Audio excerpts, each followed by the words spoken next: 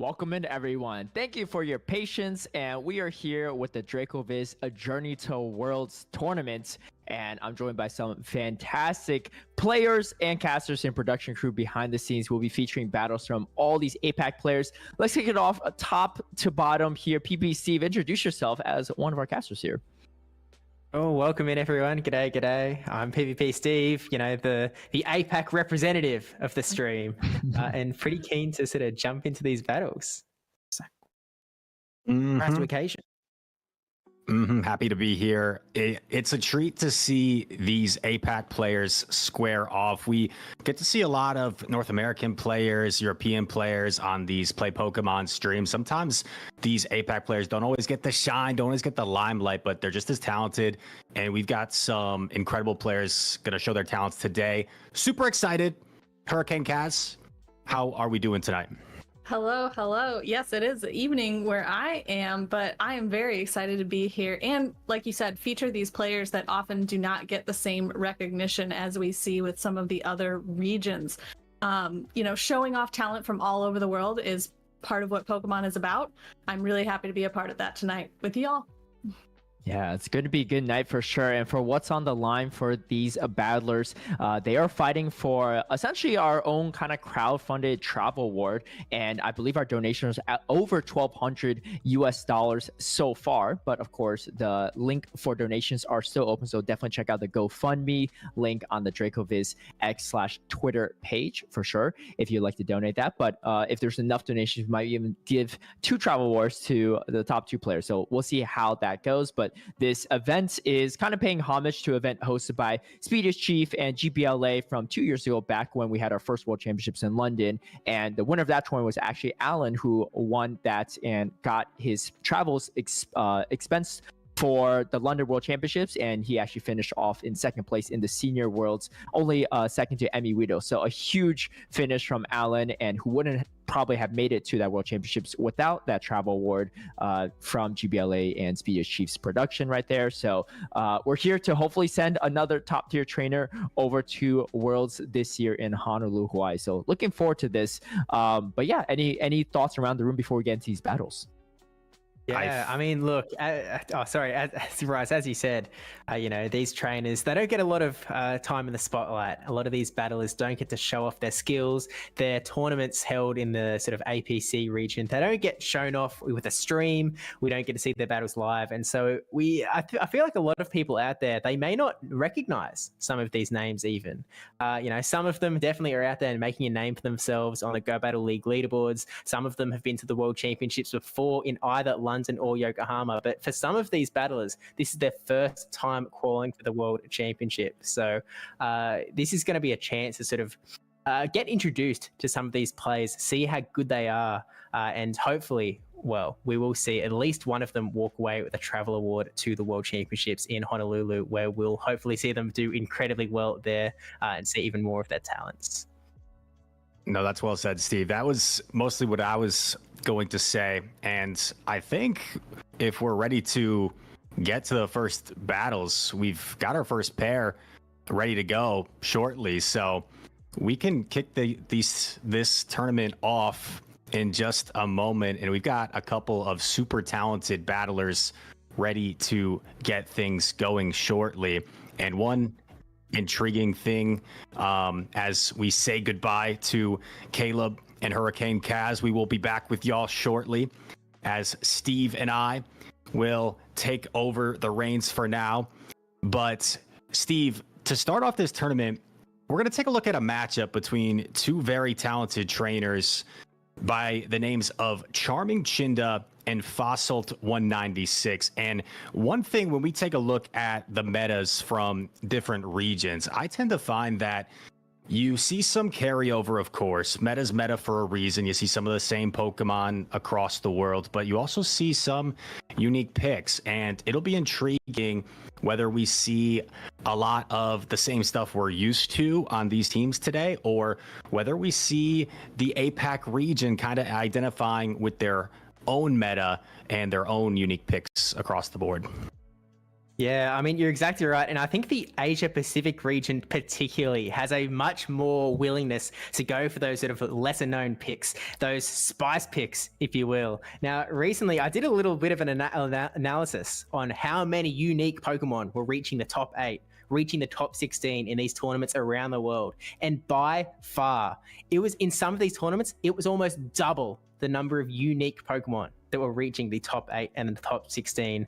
You know, Rise, I've seen some of these teams in the backgrounds, and I know for a fact that there are some more unique Pokemon that we are going to be seeing today in this tournament. The Asia Pacific region definitely coming into shine, developing those metas sort of in the background, in the secret. Although I will say, as we jump into this first match of the tournament, which is a double elimination tournament for those who are joining us now, I think these first two teams are mostly pretty regular, but there are definitely going to be a couple of picks that are a little bit more fringe, a little bit more, well, they haven't had as many successes over the long haul, but there's definitely been a few notable successes in very recent times, Raz. Yeah, I tend to agree with you.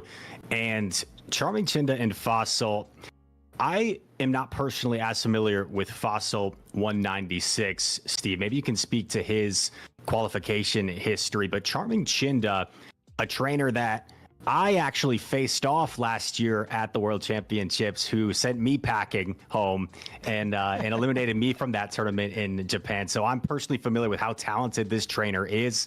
Also went by the name Kindness Dark, and Charming Chinda in that series. I remember leading Frostlass into Metacham Game 1 and losing, leading Frostlass into Metacham Game 2 and losing, and just getting completely outplayed by Charming Chinda. So the caliber of player with Charming Chinda is something that he's a force to be reckoned with, and he'll be taking on Fossalt, as we mentioned, in our first matchup of the day. Yeah, and look, it's definitely interesting to have that sort of personal insight at some of these trainers, and really does speak to how consistent they are in that they've been able to qualify not only last year for the World Championships, but again, coming back and qualifying from South Korea this year. But as you mentioned, Fussault also coming into this tournament, placed top 8 in the Japanese circuit qualifying for Worlds. Now, I could be wrong here, but I believe that this is their first time qualifying for the World Championships. So this is really their first time, their first opportunity to really give it a go. Maybe, you know, give rise to occasion another story this year. Maybe not. We'll wait and find out. But look, I think it's been talked about quite a bit sort of on Twitter, on X, through some Discords as well, how difficult it is to qualify for the World Championships in these Asian regions. Not only do they have quite limited opportunities to qualify, in that most of these players only have a single tournament that is sort of make or break. They need to do well in sort of a first stage, they qualify to stage 2, and then they need to do well in stage 2 as well, and there is no room for error. And that is absolutely the case in that Japanese circuit as well, in the PCJS series, PJCS it actually is, Pokemon Japan Championship Series.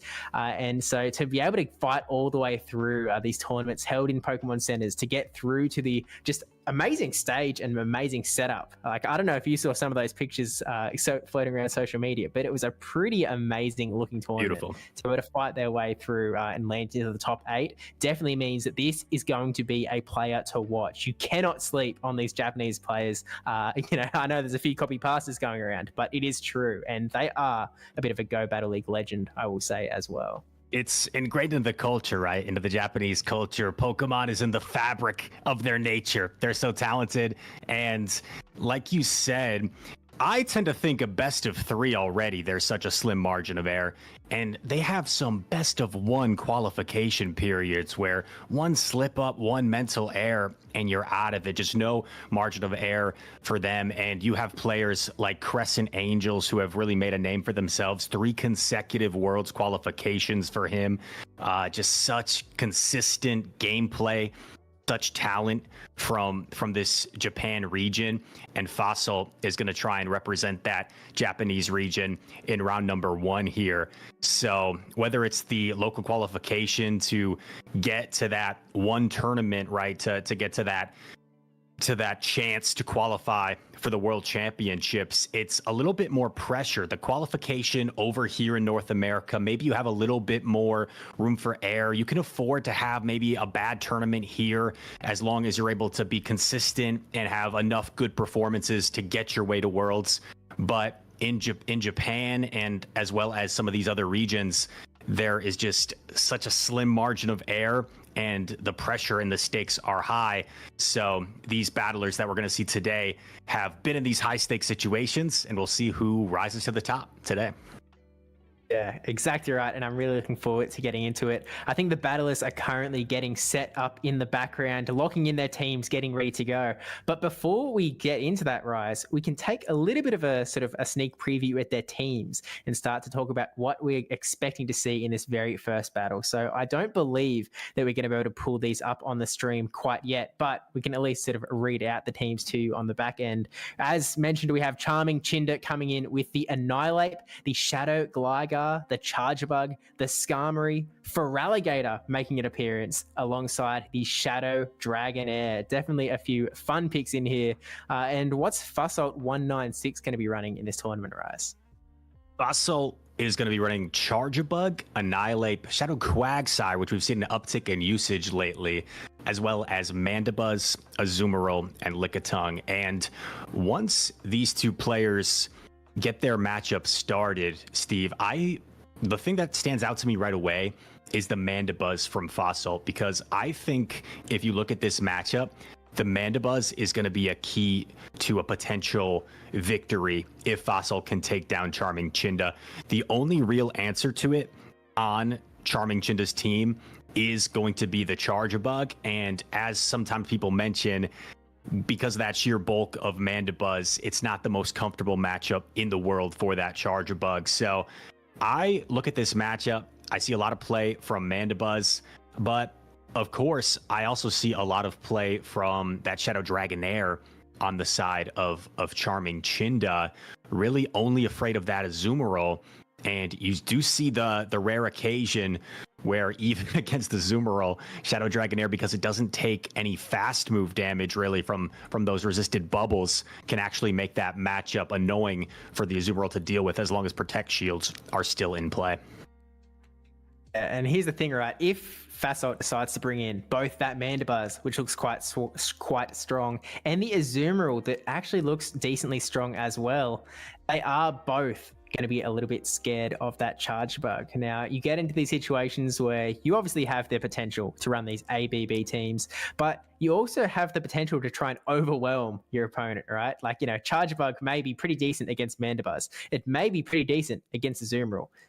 It's not going to be able to take out both. And so you really have these opportunities where that Azumarill might be able to just soak up that Charger Bug and essentially leave Mandibuzz quite free, as you mentioned, to take on a lot of the rest of Charming Chinda's team. Now, Charming Chinda is running Crunch on their Feraligatr. They aren't running Ice Beam, which does put them in another slightly weaker spot against that Mandibuzz. And to be honest, there's not a lot of Pokemon that Charming Chinda can really target on Fussalt's team with that Crunch. It really is going to be a bit of a Hydro Cannon fest. But as you mentioned, the Shadow Dragonair is really a Pokemon that can do incredibly well. And Dragon, I think, has been a typing that we have talked about for years in Pokemon Go, how it is all about that neutral damage. There's barely any Pokemon out there that are going to be resisting that Dragon Breath, with Azumarill being the only one on this side. But at the same time, we haven't actually seen a lot of success from Dragonair this season, Rise. I mean, we've literally only seen one person win a regional or a qualifier or a playoff entire season, and that was Dracoviz back in Brisbane, I believe it was. And since then, back in November, no one has been able to win with it. So wow. I guess, Rise, I'm interested. Why do you think that is? In that, you know, Dragonair, like, we're looking at this team and it looks quite good against Fussalt's team, quite a meta team that we can sort of expect to see. Like, is there something wrong? Is Fussalt's team just not a good picture of the meta? Why have we not seen Dragonair sort of getting the success so far in the season? You know, I think it's one of those Pokemon that has a lot of great neutral play, which is why some people opt to use it. However, because of its glassiness, it doesn't hard punish a lot of things. Even something like a Lantern, right? When it resists everything, the sheer bulk of Lantern can sometimes make it uncomfortable for the Dragonair. So that's why people, when they're looking for a Dragon-type Pokemon, they might opt for something like a Guzzlord, for example, that can also hard punish something like a Sableye or a Lickitung, or like an Altaria that has that flying typing, which can hard punish a Whiscash. So maybe the more generalist nature of Dragonair in that pure dragon typing is why less people opt for it. But it's a very fun Pokemon to use, and in the right situations, it can be extremely neutral and extremely effective. So this Serpent, I think, looks pretty good in this matchup, and I would expect it to see a lot of play. And Steve, I think you made a really good call out as well with that Feraligatr running Crunch. Going to open up that Mandibuzz even more for Fossil. No Ice Beam to potentially hit it for super effective damage.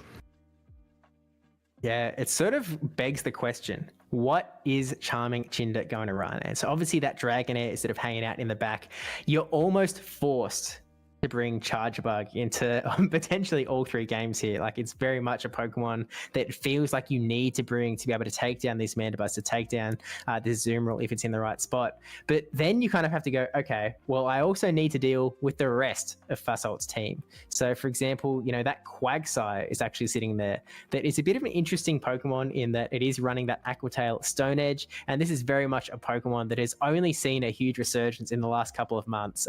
Desynct, someone who seems to be the man who single-handedly put Quagsire onto the map, succeeding in multiple tournaments running this Shadow Quag, and it now just, you're seeing the usage just sort of creep up and up and up as the month goes on. And so I feel like it acts as quite a handy little counter into the Charge Bug, because to be honest, Rise, I'm not really seeing any hard check into that Charge Bug, and it feels like Quagsire is almost the only thing to really do it, which sort of leaves you to either, you know, you can go for the mirror match. You have your own Charge Bug, which is also going to match up quite well into the Skarmory. You're going to match up quite well into the Feraligatr, but you have a bit of a harder time up against the Gligar, for example. Or you just try and outbulk. You go for those neutral plays that we see these top players like yourself, Rise, go for so often with those Pokemon like Lickitung, that they don't exist to hard counter these Pokemon. They exist to sort of come in, you charge up a little bit of energy, you get some body slams off, you take a bit of damage, and then you sort of sub out to the next guy. And it's all about those that micromanagement, being able to just push through whatever your opponent is running. And, you know, sometimes you get that Power Whip landing on the Feraligatr, but most often you are just going to be pummeling through with that body slam spam. So I feel like maybe a question for you, Rise. Both of these players on their Annihilate, they're running Night Slash, they're running Shadow Ball. Do you see either of them coming out into these teams? Because it feels like there's quite a bit of threatage going both ways. Yeah, I mean, Annihilate has really asserted itself as the dominant counter user in the meta, and I think the reason for that is because it is so effective with that ability to threaten with that heavy hitting Shadow Ball. And you were talking about the Quagsire, Steve, and I think as we break down the teams, we are just about ready to lock in for the first battle. So thank you for your patience in chat for the wait. But here we are finally getting this Journey to Worlds underway as Charming Chinda and Fossil have taken the field. We have a Skarmory into a Lickitung to start things off here, as Charming Chinda will build up energy here. A positive matchup for the Skarmory and throwing a charge attack at this Lickitung. Yeah, now Fasolt has to be a little bit cautious here because, well, as you mentioned, this isn't a great spot for the Lickitung. But look at Fasolt's team. They are essentially running A, B, A. They've got that Azumarill weak to the Charge Bug. This Lickitung getting so low that it's not going to be able to do much against that Charge Bug either. So it feels like Charming Chinda's Charge Bug is just going to get stronger and stronger as this game plays out. Lickitung going to throw this Body Slam here, getting that Skarmory down into the red. And we're going to go for one final charge move here against Lickitung. I feel like that might have been a Brave Bird. Oh, no, it was a Sky Attack, and we get that shield up from the Lickitung. But finally, the swap out to the Gligar. The aggressive swap out, not wanting to make things easy for that Lickitung to get rid of the Skarmory, and now Gligar matched against the Azumarill, Steve. Not where it wants to be. However, this matchup is surprisingly not as bad as you would think for Gligar. The dig plus the wing attack damage does enough where if you shield up this Ice Beam, you outpace, and suddenly the next dig starts to threaten the Azumarill. So this is not quite as hard of a punish against the Gligar as you may think. As you see Gligar actually going for the Aerial Ace bait here. Is there any way this picks up a shield? This is an aggressive play, and it's actually called by Fasolt here, but this is strategic. Gets to the next Aerial Ace after one wing attack before the next Ice Beam. So still a fine position. And there you have it. Gligar expending one extra shield, but taking out Azumarill. Yeah, hey, look, it's like even if you don't call the bait, you are going to be forced to either go down here or have to burn a shield. And Fasolt opting to go for the no shield. Brings in the Lickitung with all this energy charged up, knows that he can farm up a few extra licks before Gligar gets to a charge move. And here goes Gligar going down, which means that Charming Chinda really can go either way here. Decides to bring in the Charge Bug to try and get a little bit of farm. There is no way that this Lickitung can KO this Charge Bug, which means, Rise, that this Charge Bug is just going to be going in with an energy advantage into Fasolt's own Charge Bug. And so the classic situation where we see one Pokemon with an energy advantage, we see one Pokemon with a health advantage, and we just have to wait and see how this goes. There's that potential for that swap to come in, try and catch a move onto that Skarmory, but as we know, that can always go wrong if you let the opponent just get extra farm on your Skarmory as well. So we see these X's just going back and forth and back and forth. There's still one shield up on Fasolt's side, which at some point you're going to have to burn that thing, and there's no real better time than now. So burning the shield, protecting up from the X's, and I mean, Rise, to be honest, this is actually getting really close. We see that catch perfectly timed on the X-Scissor. And we actually see this being fully charged by Fasolt. Now, Steve, I don't think this Skarmory had any energy. So one thing Fasolt could have potentially done there was undercharge, but elected not to. Instead, decided to fully charge it, maybe didn't want to take the Steel Wing damage, and gets off this X-Scissor here. This is going to connect, and it's going to knock out the opposing Charge Bug.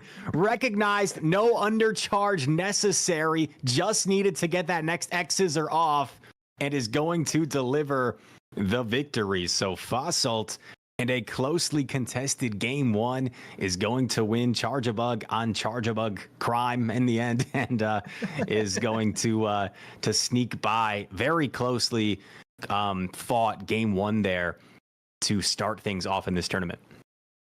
Yeah, I mean, Charming Chinda, they tried to do everything they could. They made that brilliant catch onto the Skarmory. And to be honest, Rise, when Fasolt went for the full charge, no minor charge, I was like, this is a scenario where these Pokemon are so close in health that one fast move of damage could be all that's necessary to get the win here. But, Fasolt, as you mentioned, just recognized like, hey, no, it's all good. I've got this. There's no need for stress. Maybe I don't want to say that they forgot where that Skarmory's energy was at because they were really low on the energy side of things. I think it was just that confidence in like, nah, I've got this. That Charge Bug in the back isn't going to be able to handle another charge attack from my end, and there's just nothing they can do, which means, Rise, it's that pushing through to game number 2, and Charming Chinda has got to figure out a slightly different strategy. Interestingly, we didn't actually see the Mandibuzz come out from Fasolt, deciding to bring in that Azumarill instead, not wanting to go in double weak to that Charge Bug, which does make quite a bit of sense. But I'm interested to hear what you think about that, bringing the Azumarill in in place of that Mandibuzz. Yeah, I'd say an interesting pick for sure, especially when you know that the Charge Bug is likely coming. That the Azumarill is an interesting pick. I've always been a fan of Azumarill myself, and we saw it get matched up against the Gligar, so that was exactly positioned where it needed to be, and didn't even want to invest that Protect Shield, was content with letting it go down and taking a shield advantage out of that matchup. So here we go. One game up for Fosselt. We see the Lickitung into the Shadow Dragonair. And Steve, I think I can tell that this Shadow Dragonair is trained in a way where it is defense weighted and it is taking less damage from these licks than a lesser Dragonair would, which will allow it to secure this matchup in all even shield scenarios. It's going to put up a Protect Shield here, and Shadow Dragonair is going to try and secure this switch advantage for Charming Chinda. Yeah, and that is such high-level strategy. It doesn't even start on the battlefield. It starts before the battlefield. It is putting that team together, training your Pokemon in that way. And as you can see here, getting that shield from the Lickitung, Charming Chinda is now in a position where they see this Body Slam coming from the Lickitung and actually opting to shield here. And at this point, we're going to see a swap out into the Quagsire. They knew the writing was on the wall, so opting to come in with the Quagsire. This is a resisted Aqua Tail, but because Shadow Dragonair is so low on HP, this Aqua Tail is going to really chunk away, KO the Dragonair, and now force Charming Chinda to come in with either Charge Bug or Gligar. And Rise, neither of these Pokemon are the best to bring into a Shadow Quag when you have no shields to one. Yeah, this is not where you want to be right now if you're Charming Chinda. Tries to catch onto Gligar, and oh no, Steve, this is not looking good. This Quagsire has so much energy, and I think double Aqua Tail is going to knock out the Gligar before it can even reach a charge attack.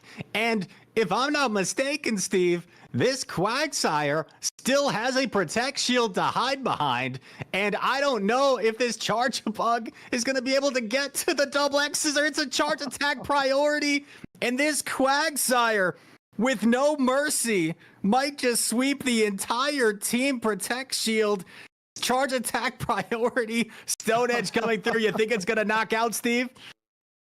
Look, Rise, I feel like that Charge Bug, it's got the... Oh, no, that's not a good sign. That is the sign of a game stuttering and knowing that one of these Pokemon is going to go down, and Fosselt landing the huge Stone Edge for the 2-0, winning the first round of the Journey to Worlds tournament in such dramatic fashion. I mean, Rise, we didn't see that third Pokemon come out for a second. That full health Charge Bug was just sitting there ready to go, saying, "Put me in, coach," and Quagsire just put up its hand and was like, "I got this." We're so good here. And look, I mean, right, sometimes that happens. Sometimes you only have that one solid Pokemon to play with. And when you have to burn both of your shields on that Dragonair in that early game, I mean, you just end up with that shield disadvantage that really punished him in the end. Now, Rise, a question for you, because this is outside of my knowledge set. When you do have these well-trained Dragonair with quite, being able to take that less damage from the Lickitung, are you able to survive that last Body Slam? Was there potential to stay in and just try and keep Dragon Breathing away? So that's a great question, Steve. If the Dragonair is trained with that defense weight and that bulk point, I don't think it has to go down a Protect Shield per se. I think you can afford yourself to take a Body Slam and then go from there. So I think that's where Charming Chinda may have been able to potentially flip the way that game was heading, maybe take a Body Slam and not go down shield. But once we saw all shields down for him and then no real Quagsire answer in the back, that's all she wrote. And we saw Quagsire just sweep that entire back line. Not fun on when you're on the receiving end of that type of situation. And a nice win there from Fosselt to move on to the next round. We are going to rejoin our co-casters, Caleb and Hurricane Kaz. to discuss what we just saw. Caleb, Kaz, did you guys just see Quagsire sweep an entire team? I did. Incredible. We've seen quite a rise in Shadow Quagsire as of late, especially that Aquatail Stone Edge variant that just puts all Gligar in their place. Yeah, I'll be honest. When Quagsire got the community move Aquatail, what was this, like a couple months ago, almost maybe even almost a year ago, I was like, I don't really think that's doing much for Quagsire. But little did I know, I was very wrong. And Fasal putting on a huge show there. So it's going to move forward in our winners bracket. This is a double elim bracket, though, just like a lot of our standard tournaments for the championship series. So it's not the last that we might see of Charming Chinda, but we'll have to fight through the losers bracket for another chance at that title. But we have some exciting battles coming up as well. And it's going to be Mike Worker versus RNX Legend Push. This is going to be an interesting one. Mike Worker was able to defeat his opponent in round one, who is Urenia, and then is now facing off against RNX Legend, who had a round one bye. So the buys, for those that were curious, are based off of kind of performances in these various APAC qualifiers, and if they played well enough, they got that first round bye. And I'm very excited to see this one because there's quite a spicy. The whole team on RNX Legend is pretty spicy, but there's one specific one that is going to be pretty interesting. It's going to be a Shadow Giraffe rig. I know you've been so excited to talk about it this whole time. I am. I'm very excited to see it in action as well. I know Rise was saying this before we went live, that he also is a huge Shadow Giraffe rig fan. He was even running the Frustration variant just for the extra BM. Yeah. Cruel and unusual punishment right there. Yeah. So I need to ask Kaz a question because I'm curious too. It seems like you're kind of a Shadow Giraffe rig hater, so I'm trying to understand where did this originate from, right? Where did the hate originate from? I just was told by the professor that shadow Pokemon need to be helped. They are in trouble. Oh, so I am okay. a non-shadow supporter, and I never have played with shadows, and I don't really plan on playing with them in the future. So yeah, I don't listen. Play how you want to play, and I'll play how I want to play. Oh, well, okay. Well, this is going to be interesting. We'll do our best to do some non-biased casting here. But our next Legend is not only running Shadow Giraffe, but is running 2 additional Shadow Pokemon as well, Shadow Dragonite and Shadow Magnezone. So this is some dark times for Hurricane Kaz. But I think we have the players ready soon. Light on the other end, and I think we have our battles set up. So we should get those on screen for you very soon. I mean, shadows are powerful, right? I know the strength that they have in battle, that 20% extra attack, really helps out, especially in GBL, when you're going down faster than you can even think to use your shields. Yeah. Hey, Shadow Quagsire from Fasalt did quite a bit of damage in that last game. So we'll see how it goes. We're going to say bye to Steve and Rise for now, but we'll get into some battles between Mike Worker and RNX Legend Push. And speaking of Legend Push, I'm still on my expert push at the moment. I know some people have already hit Legends, so some of these players might have done it themselves. But a quick overview of the teams. Mike Worker's running a Chargebug, Best Buddy Lickitung, Shadow Gligar, Azumarill, Vigoroth, and Whiscash. Only one Shadow on this team, so I guess if you had to pick your poison, this is the poison of choice, right, Kaz? And over on the opposite side, as you mentioned, for RNX Legend Push, we do have that Shadow Dragonite, not the Dragonair that we see a little more often, and the Shadow Giraffe rig, which we see almost never. Plus an Annihilate, a Dugong, the Azumarill, and a Shadow Magnezone. Shadow Magnezone is one that we have seen a little more often in the play Pokemon circuit as of late. It's, that hard-hitting Volt Switch that it recently got access to really gives it some diversity in the current meta.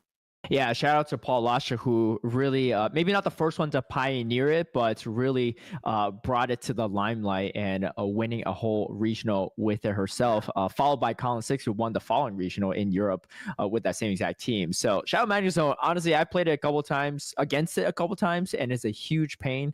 I'm personally rooting for Shadow Magnemite to come back to Rocket Stops because I want to get my hands on one of myself.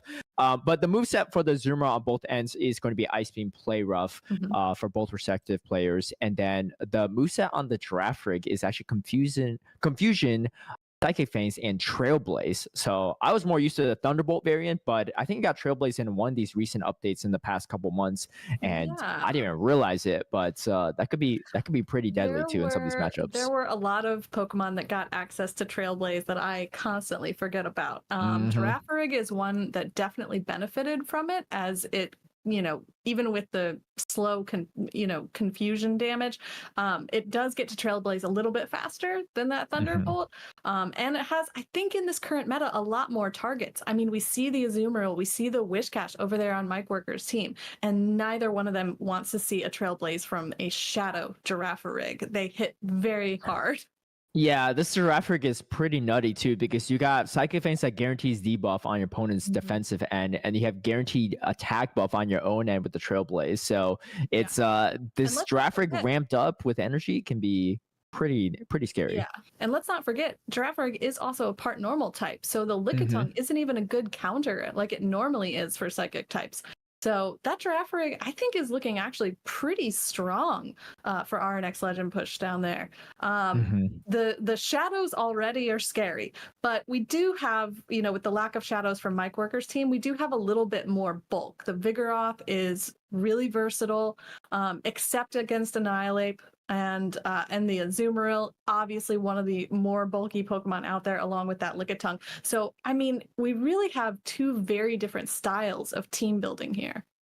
Yeah, I'm going to be curious to see how much RNX Legend decides to use that Giraffe Rig. Coverage-wise and utility-wise, it looks like it has really a lot of play into 5 of the Pokemon on Mike Worker side, and even against the Vigoroth, it could still dish out some damage. But we all know that using Shadow Pokemon in a lot of situations might be harder than it looks on paper. So I wouldn't be surprised if we see some double shield strategies from Legend Push on that Giraffe Rig. But sometimes just the threat of the Giraffe Rig scares your opponent into bringing stuff like the Vigoroth, every game, and next you know you got locked onto that Annihilate pin. Pokemon that people are used to seeing, so it's on the screen. Maybe they just don't know what to do. Right. Well, it looks like the players are locked in, so let's take it down to the battles and see what's going on here with the Shadow Giraffe Rig on Legend Push team. The Shadow Giraffe Rig is in the first game, but it's going to be the Shadow Dragonite to kick things off against the Vigoroth on Mike Worker's side. A fantastic lead for Legend Push, just because you really want to avoid this Vigoroth against the Giraffe Rig, but Shadow Dragonite is also a little bit frail, and we see the first shield come up, shielding up this Dragonite. Yeah, exactly. As you mentioned briefly when we were talking about the teams with these Shadow Pokemon, a 2-shield strategy might be in order. We see this Dragonite over farming quite a bit on energy, forcing the first shield from Mike Worker as well. Yeah, and I like the strategy from Mike Worker as well, because you have bulkier Pokemon in the back. You have the Azumarill and the Charger Bug, so even if you're against a Giraffe Rig in the back end, it's not the end of the world, but we'll see how that plays out. We see both shields actually come up from Legend Push ready. Can you get the full Dragon Breath down? And Legend Push does. In comes the Azumarill, going to save that energy for later, but not a lot of places to use this energy. It is going to have some neutral play into this Charger Bug, and here comes that first Psychic Fangs coming out. No need to go for that resisted Trailblaze, and Mike Worker confidence and choosing not to shield. So we've seen all 3 Pokemon from the side of Mike Worker. Legend Push hasn't revealed his Azumarill just yet, but this is looking pretty good for Legend Push right now, because you've already weakened the Charge Bug quite a bit, and that's really the main goal. Just draw it out, get the Dragonite back on it, and then have the Azumarill to match up in that mirror matchup. Mike Worker still does have a shield though. However, this pesky Dragonite is not going to go down very easily. Wait! Chooses not to throw the energy, maybe going for the Dragon Breath down. A slight miscalculation. This is all of a sudden turned into Mike Worker's favor. Yeah, I think maybe that might have been a misplay on his part, but we do see the Azumarill come out from the back on RNX Legends team. I mean, he deliberately kept this in the back with those 2 glassy powerhouse Pokemon, just so that this situation could be in his favor. Getting the energy advantage, getting the alignment that he needed, really key for this endgame. Yeah, this is going to be interesting too because Mike Worker also wins that charge attack priority, but this Ice Beam bait is going to make this matchup just a slightly closer for Legend Push. Let's see if there's enough energy left in the bank here for the Azumarill to, kind of flip this matchup in Legend Push's favor. But Mike Worker looks like he's very well positioned. One play rough and maybe even an Ice Beam after the bubble damage might be enough, or you could just go for the double play rough. But yeah, you can see the bulky Azumarill just going to tank this damage pretty easily on the side of Mike Worker's side. And you can see Legend Push already coming into that red zone after this play rough coming through. Exactly. And we do see Mike Worker choosing to overfarm a little bit, trying to get in a position where they can just go for that Ice Beam. And we do see that come across from Mike Worker. At this health range, this will be enough to knock out the opposing Azumarill. As tanky as it is, it can only take so much. Yeah, you can see the bulk on Mike Worker's team just playing out more in favor for his team there. Obviously, probably want to see that Dragonite gets take out the charge block and maybe start chipping down that Azumarill health on the side of Mike Worker. But I think all in all, it still would have been a pretty close match, even if it played out that way. I'm sure our next Legend wants to run back at that play again. But yeah, I mean, Shadow Giraffe, it did put in work, but no shields on it made it a little bit hard to pilot. However, Psychic Feints and Confusion damage actually brought the charge block quite low. Yeah, the thing is with having those two fragile shadows on the same team, I mean, you only get 2 shields. And honestly, both of those Pokemon need them if they're going to, whittle down the opposing Pokemon to the place that you need for Azumarill to sit in the back and just be like, all right, I can take this. I can take this. But unfortunately, having both of them on the same team meant that Mike Worker left one of them without shields. I think, honestly, putting the Girafarig at a more of a disadvantage than he really needed to. So maybe the adjustment I would make for if I were our next Legend would be maybe picking one of those 2 evils to move forward, and then having some bulk in the back once you force the shields out with those powerhouse. Yeah, this is really reaffirming your position against shadow types. A little too much shadow, and you might take the loss there. So we'll see if our next Legend decides to double down on the double shadows. As a treat. Yeah, just a little shadow. But I think honestly, looking at the lineup that Mike Worker brought, I think Legend Push really got what he wanted. Right, you got the Vigoroth away from the Girafarig. You were able to avoid the charge bug on your Azumarill for the most part, but just the bulk and confident plays from Mike Worker just panning out a little too well for him in that first game. So we'll see. It's like Rise and Steve were talking about in that first matchup. It's like, well, Charge Bug is a good answer for Azumarill and Mandibuzz, but it can't take both of them. Yeah, exactly. You can't have enough shields and enough health and enough energy. Like, there's not all of those things in the Venn diagram in good enough numbers. So honestly, you just need to get a little bit more of a diverse lineup that sets you up against those other things. Yeah, definitely. And I think Legend Push is also put in a more difficult spot in some respect, because if you look at Mike Worker's team, that Charge Bug has play into everything on Legend Push's team, right? You got the Shadow Dragonite, Shadow Girafarig, Annihilate, Dewgong, Azumarill, Magnezone Shadow. Like, it has play into everything and positive matchups, very positive matchups in the 2 of them, and arguably a pretty good matchup into Annihilate as well, and just so much neutral play. So I can see why Legend Push started with that Shadow Dragonite to avoid that easy safe swap from the Charge Bug. Let's go to game number 2 to see how these players are making adjustments for it. Mike Worker already up 1-0 in this game, and it's going to be yet again the Shadow Dragonite, but this time into Azumarill. It's one of the worst case scenarios for Legend Push. Legend Push just running back with the same exact team, maybe just going to try to fight for switch advantage with this Shadow Girafarig, and that might not be a bad strategy, especially with the Whiscash in the back for that Dragonite. Yeah, exactly. I mean, Mike Worker made a great adjustment bringing that tanky Azumarill into the front. The Shadow Dragonite is a great lead, right? And thinking that maybe they would keep that same strategy, bringing the Azumarill to the front puts him in a position to keep control of this matchup. But Girafarig is going to force a lot of energy and shields out of this Charge Bug. And this is on Charge Attack priority too. So actually pretty interesting time from Legend Push, because Mike Worker was ready at the move, but still decided to delay it. And you could just easily flip switch advantage. I think that's exactly what Legend Push is going to do. This is going to be hugely beneficial for Legend Push, because now you have the double water in the back. You got a Trailblaze on the horizon. horizon. And unfortunately, just the Volt Switch, not enough damage. And you see Mike Worker shielding every Psychic Fangs possible. Even that's still not enough. And here comes a hard-hitting Trailblaze coming in from Legend Push. Are you going to throw it? Yes, throws out in the very last second. I know. Just wanted to make sure that this Dracoviz was not more healthy than it had to be before it throws this Trailblaze, giving no extra farm to this Azumarill, even though it does have a lot of energy.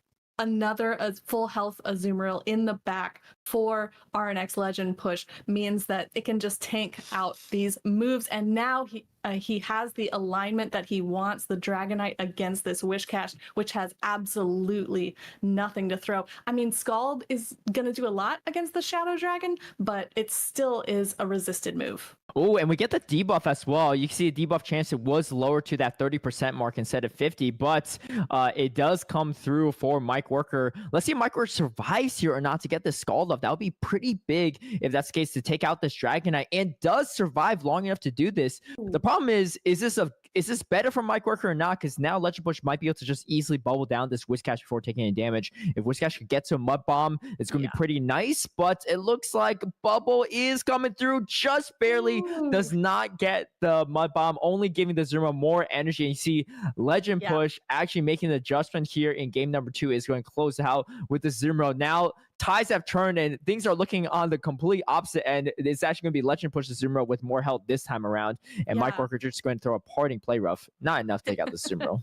Definitely not at this stage. But it's really amazing to see RNX enact such a precise strategy, especially since he started with such a terrible lead there. The Dragonite against the Azumarill, that's the last thing you want to see. But that safe swap, the safe swap to the Dracoviz ended up being the key to that match there.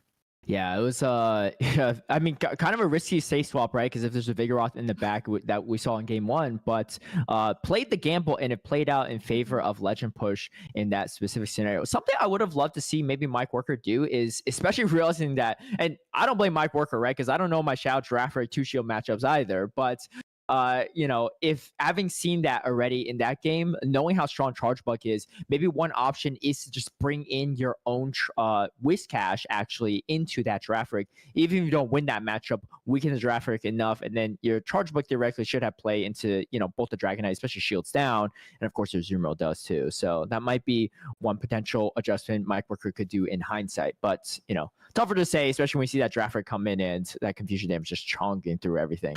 Yeah, I know that if I saw that come in an open Great League matchup, I probably wouldn't know what to do either. But the threat of Trailblaze is truly scary. I can see why you wouldn't want to bring in the Whiscash, even though you do get that damage off much, much faster. But ultimately, much like with the Shadow Dragonite, that 2-shield strategy ends up being the key to making these powerhouse shadows work.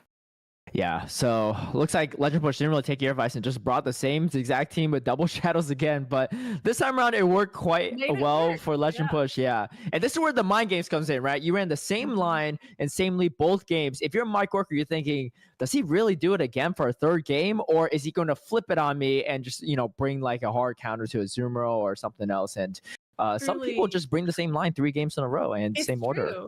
It's one of the toughest parts about playing these tournaments, whether you are, you know, doing a grassroots circuit or you're at a Play Pokemon tournament. The mind games of wondering, especially if they have ran the same team twice, surely they won't do it a third time, right? Like they can't. But some players are that confident, right? Yeah. And we did see that even though RNX Legend ran the same team twice in a row, played it very differently and used that to his advantage. Yeah, actually lost the lead pretty hard and still able to find the win there.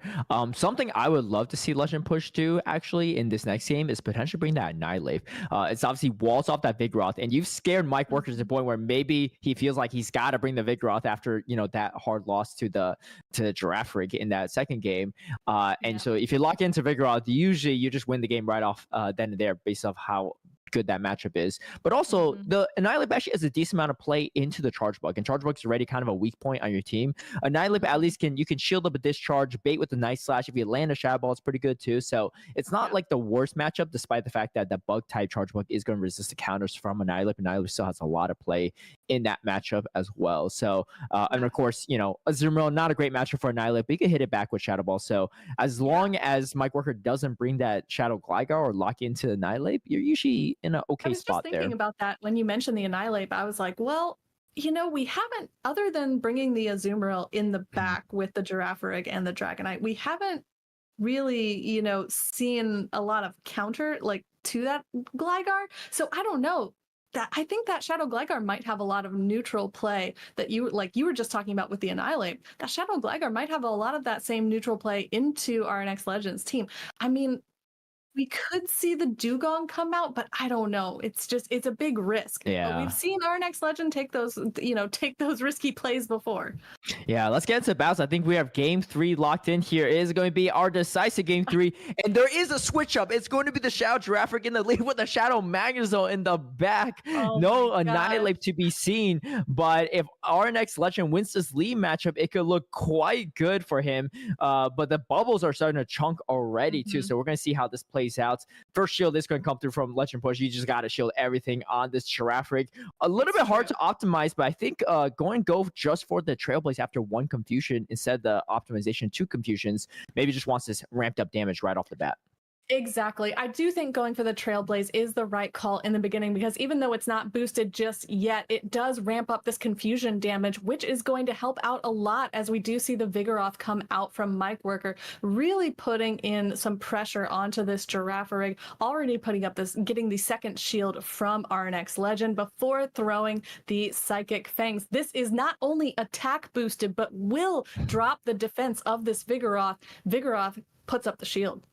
Yeah, it's going to be interesting because, Legend Push did have that good counter swap Azumarill into Vigoroth, but chose to stay in and throw that Psychic Fangs first, cost the final shield from Legend Push, and now you got a Magnezone in the back with no shields to use. It is going to be interesting, though, because you have only resisted charge attacks in the back end with the Charge Buck and Azumarill, and maybe it is going to pay off for Legend Push, because you see going for the aggressive bubble down against this Vigoroth, and if you look at the side of Mike Worker, there's nothing that resists the full charge moveset of this Azumarill, so this entry is going to go somewhere for sure. Does Mike Worker get a final buy sim? Still gets another body slam on top of it, so getting a lot of value out of this Vigoroth, stripping that final shield from the Girafarig, and even though debuffs, still making this a hard bubble down. Over 100 entry on this getting Azumarill that now. Vigoroth out of the way from Mike Worker, I mean, all shields are down, which is normally terrible for that Shadow Magnezone in the back, but getting that Vigoroth out of the way actually now has put that Magnezone in a really strong position to just sweep through the rest of Mike Worker's team. I mean, that was the hardest answer right there. And now, even without shields, that Magnezone, it has all the control. Yeah, this is going to be interesting. Going for aggressive fast stack pressure. I love this play from Legend Push here, because you have to force the entry from Mike Worker, and now you just volt switch down. It's going to be resisted, but this damage is going to really add up. I don't think this Azumarill could get to a move in time, and even if so, does it take out the Magnezone? I don't think so. We're going to have to see how much energy is Azumarill trying to reach to. Maybe the play rough doesn't get to it. Gets the Ice Beam, but doesn't press in time. Gets Volt switched down. And then here you have the Magnezone doubling up on mirror shots here, going for the aggressive Volt switch down. Doesn't even need to throw this energy at this point in time. X-Scissor is resisted, but Shadow Magnezone is frail. Not frail enough, I believe, and is going to take that damage. And Kaz, I gotta say, you get double shadow in this game yet again for RNX Legend Push, and this wild team for Legend Push is gonna earn him a victory here in round number 2. Listen, I said it has its strengths, okay?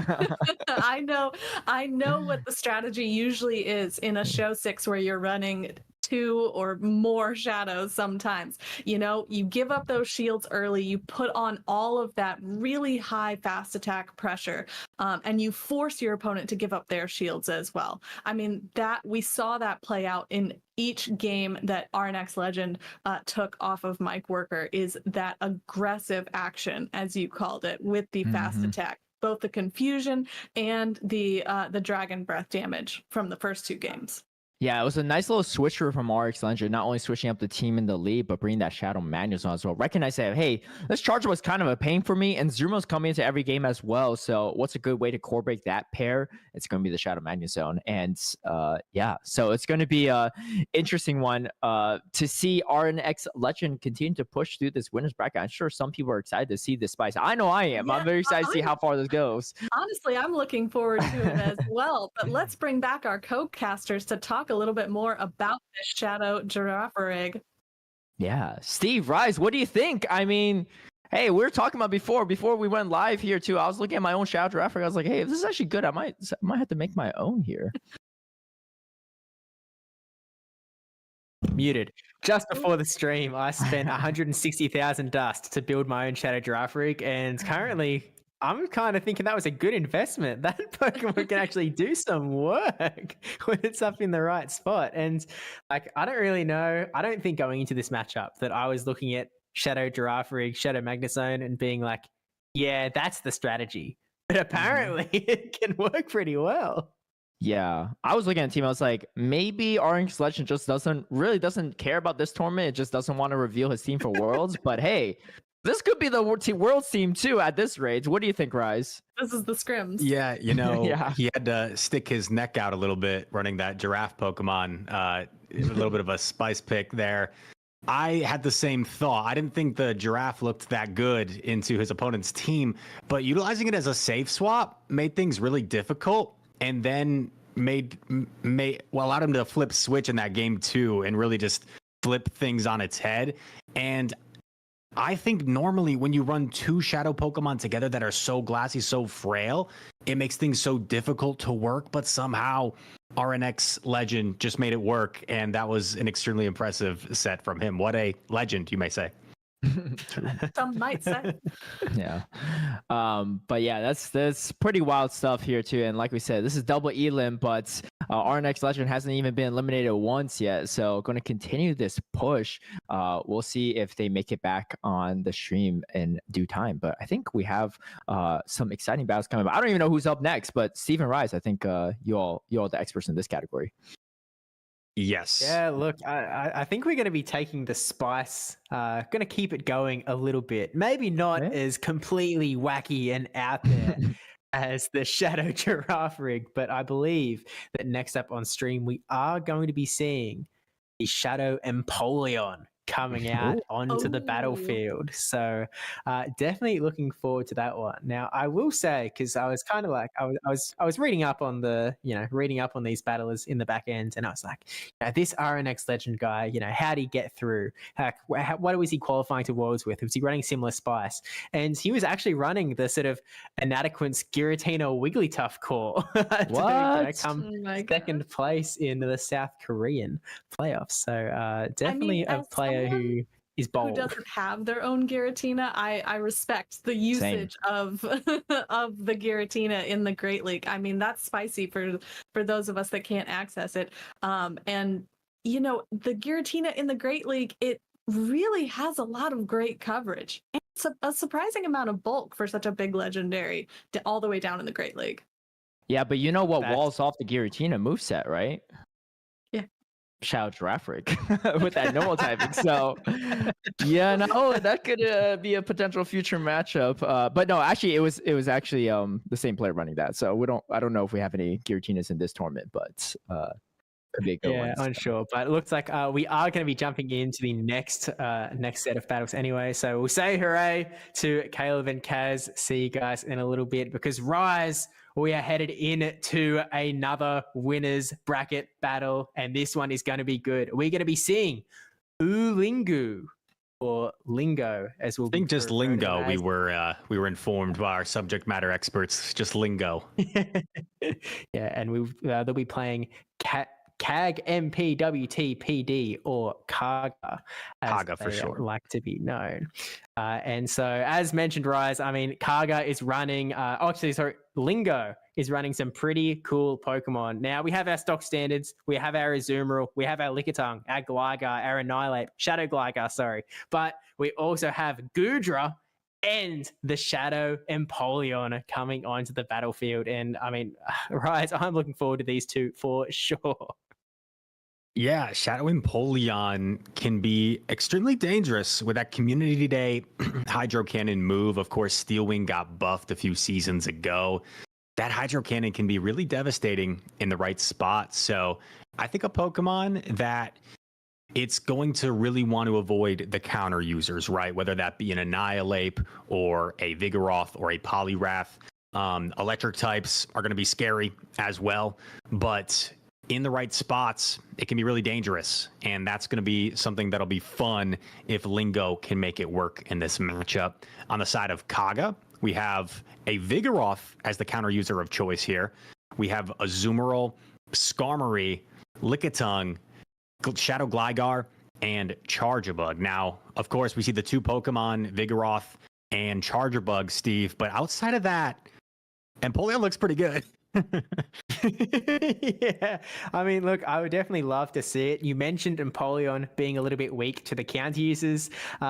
At least when you're up against like an Annihilate, for example, you do have that counterplay with the ability to throw those super effective drill pecks. But when you're up against Vigoroth as the counter user, unfortunately, you don't get that same type of effectiveness. And really, you do just have to keep throwing those Hydro Cannons, which it's not like they do nothing to Vigoroth, but Vigoroth can definitely add up the hurt quite quickly. Now, Goodra, on the other hand, a little bit similar to that discussion of Shadow Dragonair a little bit before, where that dragon typing is largely unresisted. We do see the Azumarill coming in here again with that Ice Beam Play Rough moveset just to be extra anti-Goodra, but we also have the Skarmory coming in. But this is a sort of the question mark, Rise, because Goodra, in its Community Day just this month, it got given Thunder Punch, which I think a lot of us on X were sort of talking about like, hey, this actually gives it some really nice counterplay to that Skarmory so that when it gets locked into these scenarios, you do have some play back. So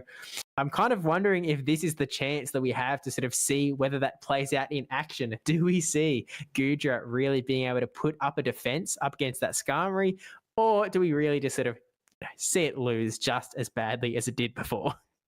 Yeah, I think that Thunder Punch in this matchup specifically, Steve, gives it play against every single thing on Kaga's team.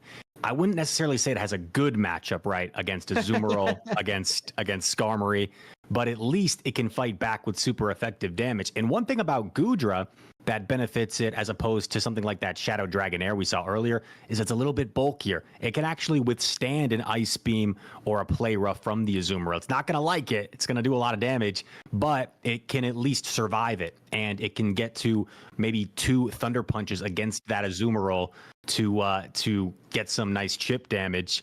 So we're going to see how the Goodra does in this matchup as we have a lock-in.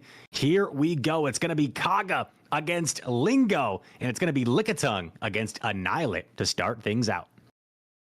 Yeah, and look, as much as this is a bit of an interesting spot where Lickitung and Annihilate both throwing some super effective damage back and forth, you have to look at Lingo's back line because Lingo is running Empoleon, Lickitung, and neither of those Pokemon want to see the counter user Vigoroth. Lingo was definitely hoping to get this Annihilate, putting that counter damage into the normal type Vigoroth, but it's not what we're seeing. And Lingo just standing here and taking it. The Power Whip going to come through onto the Annihilate, bring it down into the deep red, and there's no way you're going for that Shadow Ball. So Lingo just going to go for this Night Slash, try and KO this Lickitung, happy to let it go. And I feel like Lingo is now in a battle where they just have to contend with that Vigoroth, and Skarmory is almost just a support Pokemon here. And this is really interesting because now there is no obvious answer for this Vigoroth. We saw Lingo get the Empoleon where it wanted to be against the Skarmory, but there is a Lickitung in the back for Lingo, so they're almost forced to stay in. Oh, actually, no, they do swap out into the Vigoroth, and this is not a good matchup at all for the Lickitung, but it's like, what else do? You have to save the Empoleon for that Skarmory, so you're forced to come into this bad matchup and try and do as much as you can. So this is just going to be trying to cut your losses. Hope Lickitung can do enough in this bad matchup where your Empoleon can try and win later on. And look, at least this Lickitung doesn't have any, the Vigoroth doesn't have any super effective charge attacks to throw Lickitung's way. So Lickitung is able to get quite a few body slams off to try and weaken this Vigoroth down as much as possible. Just doesn't get that last body slam off. The body slam coming through to force Lickitung to either burn a protect shield or go for the charge attack. And Lickitung going to go for the charge attack, but the Skarmory comes in, makes the catch. The body slam going to be resisted onto this Skarmory, and there is just not a lot of places you can go here if you're Lingo. Swapping back into the Empoleon, you're going to just try and go for that Hydro Cannon, but before you can get there, you are going to have to burn your last Protect Shield against this Skarmory. And I mean, Rise, I just don't know how you can still have any hope looking at this matchup right here. I mean, actually, you can get to the back-to-back Hydro Cannon here. You can, but the problem here is there's still a Protect Shield to hide behind for Kaga, and I don't think that this Empoleon's going to be able to withstand enough counter damage to get to a double Hydro Cannon. It's a fast move off. The Vigoroth hangs on, has the body slam, no Protect Shields remaining for Lingo, and this Vigoroth essentially carried the team on its back, took down both of the back two Pokemon, and is going to deliver a Game 1 win for Kaga. I mean, look, I'm not out here saying that style points are what wins games, but that visor on the Vigoroth definitely seemed to be protecting the Vigoroth from the heat that the opposing team could potentially bring, because that was just a dominant team matchup. Seeing that ABB strategy where the A Pokemon didn't dip out. And so the BB was just sitting there in the back both weeks, that Vigoroth, both just waiting for that Vigoroth to come out. It seems to me like if that was the team that you're going to run, you need to dip out from that and Annihilate, try and keep it around, try and maneuver around. I mean, even if you swap in that Lickitung and you get that sort of hard counter Vigoroth, at least you are going to be able to get those body slams off. You're going to be able to weaken that Vigoroth down, and you're then going to be able to bring in your Annihilate to sort of clean up and have some energy going into the back line. Because in addition to Annihilate being quite strong against the Vigoroth, you also have that strength when you have an energy advantage going into anything, because Shadow Ball is such a scary move to almost every Pokemon that it's a really difficult thing to try and work around if you're the opponent. So it feels like there's some very simple strategy to try and switch up going into game number 2. But are there alternatives? Are there other ways you can try and swap things up? Are there Pokemon that we could potentially bring in instead? I mean, to be honest, I sort of wonder if Lingo is going to be too scared to even go double weak to Vigoroth. Yeah, I think Vigoroth, Steve, has been hearing the chatter that Annihilate, 70% usage, dominant counter user in the meta. You mentioned the visor. The visor is blocking out the haters. Vigoroth is saying, hey, I can be the top counter user in the meta, or maybe at least one of the more viable ones. And there it was it was showing its worth. And the main worth of Vigoroth as a counter user, right, is that normal typing that allows it to really dominate Lickitung. And we saw it there. And that was one of those situations. We saw a line that was sort of ABB against the Vigoroth. And once that lead Pokemon, the Annihilate, was out of the picture, because his opponent was ABA to Annihilate, right? Lickitung and Vigoroth in the back. So once the Annihilate was out of the picture, because you're not going to swap out usually of Annihilate versus Lickitung, then there was no Vigoroth answer remaining. So a little bit of an awkward game, and it's tough, right? It's tough when you win the lead theoretically and then you lose the game. So maybe gonna have to re-strategize. We're locked in for game number 2. Kaga is up 1-0, and it's going to be repeat of game number 1. Same leads, different backlines though. Lickitung into Annihilate once again here. I mean, Rise, this game may not be as strong for Kaga's Vigoroth, but look at what Pokemon has come in instead. It is the Charger Bug coming in from Kaga, and that Empoleon has nowhere to go against this entire team. Vigoroth isn't a good matchup. Charger Bug isn't a good matchup. Lickitung isn't even that good of a matchup because you have that Power Whip potential. So it really feels like this game, with Lickitung almost KO'd already, is really going to be on the shoulders of that Goodra. If Goodra can try and Dragon Breath force through the rest of Kaga's team. But the Lickitung goes down, and it is now Charge Bug coming in to try and get some farmed energy on this Annihilate. I think, Rise, that Kaga is expecting Vigoroth to be just as strong as it was in the last game. And I mean, it's not going to be weak, that's for sure. Shielding the Shadow Ball here is a big call for Kaga. That is a lot of energy that is going to be protect shielded. This Annihilate will reach the Night Slash before going down, some valuable chip damage. But Steve, this is a problem because you come in with the Goodra because you have to, right? You can't come in Empoleon against the loaded Charger Bug. But now your Empoleon is going to have nowhere to go. Like you mentioned before, X-Scissors are going to be fired off for neutral damage here against the Goodra. Another one is already queued up. Goodra's going to take another X-Scissor, and this is going to leave it with red health. The Empoleon comes in, the discharge is fired off. You have to shield this. And if you're Lingo, you're hoping, okay, maybe there's something like a Skarmory, a Gligar in the back. Maybe I can still play out of this. But no, it's the Vigoroth. It still has a shield. And I think Kaga's in a great position here. Yeah, this is a disaster for Lingo. You see the Protect Shield coming up against that Hydro Cannon. Empoleon is actually closing in on getting that second Hydro Cannon, but look at all of that energy on Vigoroth. Actually not throwing the charge move. The Hydro Cannon is going to connect to the Vigoroth, and from a Shadow Empoleon, that is actually going to do a lot of damage. Vigoroth going down. Charger Bug now has to get to a charge move up against this Goodra, and I don't know if he can do it, Rise. It can't. The transits go through. Oh my gosh, Steve. I think we saw a little bit of a miscue there from Kaga, and that shows you a little bit of Caster Air 101. I think you do not make assumptions that a game might be heading in one direction, that one player is in the favorable or has the game, because you never know what can happen sometimes. And I'm not sure what the thought process there was from Kaga, because I think simply throwing the body slam before Empoleon got to that Hydro Cannon would have resulted in a win. However, maybe had just a little bit of nerves and maybe forgot that there was no Protect Shields remaining. That could have been one possibility.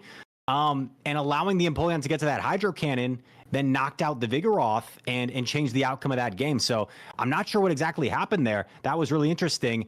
And yeah, I'm not sure what to say there. That was a big turn of events.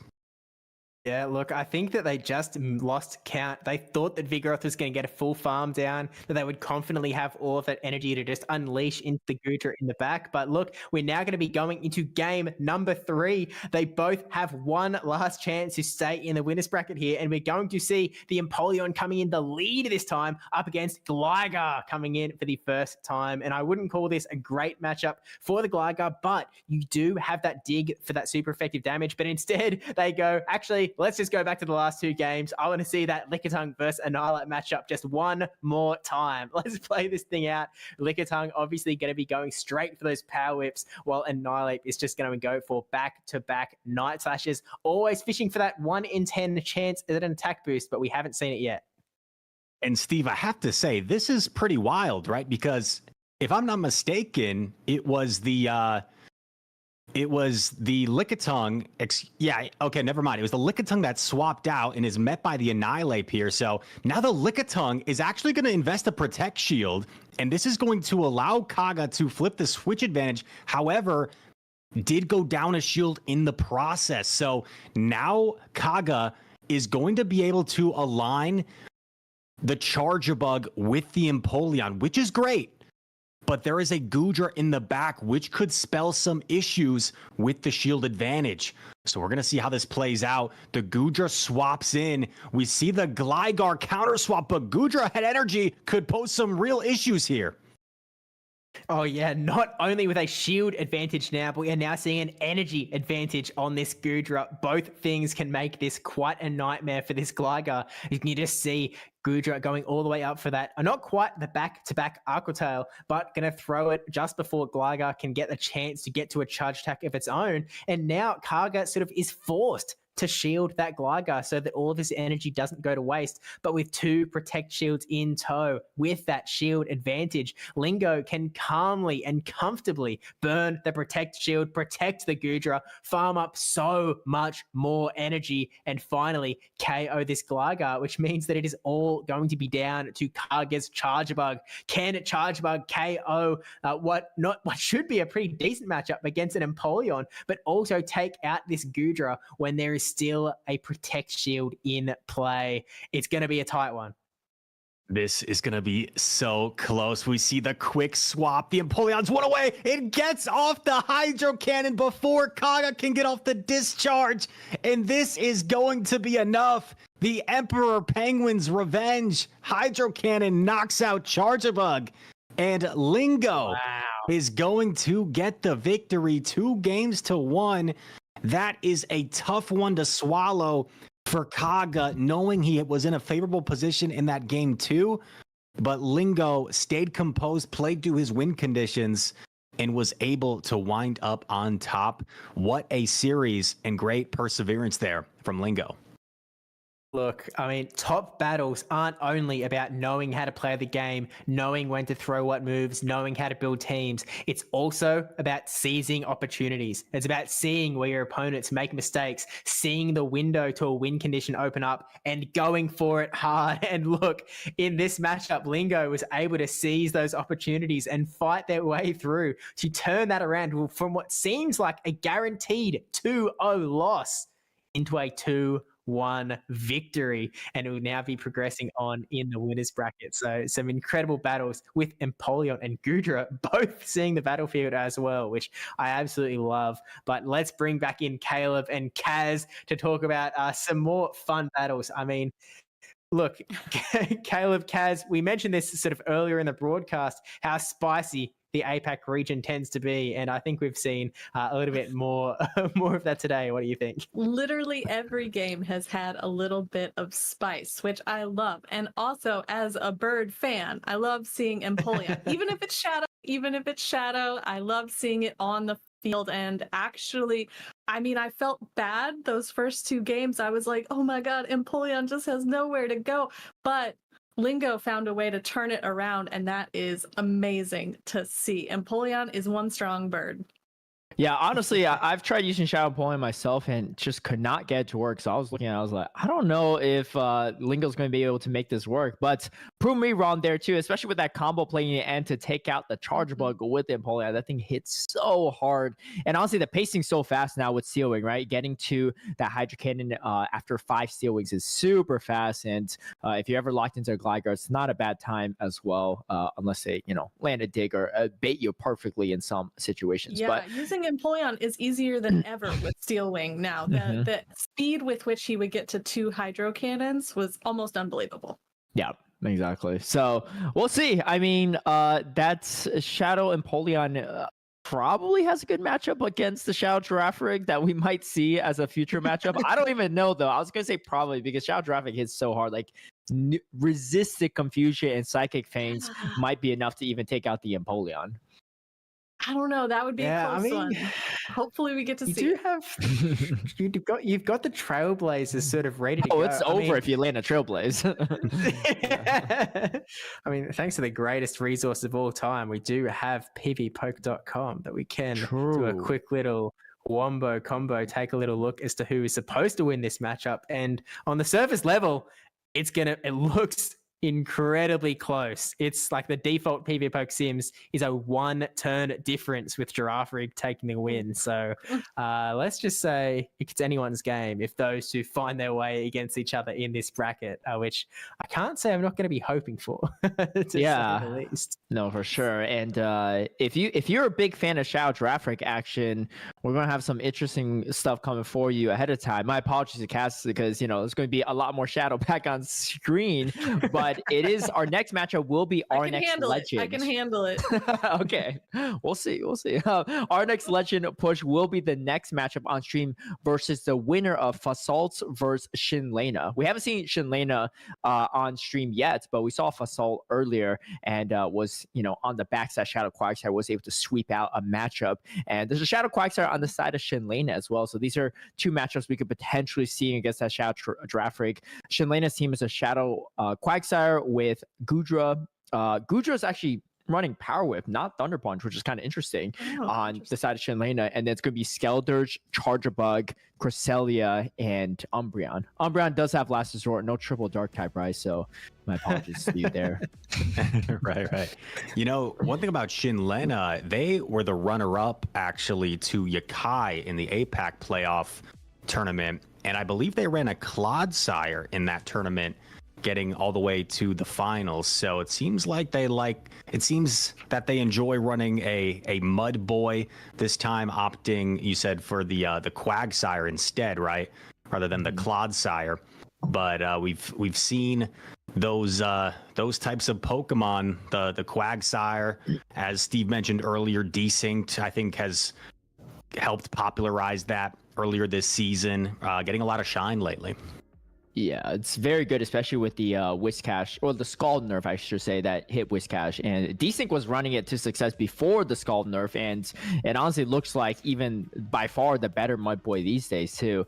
Funny enough, Shinlena actually ran Gudra in that tournament as well. And I remember thinking at the time, I'm like, what does Gudra do, right? Like, I don't think it did Shinlena any favors, but it can do whatever you want it to. I've been proven wrong. Gudra actually looking pretty good these days versus Thunder Punch, but Shinlena running it back with the Power Whip Aqua Tail combo instead. So very curious to see how that's going to pan out for them. Yeah, I also like the Cresselia Umbreon duo. I feel like that's kind of an old school combo. Just the tankiness and the sort of neutral coverage that both of them have makes them some really strong backline options for Shinlena there, especially when you're dealing with such a glassy team as our next legend has. If that's the matchup that we're looking at, just that sheer amount of bulk, I think, is a good thing to have in your back pocket against all those shadows.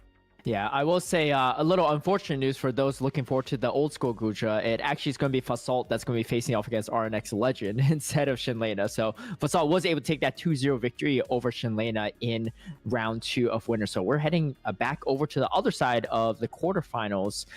For on the winner side of bracket, it's going to be Fasalt versus our next legend. And Fasalt, I think, is currently 4-0, hasn't dropped a single game so far today. Yeah, 2-0 against Charming Chinda, and 2-0. Yeah, it's like a 2-1 against Shinlena now. Oh yeah, sorry, 2-1. Yeah, I missed a little typo. So Shinlena able to take a game off, but Fasalt is going to make it back on stream, and this will be against our next legend. So it still has plenty of bulk on it on the team. You've got the Mandibuzz instead of the Umbreon, so don't worry. We still got some bulky options against those shadows. That's what I was gonna say. The Giraffe Rig does not want to get matched up against that Mandibuzz, that's for sure. Yeah, that's like facing off against using a future side Grass Knot Cresselia against Mandibuzz. That thing just gets no traction, and I don't think the Giraffe Rig is going to get any better than that. But we'll see though. If you avoid that matchup, I think that Shadow Giraffe Rig yet again looks pretty good. I'm very excited to see how that Giraffe Rig versus Annihilate matchup goes, because you're doing super effective confusion damage, but you're taking super effective counter. Can both hit pretty hard, so that might play out somehow. Go ahead, Kaz. Sorry. No worries. It's an interesting matchup to be sure. I feel like just the Shadow Confusion damage alone is going to stack up so quickly, and you get to that Psychic Fang so fast. Yeah. I was going to say, to be fair, it looks pretty difficult to bring the Mandibuzz against our next Legend Push's team with the Dugong, Azumarill, and Shadow Magnezone. So bringing the Mandibuzz is certainly a risk, and you might be having to take that risk if you don't want that Giraffe Rig to run rampant, as we saw in that previous matchup. So it might be a bit of a mind game type matchup that we see between those two. Mm-hmm. All right. Well, it looks like the players are ready, so we'll come back and catch up with Steven Rise after these battles. Where we're getting into some Shadow Giraffe Rig action yet again, and I was able to reference our favorite website, PvPoke, just now, and it looks like Annihilate actually wins all even shield scenarios against Shadow Giraffe Rig. But well, yeah, I guess you do get as the Annihilate, you do get to the Night Slash very quickly as well. I mean, you're both doing super effective damage. Really, it is going to come. It sounds like it does come down to who has the energy advantage, who has the shield advantage, like who is just gonna eke out over the other. Well, one thing that put a little smile on my face was actually when it seemed like you were rooting for the Shadow Giraffe Rig in that matchup. So I feel like Hurricane Cass maybe turning a new really leaf torn. here. I'm really torn between my love of spice and my my fear of shadows. It doesn't get spicier than Shadow Giraffe Rig, apparently. I know, apparently, yeah, and it's surprising all of us tonight.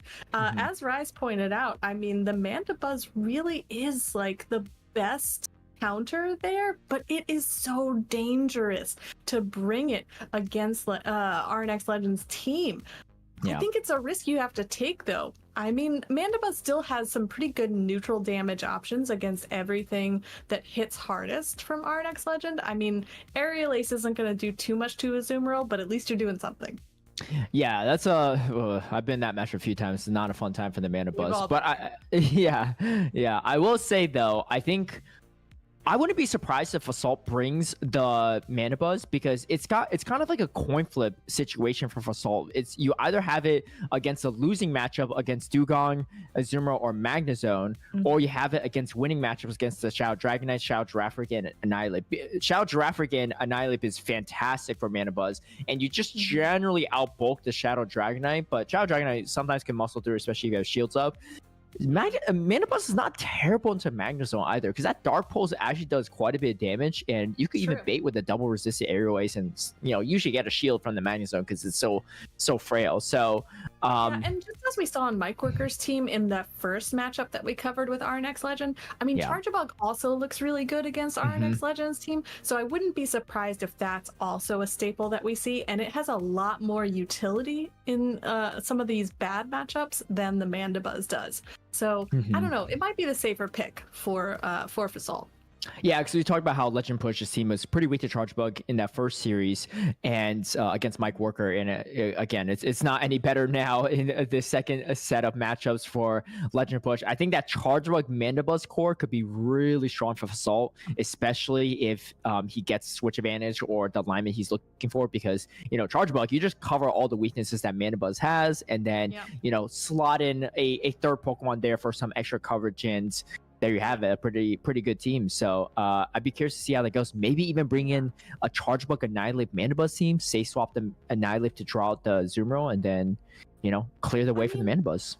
The quality of Assault's team, like the diversity that we see there of the Pokemon, it just leads to a lot of more neutral options than I see over on RNX Legends team. I wouldn't be surprised if we see maybe the same strategy at first from RNX Legend, bringing the Shadow Dragonite, bringing the Shadow Giraffe Rig, really trying to suss out what Assault feels safest bringing in. Because, I mean, I'm looking at that Quagsire too, the Shadow Quagsire, and thinking about how good neutral damage and how quickly that Aqua Tail is reached. And that Quagsire being Shadow itself, that Aqua Tail still can hurt things that resist it, like Dragonite. Yeah, I mean, it's the Shadow Quagsire is going to be much stronger than that Whiscash we saw on Mike Worker's team from the previous series that RNX Legend had. I mean, you have coverage against Dragonite now with the Stone Edge. You have coverage against the Dugong with the Stone Edge as well. Dugong against Whiscash was already kind of a sketchy matchup, but when you're taking super effective Stone Edge from Shadow Quagsire, that's a whole different story too. So I think that's a really good call out there for that Shadow Quagsire on Assault's team, and I wouldn't be surprised if we see a lot of that as well. But we'll see. I mean, it's good. It looks on paper like a tougher matchup for RNX Legend, but I don't know. Triple Shadows with Shadow Giraffe Rig is kind of untested territory for a lot of these players. So I'm sure Assault was maybe doing little simulations in the back end, be like, I need to see, what actually could take out the Shadow Giraffe Rig. See it from some of these APAC players. I mean, as we've all mentioned, we so rarely get to see them featured from the live streams and everything. So it does, when we pay attention, it does tend to look a little bit spicier over there. And sometimes I think that they've really mastered that strategy. And if you're not used to it, these players might be used to each other, but when these players come to Worlds, hopefully tonight, we'll know that for sure. When these players show up at Worlds, these really unique strategies, these unique plays, and unique Pokemon like Shadow Girafarig could end up making the difference. Yeah, definitely. I mean, like you said, a lot of these players don't really get the screen time and stuff, and just the nature of their region, right? A lot of these tournaments are offline, or not offline, I should say, but not broadcasted. They're just online tournaments outside of that PJCS. So, I always tell people, right, especially with the TPCI regions from everywhere else outside of APAC, I was like, if you're sitting across the table from an APAC player in round 1 of Worlds, like, be ready, because it's not an easy road to qualification for them, right? They don't have championship points. They often have to get a first place or second place in their specific regional tournament that they only have one try for, right? These players don't get multiple attempts, unlike the other regions for the championship series. So the ones that make it are definitely the heavy hitters, and we're seeing a lot of them here on tonight's tournament. Yeah, I'm really loving all the different strategies I see in their team building for their teams of 6, and in the way that they employ those Pokemon on the field. I mean, we've seen a lot of different approaches. We've covered RNX Legends team twice. We've seen how comfortable they are, even with those very glassy shadow Pokemon. Like, they are comfortable with how much damage they can output. They know exactly what they need to do to flip those matchups. I mean, we saw RNX Legend go from losing his first round in the first match we covered to using the same line in the second battle, but actually getting a worse lead and being able to still somehow turn that around, learning everything they needed from the first match in order to manipulate their opponent into doing exactly what they wanted. Yeah, so we're gonna have to see how that one goes too. I mean, I was kind of hoping for Shadow Girafarig to have a slightly better matchup into Annihilate, because I'm thinking, man, this thing could be pretty unstoppable if it beats Annihilate as well. But I guess everything has to have some type of counter, right, to it, and it looks like all the counter users are gonna take it out. But the funny thing is, it looks like Shadow Girafarig actually outpaces Annihilate to that first Night Slash, if I'm not mistaken. So that's actually pretty interesting. Not expecting that, especially given how short of how cheap the energy is on Night Slash. So actually, looking at it, yeah, I think they get to that Psychic Fangs right when the Night Slash is reached. So Annihilate's going to be the one that has a shield first in those situations. Yeah. So I mean, I'm kind of surprised actually that you said Annihilate wins in all even shield scenarios, because I feel like the defense drop from the guaranteed defense drop from Psychic Fangs would put Annihilate at, I mean, not just a shield disadvantage, but also just at the health disadvantage as the match continues. Yeah, it's really it's the counter damage actually that does quite a bit. So each counter roughly does about 10 damage against the Girafarig, and meanwhile you know what?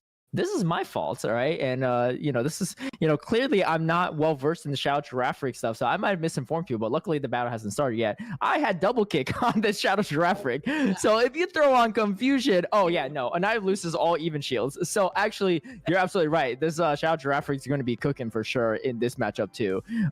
Yeah. I'm really glad that I called that out. Like, that seems weird. Yeah. Thank you for doubting me 2 or 3 times before I double checked my my simulations here. But so we're all learning together here tonight, right? So here with the quick maths, and yes, we are all learning about Shadow Girafarig tonight. We're learning literally everything we possibly can.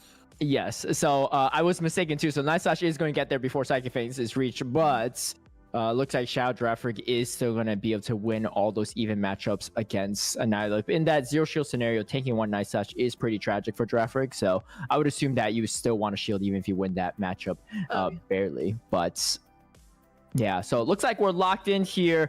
I got both my cats with me here, ready to tune into this battle. So let's take a look at some Shadow Girafarig action from our next Legend Push versus Fazalt. And we are in the quarter finals for the winner's bracket. And we have a Charjabug into a Shadow Girafarig lead. A pretty neutral matchup, but if you're shielding up this Girafarig, it only gets better and better from there. It's true. And the Girafarig does win the charge attack priority, so it will be able to get this defense drop on the Charjabug first. Charjabug can comfortably take it. We see the no shield there from Fasalt, but we do see the X's are immediately thrown afterwards. You have to throw up the shield if you're this Girafarig. You've got to try and get as much out of this giraffe as possible. A little bit of an overfarm here, wanting to get another defense drop onto the Lickitung that comes in from Fasalt.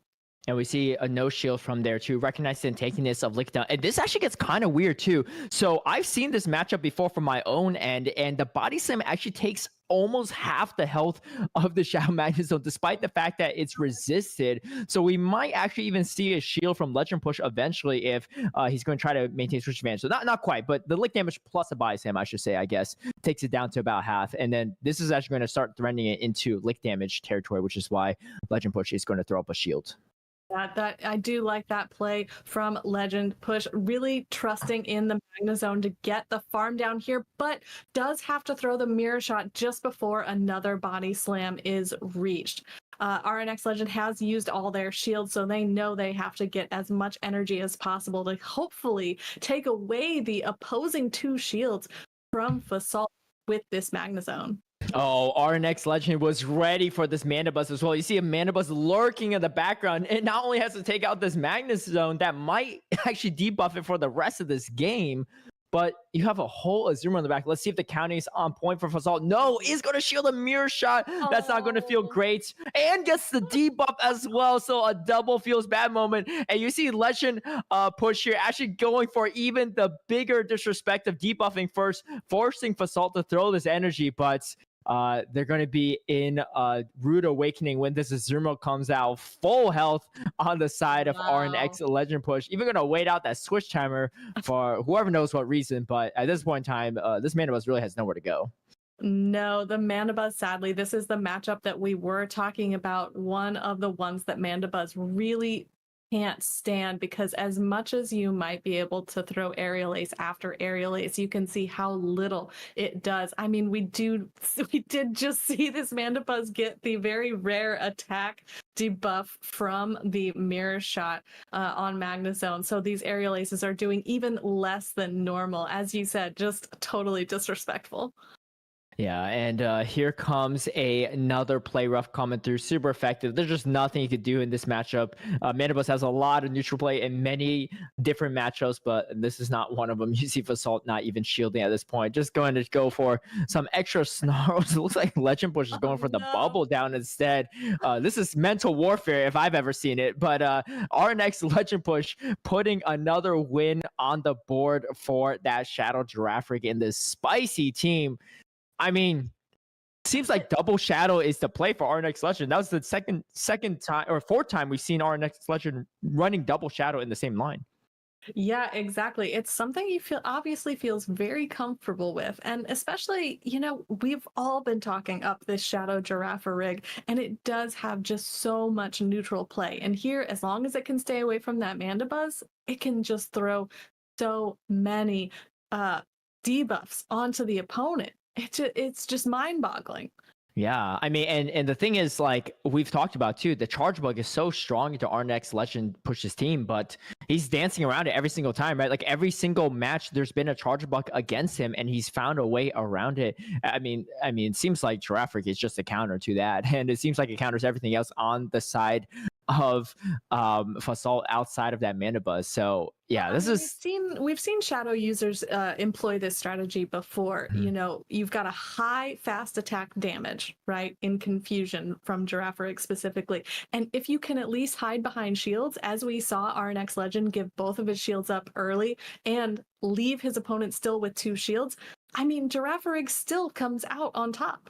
Yeah, and it's such a tricky matchup for Fasalt as well, because you talked about it. 3 really tough counters to that Mandibuzz, but I don't know. You can't let the Girafarig go free, right? You need something for it. And now that I found out that not even Annihilate takes it out too, because it actually is running Confusion instead of Double Kick, it's not going to look great for Fasalt here in these games. So saw him bring those two answers to Girafarig, right? The Charjabug and the Mandibuzz, hoping that one of them would be able to take it out, right?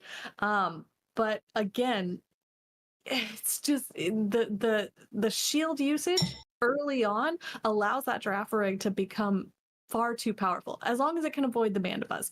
And yes, we knew that it was a risk that Fasalt might have to take bringing in that Mandibuzz in. It's the hardest counter to Dracoviz.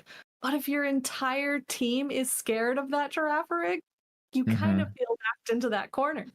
Yeah, I think it's going to be a tough series for sure for Fasalt. I mean, Shadow Dracoviz looks good on paper, and I think we talked about this earlier. A lot of times, certain Shadow Pokemon look good on paper, but in practice, not that good. But this Shadow Dracoviz looks even better in practice than on paper for our next Legend so far. Proof in the pudding right here. We're not exactly the recipe anymore. Yeah, it's looking kind of tough, and I think, you know, because you mentioned Shadow Quagsire could be a good option for Salt, and I think that might be a potential win condition for Salt going into his game number 2, a must-win situation for Salt here, already down a game. But, you know, you got some neutral play into the Azumarill and great matchup against Magnezone, but also slightly neutral play into the Dracoviz if shields are up. So we're going to game number 2. Oh my gosh. And here in the beginning, we have the Charge-a-Bug versus that Shadow Magnezone. I mean, this is not where the Charge-a-Bug wanted to be. We did see that it can do some damage against the very glassy Magnezone with this resisted X-Scissor, but still, knowing that RNX Legend can get this bug out of the way a little bit sooner probably feels pretty comfortable for the Giraffe that's waiting in the back. And going for this first hard-hitting Wild Charge. It's resisted, but it still does a ton of damage. And now you might be able to even go straight in for... Oh, catches the X's or resisted on the Dragonite. Really great timing here. And I assumed it was the Shadow Giraffe, but no, it is the Shadow Dragonite lurking in the back here. Thinking that the Giraffe might have to face that Mandibuzz really forced RNX Legend to change up their plan. And so now this Dragonite has a little bit of extra energy, and Lickitung comes in to counter it and does throw up the first shield against a Dragon Claw. Yeah, shields went just short of the superpower, but throwing out Charge Attack priority. I thought RNX Legend was maybe going to let this go, but instead choosing up to shield the Dragonite. Can the superpower be reached, or just going for another Dragon Claw? Going to try to go for it, but gets licked down completely. This puts Fasalt in a much better position for against RNX Legend push right now, because this Lickitung has a lot of play into back end. Even resisted attacks does a bit of damage even to Magnezone, and you can see Legend push actually going for another Volt Switch instead of throwing the energy right away. Wasn't at the Wild Charge yet, so I get where they're going for here, but at the same time, your shield's down now, and you need to take out this Lickitung because Azumarill just doesn't have as much play here. Fasalt confident in just tanking this damage, regardless of what the move is. It's actually going to be Mirror Shot, which is not enough to take it out. You're going to throw another move soon, and actually comes in with the Shadow Quagsire for the quick Mud Shot down, and Fasalt is in a huge commanding position. 3 Pokemon still remaining, a shield advantage as well, and energy advantage on this Shadow Quagsire. This game looks unlosable for Fasalt. I mean, this isn't a great matchup for the Shadow Quagsire, but as you pointed out, shield advantage, energy advantage. Fasalt has done everything he needed to put this Quagsire in the best position possible, even against this Azumarill. These Stone Edges are stacking up quickly thanks to that Mud Shot fast attack, and we do see this Azumarill already in the red. So much energy, but knowing that it needs basically 3 charged attacks in order to take this Quagsire out. And you can see Legend Push also not throwing the moves with the Azumarill. Regardless of if he's in the lead or not, just not going to throw energy from the Azumarill. It is going to be a very convincing win for Fasalt in game number 2. Even despite the resisted X's or catch from a Legend Push, just the backline was just not strong enough, maybe not bulky enough either to deal with the side of Fasalt. And again, they'll bring Double Shadow, but this time, first time we've seen Shadow Dracoviz hit the bench. Yeah, however, Shadow Dracoviz on the bench and game loss. I think the draft needs to come back. I mean, there wasn't even a Mandibuzz in that matchup, right? So Shadow Dracoviz would have looked really good in that specific situation. Fasalt maybe thinking, you know what, this Mandibuzz, yeah, it'd be great if I get a Dracoviz, but my odds of getting on Dracoviz might be kind of low, so I'm just going to bench it. And it kind of panned out because there was no Dracoviz in game number 2.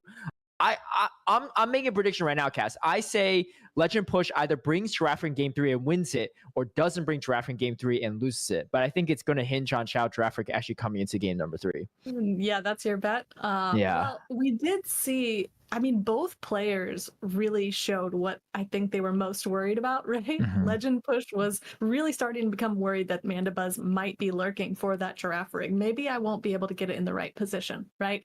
And Mhm. Fasalt, for his on his count, thinking like, okay, maybe I have scared off with the Mandibuzz, so bring in the Quack, get more neutral coverage. Get faster attack pressure with that Aqua Tail. So both players making great adjustments, but ultimately Fasalt keeping control right where he needed it to be, right? And Mhm. keeping shield advantage and energy advantage really put that Quagsire in a position of power. I think we see from Fasalt, definitely see the Quagsire come back out along with the Charjabug. I'm thinking that Mandibuzz might come out as the third because they must be worried about that Giraffe rig coming back in. Yeah, it's such an interesting scenario too, because a lot of Legend Push's counters to that Mandibuzz are very weak to Charjabug, right? Mainly that Dugong and Azumarill, but also the Magnet Zone. So you kind of have to bring it, because if you don't, then that Mandibuzz is going to go kind of bonkers against your team. But at the same time, Charjabug's already been so safe into your team as well, so it puts you in a weird position where you might lock it into Charjabug, which is the best counter for your team as well, and the safest thing to bring for Fasalt. Fasalt's bringing it into every single game, given how safe it is, and so it's always a slight gamble on Legend Push's end. So definitely takes a lot of expertise piloting a team this spicy and maybe frail at times too. But so far, Legend Push is putting on a show. Let's see if he can find his final win in game number 3. But Fasalt so far, making the adjustment needed in game number 2 after that, very disastrous game number 1 for them. Charjabug being really handy, and then I like the Lickitung adjustment as well, right? Because you're probably going to see the Dugong Azumarill, one of the two, and so that's going to be a win for that Lickitung there. But it doesn't even look that bad into Magnet Zone, Yeah, we've seen Lickitung up against that Magnet Zone, and we've seen how much damage the resisted body slam still does, about a third of that Magnet Zone's health. So it's not really, and the lick damage adding up so quickly as well, it's not really a terrible position for that Lickitung to be in. So yeah, that's another safe pick. I mean, Lickitung is one of the safest picks we see throughout play Pokemon tournaments, throughout GBL, anywhere you can play with it. Yeah, it's will come out.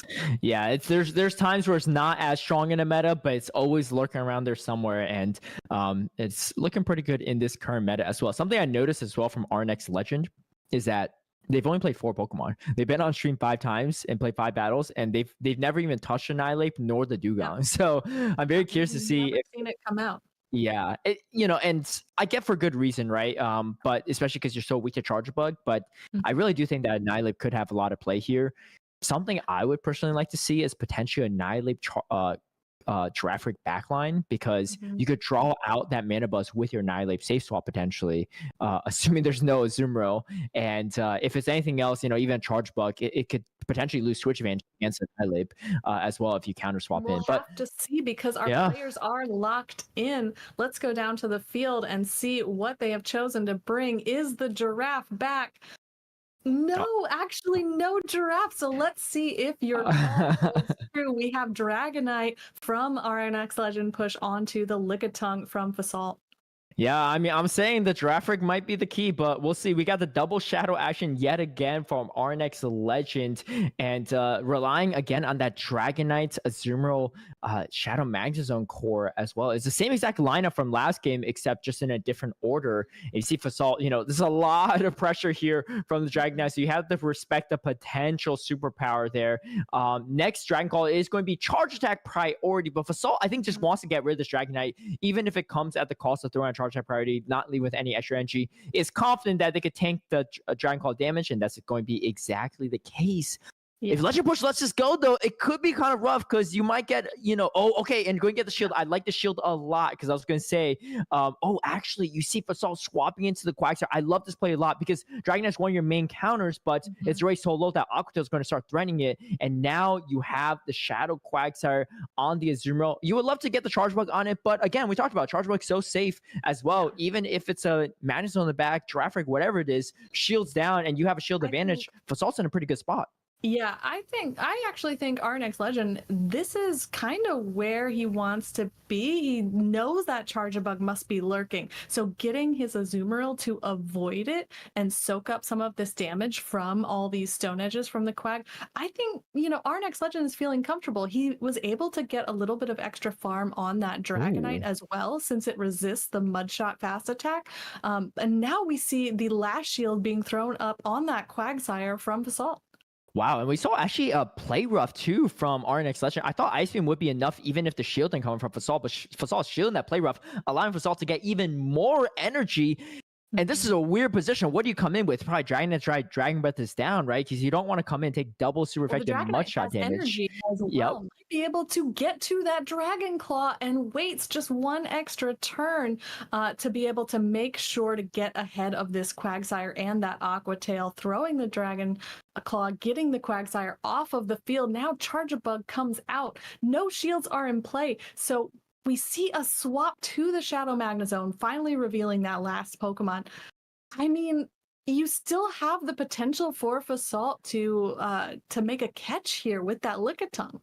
Yeah, it's going to be huge if a catch can be reached. It's actually a pretty tough catch, though, because they are 4-turn moves. I like this play a lot from Legend Push. Staying in, throw Dragon Breath damage, knowing that one Wild Charge is enough, but the Dragon Breath damage added on still actually is not enough for this Charger Bug. And here we see Fasal coming in with the Exorcer to take out this debuffed Magnezone. Is enough to take it out. And of course, you have the Dragon, and can you get the Dragon Breath down to get to a move? But looks like no. The Volt Switch is going to finish off the Dragonite before you get the Dragon Breath down. And I said it, Kaz, you need the draft for game 3 for the win. And unfortunately, Arnix Legend chose to not bring it for game number 3. And Fasal coming back after that first early game loss to continue on. And I believe Fasal now will be moving on, I believe, to the winners finals, if I'm not mistaken. Yes, you are correct. And yes, you did call it as well. No giraffe means no win there for RNX Legend. That's what we see here on the screen. I don't know. I don't know if they're thinking about it the same way, but trying to count this time on that Dragonite and the Shadow Magnezone.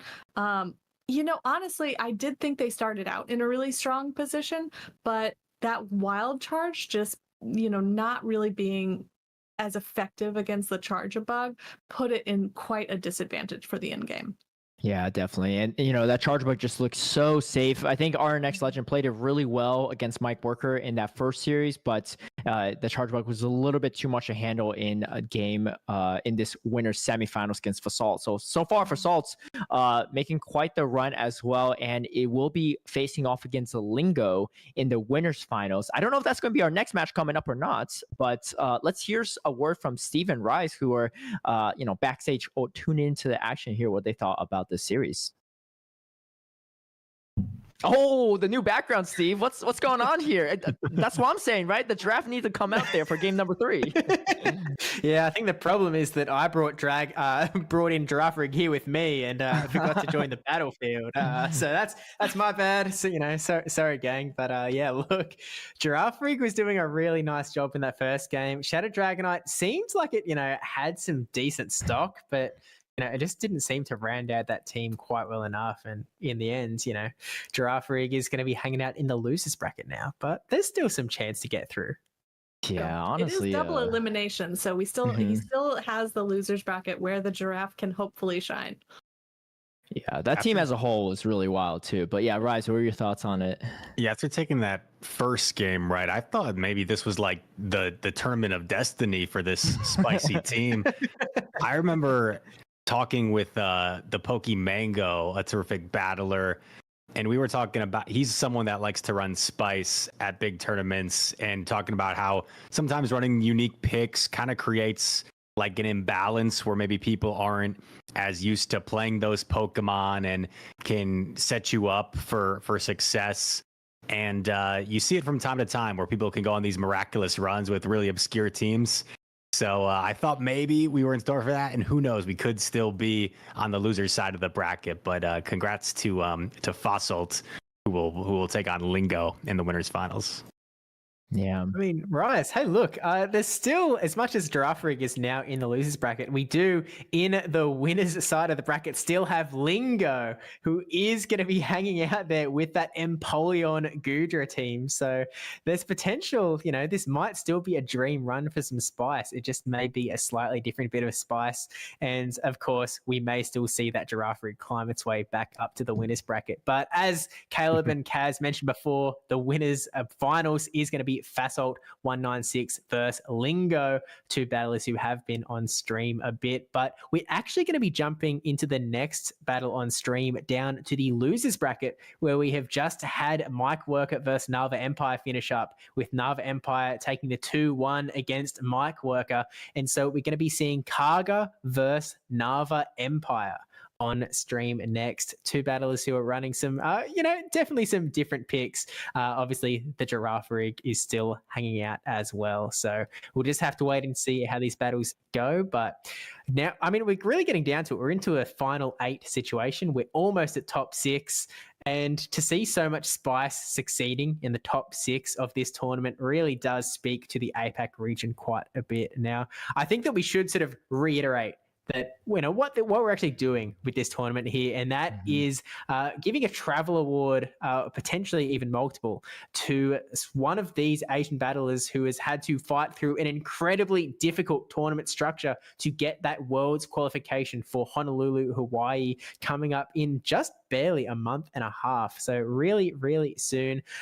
These Asian battlers only have that one opportunity to win through the playoffs, through the qualifiers, to get that world's invite. And so this tournament is raising money. You can find the GoFundMe link. It's pinned in the Twitch chat as well, but I feel like pins don't quite work on mobile, so I'm sure that the link is going to be reposted in the chat as well. Alternatively, whether now or even after the stream, I know that many of you Americans are going to be getting a little bit tired as the night goes on, but you can also just go to Dracoviz's X account and you'll be able to find the link to the GoFundMe page there. Already raised, 1,354. I should probably refresh the page, because we are actually seeing donations start to come in through this stream as well. So highly recommend, if you can, donating to this fund, because obviously it's definitely a pretty tricky event to get to the World Championships. So if we can see some of these top tier battlers making their way to the world stage, maybe we see something just like the 2022 tournament, where Alan was able to come through and place second in the seniors division. But we'll just have to wait and see. But the link is there, so please do go ahead and donate if you can. Yeah, and another way to pull up that link is throwing !donate in Twitch chat as well. We'll pull up the link as well for anyone that might not see the pinned link. So shout out to everyone that's donated so far. I saw one name there, current world champion Axon, donating as well to the cause. Fantastic. And shout out to him, as well as everyone else that's donated so far. And shout out to everyone that's still watching the stream right now. I know it's getting a little bit late in certain parts of the world, especially Kaz too. I know you're on the East Coast too. I don't know if we're still even in Saturday for you. I think Sunday morning is up more appropriate, and bright and early Sunday morning here in Atlanta. Let's go. I mean, if these battles keep going on, maybe some Europeans will start joining as well. But I think we have our next set of battles, so we'll come back after some incredible battles from Stephen Rise. All right, catch you on the other side, gang. But as mentioned before, we are going to be jumping in to the battle between Karga versus Nava Empire. Now, Rise, we have seen Karga, we watched his battles just before. Nava Empire has had to make a little bit of a loser's bracket run, losing in the very first round to Lingo, then taking out Shin Lena, taking out Mike Worker, and now taking on Karga. What do you see in the two teams that we're about to get on stream, Rise? Well, with Nava Empire, you see 5 pretty standard picks: Annihilate, Charge-a-Bug, Lickitung, Azumarill, Cresselia, and then there's one more unique pick, that Shadow Alolan Sandslash. Now, Shadow Alolan Sandslash used to be pretty common, used to be one of the more common steel types you would see in the meta, one of the more common ice types as well, has fallen out of the meta a little bit as of late. So one of the more unique picks, but can be a real threat, and it is running the Shadow Claw variant as well. How does that fare against Kaga's team? Well, probably not as good as Powder Snow would have been, because Kaga has got a Vigoroth. He's got a Lickitung and a Gligar. So all three of those matchups, Shadow Claw a little bit less beneficial, and the Azumarill is going to be one matchup where Shadow Claw is a little bit better. So I think the Alolan Sandslash does have some solid play, right? Azumarill, Skarmory, Lickitung's still not that bad, even though it resists the Shadow Claw damage. Gligar's great, and then Charger Bug pretty neutral. So just has to avoid that Vigoroth at all costs. Other than that, Alolan Sandslash, a lot of play. Yeah, look, I think you're right. And it's sort of a, it has fallen to the wayside a little bit for a reason. There are a lot of meta picks that do counter it quite heavily. Unfortunately, Kaga is not running the Annihilate. They do have that Vigoroth instead, so it's not as good of a matchup for that Alolan Sandslash. But, as you mentioned, there's still a little bit of play there. They can run it if they'd like to. They need to be able to counter some of these Pokemon that can be a little bit tricky. So Kaga is running that Shadow Gligar, and taking a little look at Nava Empire's team, there's a lot of Pokemon that don't do that well into that matchup. I mean, you've obviously got your fighter in the Annihilate, but yeah, it almost feels like you're really sort of pushing towards that Azumarill or that Alolan Sandslash to try and take down that Gligar with some ice damage, because there's no other water type damage on their team. There's no other ice damage on their team. So it really feels like you have to sort of lean into those matchups. Although in saying that, it is a Shadow Gligar, so it doesn't have as much bulk. The Lickitung matchup isn't all that bad, and I mean, Lickitung actually looks half decent in the sense that it doesn't. It's obviously got to face down that Vigoroth. You've got to face down that Skarmory, but other than that, you sort of have a decent play across the board at the very least. And when you are sort of competing at this high level, just having play in losing scenarios can be all you need. I guess what I'm sort of wondering here, again, do we see the Cresselia come out, or is it too risky? Because sometimes these battlers want to avoid these high risk, high reward scenarios. You don't really want to see your Cresselia get matched up against a Skarmory when you're running Grass Knot Moonblast, but it feels like you have some decent play against some of the other Pokemon. But what are you sort of thinking we might see here, Rise? I think that Cresselia has a lot of solid play, Steve. I think the Azumarill's a great matchup. I think Vigoroth's a positive matchup. Gligar's, of course, neutral. Lickitung, slightly negative, but pretty neutral. And then Charger Bug isn't too bad. Of course, it's not where you want to be if you're Cresselia, but if you have a good IV Cresselia, which could be difficult to obtain with trades, it can actually live that double X Scissor sometimes and get to double Moonblast. So really just that Skarmory it wants to avoid at all costs. And for our viewers, Steve, Nava Empire, who we haven't seen yet today, right, on stream, you might be familiar with that name. Maybe you've heard it loosely. Nava Empire has really made their name known in the Go Battle League. I'm looking at some of their statistics, and Steve, get a load of this. Season 11 Go Battle League peaked at rank number 2 in the world. Season 12 Go Battle League peaked at rank number 1 in the world. Season number 13 Go Battle League peaked rank 11 in the world. Season 14 peaked rank number 1 in the world again. And we are going to see them perform right now. We are locked in, and we just see the Nava Empire screen at the moment, but it's going to be the Lickitung mirror match to start things off, and we are going to see this mirror match play out. Of course, two very bulky Pokemon going back and forth. This gives both trainers some time to think about how they want to proceed, what could possibly be in the back, and with this neutral Pokemon, you have to start thinking about, okay, how do I want to play this out? My Sandslash is avoiding this. My Annihilate is avoiding this. And you start to wonder, right? Is either trainer going to fight for switch? Are they going to have the patience to play this out for the entirety of this matchup? Or are they going to think to pivot at some point?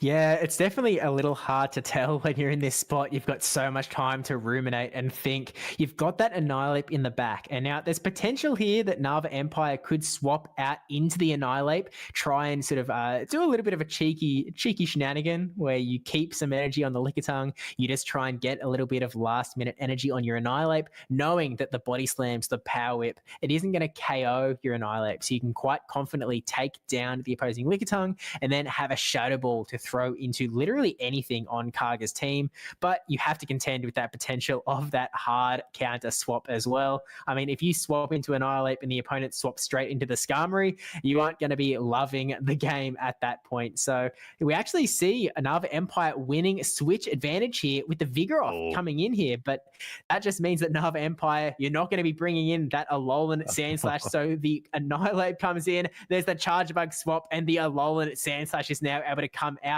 But Rise, there is a lot of Volt Switch damage coming in here, and there are still all 4 Protect Shields in play.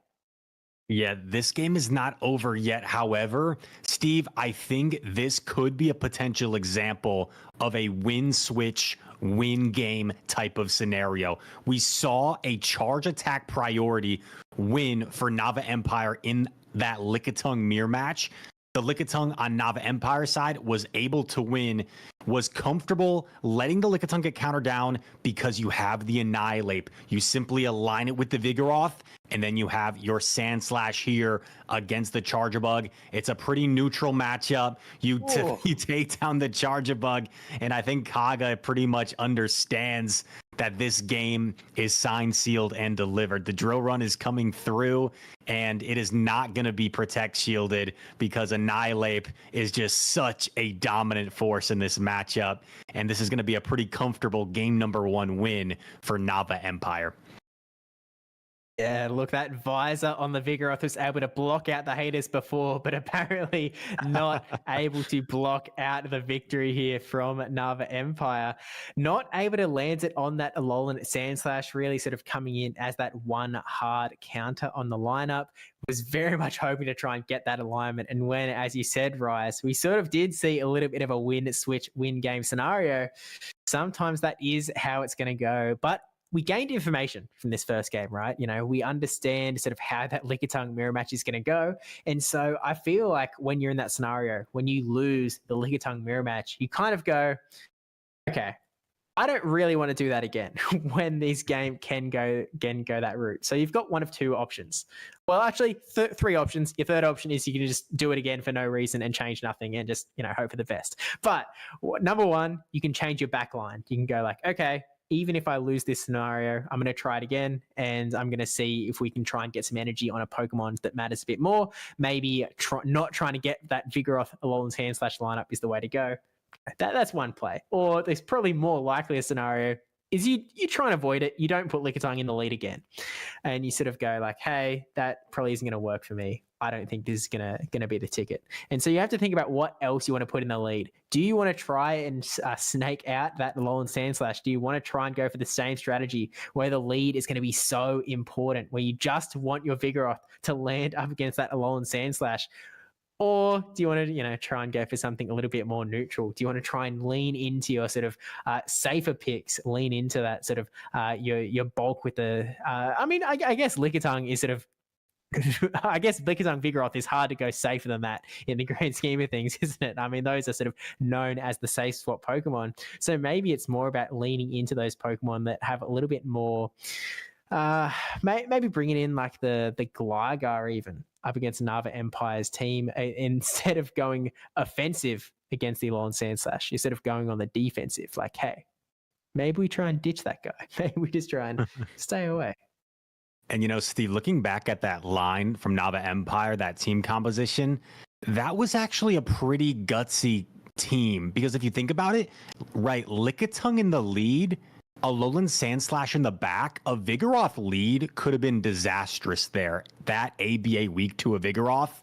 But here we go. Game number 2, it's going to be the Lickitung again. It's actually the same team composition from Nava Empire. And this is a slightly favorable matchup for the Lickitung. It's neutral, right? But just that sheer bulk, Lickitung a little bit bulkier than the Charger Bug, and that same type attack bonus on the body slam, which is just such an efficient move, allows Lickitung to be a little bit better in this matchup. So we'll see this neutral matchup play out, and Nava Empire going to try and play to the same strategy, going to try and win this lead scenario with that Lickitung.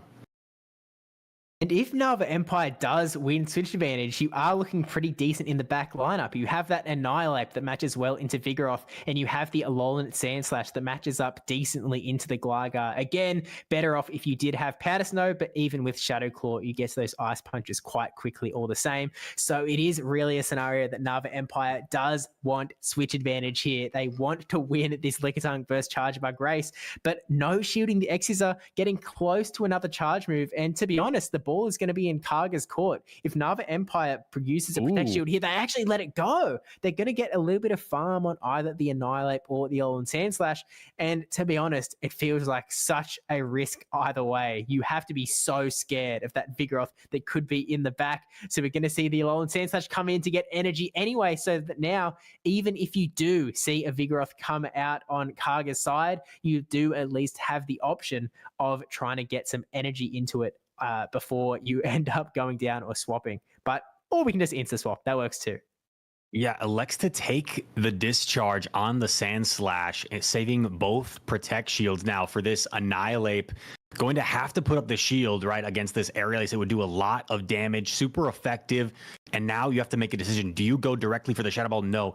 Actually going to bait the Night Slash here. And it's called immediately by Kaga. And Steve, I think this is the correct play, because a potential lose condition could be getting baited by a Night Slash and allowing a boost. But even if it's the Shadow Ball, Gligar is able to live with enough health to live and get to another move. So I think it was the right play. We're going to see Gligar try and get to some more charge attacks here, going for the Aerial Ace.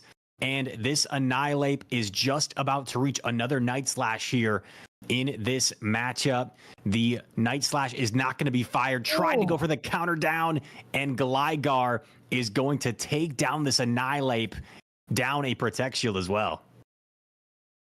Yeah, this does mean that Vigoroth is going to come straight out and see that Alolan Sandslash. You see Nava Empire just stop tapping. They know the writing is on the wall there. That Vigoroth, it's finally adjusted its visor. It's found its way onto the matchup it was looking for, and KOing Nava Empire in, relatively dominating fashion. And by the way, I mean, just seeing that keyboard for a second, big fan of that Wailmer keyboard shenanigan that Nava Empire's got going on there. So it's just picked up a fan in me.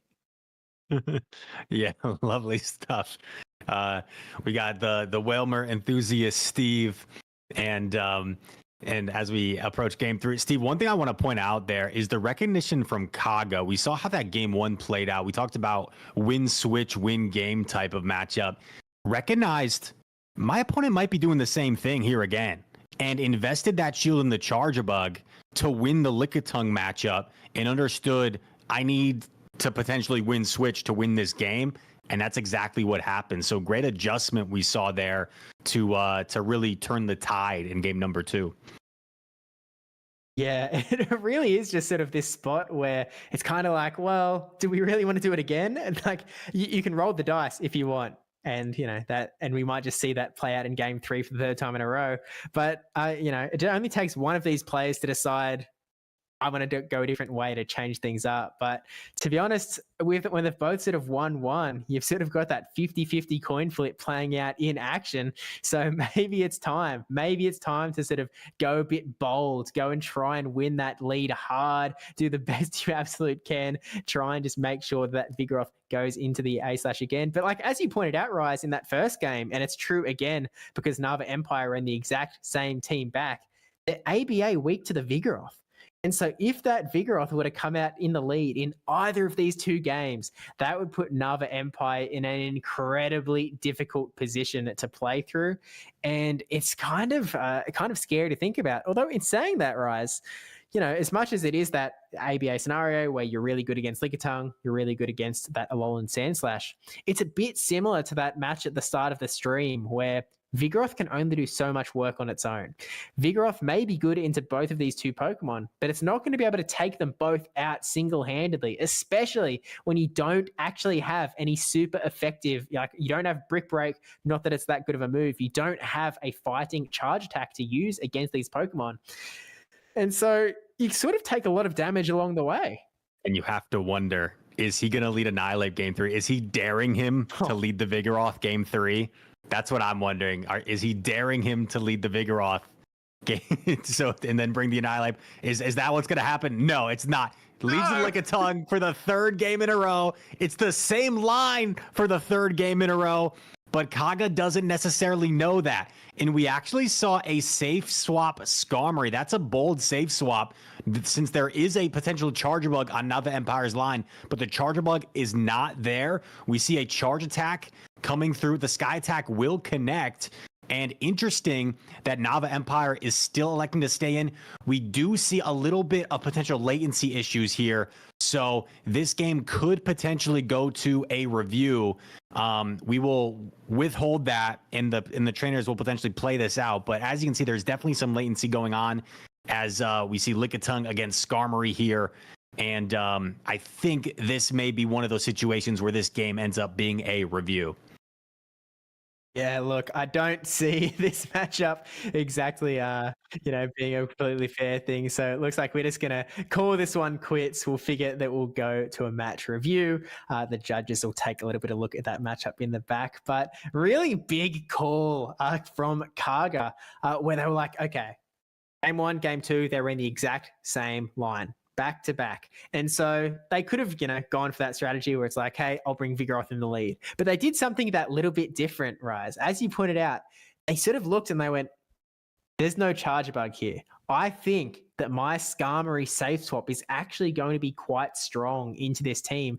And to be honest, it really was. It really would have been. You have that really good matchup against Lickitung where the licks aren't doing too much to you. The body slams don't really add up either due to Skarmory steel typing. And then you're also looking down that Annihilate that's in the back as well, where you aren't doing super effective fast attack damage, but Sky Attack, a single Sky Attack, it basically wipes Annihilate off of the face of the planet. And it's not like you've even got too bad of a matchup into Alolan Sandslash either. The Steel Wings actually doing super effective damage there, plus adding up the charge attack damage too. So Skarmory is kind of a really strong pick into Nava Empire's sort of same team of 3. So the question sort of becomes if a match review sort of ends up in a game number 4. I'm not certain what rematch rules we're using. I'm assuming it's the same as the Play Pokemon rule set, where we're going to see, we've got confirmation that we are going to use Play Pokemon's rematch rule set, where we're going to see a completely new 3. And so it sort of goes back to the board of like, does Nava Empire take this information on board? Do they go, ooh, yeah, Skarmory's a bit of a problem. Maybe I've got to switch things up here. Steve, I can't believe I'm trying to keep my composure. I can't believe they keep going APA week to Vigoroth with Lickitung and Sandslash. And it's not even like soft ABA. It's not like you're soft losing with Lickitung. That is a very bad matchup, and they are holding firm. So Nava Empire's running some really gutsy lines here. I thought for sure they were going to mix it up, but they are holding strong with their strategy. Hopefully this rematch, which we presume will happen, will hold firm in terms of the connection. Unfortunate when this types of things happen, because you don't want to see the mental, how it affects the players. But yeah, we'll see in this decisive game 3 who's able to take it as we advance on in this tournament. And just to remind everybody where exactly we are, we have Fossolt and Lingo that are going to be awaiting to play each other in the winners finals. Right now, we're casting Kaga and Nava Empire, who are in losers round 3, and RNX Legend Push is going to face off against Pamatoro. Apologies if I'm mispronouncing that. Maybe we can get some confirmation on that trainer's name as well in losers round 3. So we are actually down already to our top 6 trainers in this tournament as we approach the end here. And Just some really top players left, and we've seen a lot of spice. We've seen a lot of great gameplay. One trainer looking to enter the top 5 in this decisive game 3 coming up shortly. Yeah, and look, these 6 trainers, they have all qualified for the World Championships through an absolute gauntlet of a circuit in the Asian series. Each of them, I'm not sure if any of them are from the same circuit. I mean, we have Nava Empire, who was able to come second place in a huge Indian tournament. I think it was 256 players, if my memory of the Dracoviz site is correct. Like a massive tournament where only a handful of people. There's only 4 people that qualify from all of India, and they all have to get into these into these tournaments. 256 people, and Nava Empire coming out second place of them all. We have Kaga, who is coming from Japan, who again we've talked about it a few times on the stream, has also had to go through a serious gauntlet there. Were they able to come out with a top 12 where they got the invite. We also have, as you mentioned, on the other side of the losers bracket, we have RNX Legend Push running that Shadow Giraffe Rig, Shadow Dragonite, Shadow Magnezone team, where they were able to come second in South Korea with the Wigglytuff Giratina core alongside Talonflame and Registeel. We have a Pome Totoro, who also coming in from Japan with a top 8 finish there. Fussault also with a top 8 finish in Japan, and Lingo also coming in from Japan with a top 12 finish. Japan definitely performing quite well in this tournament.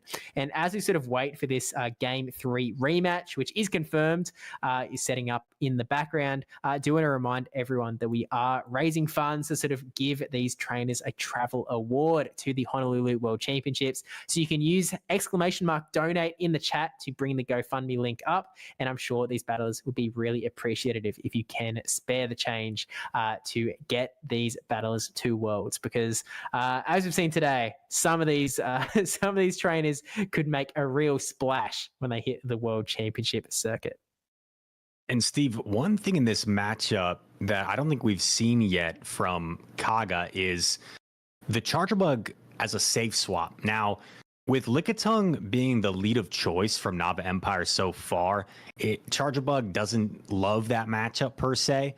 So it's not like it would be that uncomfortable for Nava Empire to handle. But if you look at Nava Empire's team, there really isn't a hard check to the Charger Bug, right? Sandslash, Cresselia, Azumarill, Lickitung, his own Charger Bug, and then Annihilate. So the Charger Bug's extremely safe. We've seen Kaga elect to lead it, but it is nice knowing that you have that Charger Bug as kind of a get out of jail free card. So maybe that could be a strategy for Kaga. Maybe take a risk, lead something like that Vigoroth to try and catch Nava Empire, as they've been going ABA weak to it all series long. However, it is that mind game, right? If you go game 1, game 2, even game 3, which ended up getting rematched, ABA weak to Vigoroth, do you eventually go with that Annihilate, just daring your opponent to lead the Vigoroth? Of course, that is a possibility, but that is something to take into consideration in this game 3. There's always that potential that just, the absolute haymaker play, the throw from the back corner, just really going like, all right, I think I've locked you in. You think I'm going to run that same team 4 times in a row? It's time to bring out the big guns. It's time for Annihilate. Just trying to catch that one Pokemon. I mean, like, against the rest of the team, right? Like, it's not like you've got great matchups across the board outside of that Vigoroth. Like, against Lickitung, you're obviously sort of holding your ground. You can at least throw Shadow Balls against Azumarill, against Skarmory, against Gligar, but none of those matchups are great for Annihilate. And the same thing against Charger Bug. You wouldn't call it exactly Annihilate's preferred matchup to be in. You really are just holding on, hoping that you can see that Vigoroth. And so it would be quite the risk. But at the same time, that's the benefit of the lead spot, is that you can see hey, this matchup is not for me. I'm going to boot off. I'm going to switch someone else in and see something a bit more safer come in. But Rise, we're about to find out in the rematch of Game 3, only one of these trainers will progress through to the top 4 of the tournament. And we're going to see Chargebug into Vigoroth. The Vigoroth attempted lead, but Nava Empire made the swap into Chargebug. What a call from Nava Empire. And it looks like Vigoroth is just going to be going straight for that Rock Slide to try and do that big, super effective damage to that Chargebug.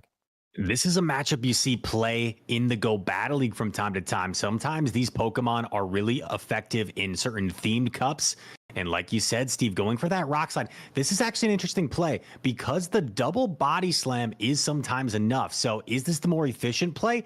Not necessarily, because it allows the Chargebug to get to this double X Scissor first. However, Kaga willing to put up the Protect Shield, now going to potentially over farm here, knowing that the Chargebug is dry. Look at this, farming up the maximum energy before Chargebug can reach that next X Scissor. Nava Empire willing to let it go down, going to take the Protect Shield advantage in exchange for a shield advantage here. Yeah, now the Annihilate comes in. It is able to find the Vigoroth, but just at the end. And Vigoroth actually opting to throw the Body Slam, the resisted Body Slam into that Annihilate. We see the double swap out into Lickitung versus Lickitung now. And that Gligar versus Annihilate matchup just waiting in the wings is not good for Nava Empire. They've swapped up the formula, but this isn't what they wanted to see, because as soon as that Gligar versus Annihilate matchups comes out, that Annihilate is not going to be standing very strong. Now, Annihilate does have the advantage of having farmed up a little bit of energy, so you have the potential to try and break through with a Shadow Ball sneaking past the Protect Shields, but you aren't running that Ice Punch. You are running Night/Shadow Ball, so there's no super effective damage to be found. And so I'm sort of wondering here, Rise, do we try and see some sort of shenanigan where Nava Empire tries to keep their Lickitung slightly around, leave a little bit of energy on it? Maybe you come in with the Annihilate, try and get a bit of energy, try and throw the Shadow Ball, maybe hope that you can finish off with the Lickitung. I mean, you never, as a caster, as we found out in this tournament, you don't want to call a match over before it's over, because you never know what's going to happen. But as these Lickitungs get weaker and weaker and weaker and closer to that KO, it feels like, you know, there's an inevitable matchup that's fast approaching. I think so, Steve. I think there are a lot of room for shenanigans to ensue here in this awkward matchup that still remains. I really liked the play, actually, from Nava Empire, understanding as we see the swap and the counter swap. Nice patience from Gaga not to fall for the catch there. And now going to throw the Aerial Ace. You have to Protect Shield this if you're Nava Empire. You have all this energy. You can't afford to let it go to waste. Annihilate going to put up the Protect Shield against the Gligar. Shadow Ball coming through. This is such a massive call. What do? If you're Kaga, do you put up the shield? You're going to put it up last second, and that is massive. But now, this is interesting. Going to throw the Aerial Ace right before the Shadow Ball, and this is going to get Protect Shielded. Annihilate is going to be able to connect on the Shadow Ball. The question is it going to do enough? Is it going to be enough to knock out the Shadow Gligar? This is where it matters how well these Pokemon are trained. The Shadow Ball connects, and it does knock out. And now the counter damage is going to add up. You have to throw energy here, but they commit to the lick down, and it's a silent knockout. But the Lickitung still there for Nava Empire, and they are going through to the next round. What a finish. Oh my goodness, Steve. No way. That is such an insane way to finish off a battle, to finish off a set in this top 6 of the tournament. I mean, how close can you get? The Annihilate barely. You're just getting that Shadow Ball through, getting that bit of energy through, KOing the Gligar, and just barely being able to take down that Lickitung. Because Rise, if that Lickitung was going to take out that Annihilate, you would have had all of that energy farmed up from the Lick down, and then facing off against that Lickitung in the back, you might even have a charge attack ready to go. I mean, what a finishing shot, and really well played to Nava Empire. Great identification of how to win the game, and just what a finish. One thing early in the game, Steve, that I really liked from Nava Empire was the understanding that once the Vigoroth was out of the picture, the Lickitung was completely safe against the rest of the team. So was willing to let the Charjabug go down and then just counter down with the Annihilate and just had faith that Lickitung up a shield could prevail in the end. It actually was more so like the Annihilate up the shield that kind of won the game. But really nice recognition there from Nava Empire. We're going to swing back to our co-casters, Caleb and Hurricane Kaz. But just one of the most exciting matchups, I'd have to say, in this tournament thus far. Nava Empire, Caleb and Kaz, one of those players that we've seen on the circuit, right, that kind of established themselves in the Go Battle League and then have been able to transition that into the Show 6 format in the Play Pokemon series. Any thoughts from you two on that matchup right there? Kaz, let's start with you.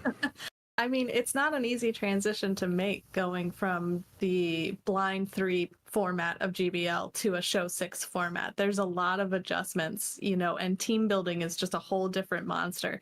But Nava Empire clearly knows how to put together their team and knows their Pokemon so well. That end game with the Annihilate versus the Gligar, it's normally the matchup you want to see least in the world, but knowing those counts as fine-tuned as they do, allowed them to flip that in the end there, and incredible to watch.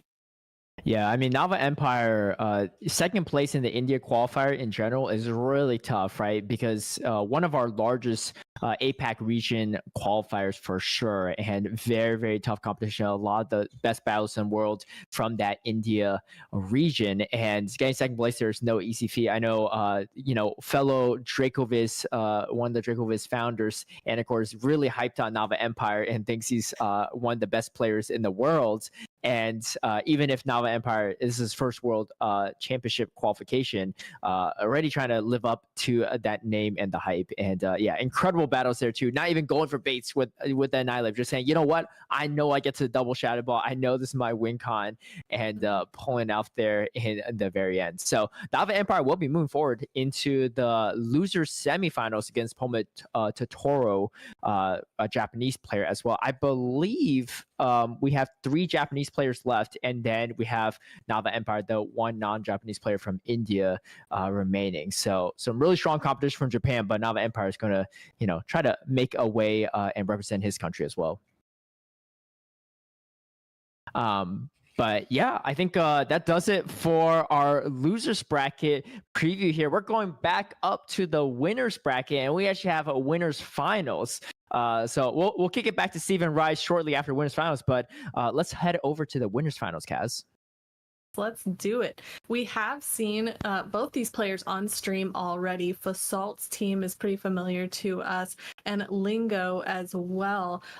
This one is new to you and me, Caleb. So I am excited about that Empoleon. I'm not sure that it has as much play here against Fasalt's team. But we do also see an exciting new pick to us, the Goodra, rocking that new Thunder Punch move as well as Aqua Tail. Yeah, Goodra's going to be really strong here. It doesn't have Power Whip, so not as strong into Quagsire, but just a Dragon Breath damage to Aqua Tail damage is pretty strong, and it honestly looks super safe for Lingo. Yeah. Obviously, Azumarill is not going to be a great matchup. Even Lickitung, it's neutral, but Lickitung just typically outbulks in that situation. You have the Thunder Punch for the Mana Bus, but also, again, Mana Bus pretty bulky, but I think the Gooch is going to come out quite a bit. Like you said, Empoleon, I don't know, right? I've always been kind of a doubter of Shadow Empoleon, especially in Show 6, like in Great League, in the Championship Series formats, but, some players can definitely make it work in GBL, and Lingo actually made it look pretty good in the previous series on stream, but like you said, Charjabug, Annihilate, not great matchups. Quagsire just spamming resistant Aqua Tail is going to be getting annoying, and Mana Bus just typically really, really bulky into it. And same thing for Azumarill and Lickitung. So maybe not going to see as much spice in this one, but hey, Goodra's pretty spicy though, in my opinion. So I'm seeing a lot less Goodra than I expected in this tournament. I thought it would have maybe a bigger impact. But Lingo's still in here in the winners finals with it. Yeah, I think people are still testing it out, but we do have our players locked in, ready to go now. So let's see what they decide to take onto the field. we do see Fasalt with the Charjabug against Lingo's Azumarill, the exact matchup it doesn't want. So Goodra swaps in with some good neutral Dragon Breath pressure. And I love this too. Probably a little chip and dip action from Assault as well here. Resistance Volt Switch is not going to be great, but X-Fisher does a decent chunk of damage, and we see the counter swap over to the Lickitung. This lineup looks really strong for Assault right now. Obviously, I know our caster Tua Butters would love to see some Draco Meteor action here, but no Draco Meteor on this Goodra. Is only going to spam out the Aqua Tail, but I think this is on charge attack priority as well, so this Byzant's going to come through before the second Aqua Tail, and this Goodra's so low already, you kind of just have to let it go. But here's the problem for Lingo. What do you do with this Lickitung? You have your own that's like just a mirror matchup, and then you have a Azumarill that you kind of have to use somewhere, but it's not going to be great into the Lickitung either. Yeah, there's no strong answer for the Lickitung in the back here. I mean, Goodra did a really good job getting it below 50% health, but Azumarill is going to have to take a lot of lick damage as well as a potential power whip, as we see being thrown here by Fasalt. It's still at quite full health, so it can take this, but we do see the shield going up from Lingo, protecting the energy that has already been gained on this Azumarill. I like that shield from Lingo because even though you have the Charge Bug in the back, you still do a decent amount of neutral damage with Azumarill against Charge Bug. And Charge Bug's out of energy, right? It threw the X-Scissor against Goodra earlier. So you see the instant Charge Bug coming back into this matchup. Lingo just going to chip it down with an Ice Beam and maybe swap out to the Lickitung. But Lickitung's not going to have a good time into his Mandibuzz. Let's see how long Lingo's going to stay in this matchup. Maybe trying to catch a move here. Tries to catch, but not quite able to get it. You can see we're trying to catch, but it was in the middle of that bubble animation, and now is going to spend the final shield on this discharge. I think maybe predicting that there might be that Mandibuzz in the back. That's why Lingo just staying in this matchup as long as possible. We see Fasalt finally going for the shield here. Lingo really wanting to try and get as much energy as possible onto this Azumarill, just in case that Mandibuzz is lurking. I do think that's what they were counting on there. And unfortunately, Lickitung comes out from Lingo to be met by that Mandibuzz they became so worried about. I mean, the licks are resisted here, but we will see a lot of body slams coming across. I mean, these are two of the bulkiest Pokemon in the Great League, and they can really start chunking away at one another, given time, which we certainly have. Yeah, we got a lot of time here, but really great patience for Salt there. Charge Bug into Azumarill, expecting the potential catch, recognizing that Charge Bug is really the only answer to that Azumarill, and you really don't want that Mandibuzz on. It's still having a shield advantage and switch advantage as well for Salt. This is looking like a really tough matchup for Lingo. One potential play is maybe stall the timer and bring the Azumarill, but there's a discharge already loaded on the Charge Bug, and there's not enough energy for a move yet on the Azumarill quite yet. Yeah, the Azumarill, as much energy as it was able to get in that matchup by throwing up shields early, still doesn't have enough in the tank to take care of this very healthy Mandibuzz and Charjabug that is, as you pointed out, loaded with energy. We do see a catch of the Azumarill here coming in to catch this Aerial Ace. So, I mean, this is it does some damage, but unfortunately, as you pointed out again, the Azumarill does not have any energy, and the Charjabug does, coming in to throw that discharge, getting this mouse out of the way. Yeah, it's a mouse or a rabbit, but either way. Different things. I've heard different things. But now we see the Lickitung finally going down to that Charjabug. Fasalt playing through that matchup pretty excellently, knowing that they needed that Mandibuzz back in the back, just in case a Lickitung was lurking back there. Yeah, that was a fantastic team read from Fasalt too, right? And really having a game plan for everything. Like, a really good sign of a talented player is every move they make makes a lot of sense, right? And obviously they only have half the information we have, right? They only know their team. They don't know their opponent's full team of 3.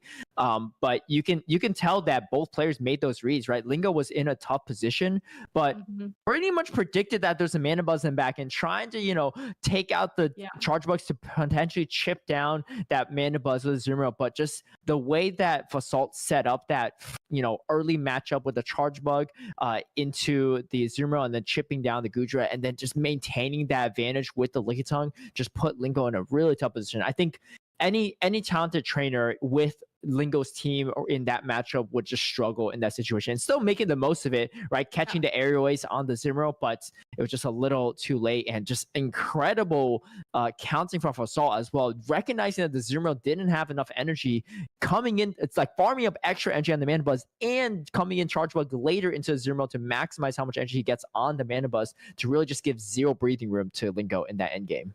Yeah, really well played on Fasalt's part there, really controlling the whole matchup.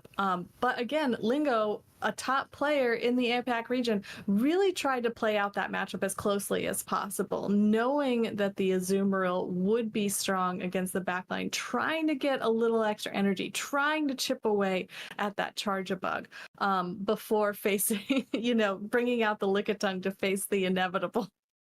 Yeah, definitely. So it's gonna be interesting to see. I mean, those are one of those losses where like you've done everything you can and you just have to shrug it off and try to find a way to adjust there. We talked about how strong the Gudra looked into Fasalt's team, but even without the Zumro on Fasalt's lineup in that game, still found a lot of neutral play around it, right? I think that's the real premise for Gudra. It doesn't really hardwall anything. So even though it's really safe in this stuff, it also, there's a lot of ways to neutrally check it. It kind of feels almost like a dragon type Lickitung in a way, right? Like it's really safe, but there are ways to beat it, right? Yeah, and it has a little bit more bulk than some of the other dragons that we're used to seeing in the Great League. And now it has, really diverse coverage with Thunder Punch, so it can even make that Azumarill matchup a little bit closer. I think that it will be still a strong, safe pick for Lingo going forward. And we do have our teams locked in. So let's go down to the field. And we do see instead the Gudra on the lead against the Lickitung here. I mean, two very round, very, one bulkier than the other Pokemon, both going for their charge moves almost immediately. The Aqua Tail being thrown against the Lickitung. I mean, neither of these is worthy of a shield here in the beginning, although the body slam from the Lickitung does have the advantage of being same type attack bonus, so we'll do a little bit more damage here against the Gudra. Yeah, I'd like to just slightly bulkier as well over Gudra. Gudra definitely one of the bulkier dragon types, but you can see both players getting to the moves at the same exact time. And here you see trying to catch the body slam, but then Polion does come out only to be met by the Charge Bug. However, you have to respect the neutral Hydro Cannon from Polion. It's still going to hurt quite a bit, even into the Charge Bug, who has a positive matchup here. But these Volt Switches are really adding up. Probably going to throw here right before the next Hydro Cannons reach. Really great timing from Fasalt here on that Charge Bug as well. And we don't see a shield. If you look at the backline, the Empoleon could be strategic to bring out this Charge Bug and free up Lingo's Azumarill in the back. We do have an Aqua Tail ready from the Gudra, not doing a whole lot to this Charge Bug, but thanks to the resistances here, this Gudra can tank quite a few Volt Switches. Will have to throw up the first shield against this potential knockout of the X's are there, and now able to throw another Aqua Tail against the Charge Bug. Will we see the last shield? No, Charge Bug goes down. And I think that Fasalt is going to, end up regretting that a little bit as he realizes what's waiting in the back. Yeah, and Fasalt actually coming in with the Lickitung as well, too. I mean, this is good and bad. You get a lot of energy here, but you also took a lot of damage. However, I don't think you could bubble down this Lickitung, or it's going to take a while for it to do so. So Lingo reading the Mana Buzz in the back, it is a good read, but how do you get rid of this Lickitung? This Lickitung still has a shield remaining as well. So if you're Fasalt, something is up. Well, actually, no. Fasalt knows, because you actually have the Mana Buzz. You already know that this is the last Pokemon you got to take out. So you're going to protect this Lickitung as much as you can. I think if you're Fasalt here, actually going to swap in the Mana Buzz now here too. I think this is actually a pretty solid play as well. Absorb all this energy from Lingo and then try to maybe chip it down enough to put it maybe in Body Slam range. I mean, Mana Buzz, not a great matchup, but in all the situations we see Mana Buzz against Zumarill, this is actually a pretty good one for Fasalt. Yeah, I mean, bringing in the Mana Buzz here allows, really forces the Azumarill to have to use that energy, right? The longer you stay in that Lickitung matchup, as much as you can do a little bit more damage, you're just allowing more and more bubbles to come through, you're allowing this Mandibuzz to be at that disadvantage. So I think coming in earlier, trying to get ahead of the curve here is the best play for Fasalt. We see the first play rough being thrown here. We've seen ice beams already, but now we see the last shield from Fasalt. There is another aerial ace already, and this blue mouse, perhaps bunny, is going to almost be knocked out by that aerial ace, taking one more snarl and will go down. Fasalt, once again, knowing that backline, and anticipating it early really allows him to keep control even in what could be a disadvantageous situation. Yeah, definitely. I mean, Fasalt played incredible there too. And again, as we predicted too, the Shadow Opponent just didn't have as much play into this matchup. I think Lingo did everything he could in that to draw out the Charge Bug, right? Free up the Zoomer, but that's just between the Charge Bug and the Lickdown, there's just so much that the Zoomer had to overcome. And then by then, you have a Mandibuzz taking out Zoomer. Yeah, you can take one, but not both. And I was looking at Fasalt's team there towards the end. It's a really well-constructed team. You have a Shadow Quagsire, a Mandibuzz, a Zoomer, all really great checks to that Shadow Gligar, and you have Lickitung that's more neutral into it. So it really frees up your Annihilate and your Charge Bug in a lot of these matchups. And I mean, looking at it too, Charge Bug looked really strong into the entire team of Lingo outside of really that Gligar. It has some neutral play even to the Gudra. So opting to really protect the Charge Bug in that. But when the whole rest of the team says no Gligar. No Gligar. Yeah. You can't bring Gligar, right? Yeah. Then Charge Bug becomes a lot more free. Yeah. So, I think overall the team looks pretty meta, but it was really well built from Fasalt, and I think that's what's really gotten him a lot of these wins. 2-0 against Charming Chinda, 2-1 against Shinlena, 2-1 against the Shadow Giraffrig of RNX Legend Push, and now 2-0 against a Lingo in this winners final. So Fasalt will be waiting in the grand finals for their opponent, and it'll be either be the winner between Lingo and then the winner of this loser semifinals, which right now is Totoro versus Nava Empire. So we're still awaiting that result there. And I see your own cat lurking in the background as well, Kaz. Yeah, he's a little upset that I'm up so late. So we do need to move on, and I think our co-casters need to tell us what they think of Fasalt's rise through the bracket. All right, Steven Rise, welcome back. What you think so far? I mean, seems like meta is here to stay. We'll kick it off with Rise here first. What you think? The Mandibuzz has been really good, and we actually saw it snarling down in a Zoomerl at the end there, which you don't see too often. But I think the Lickitung had something to say about that with the chip damage from the Power Whip.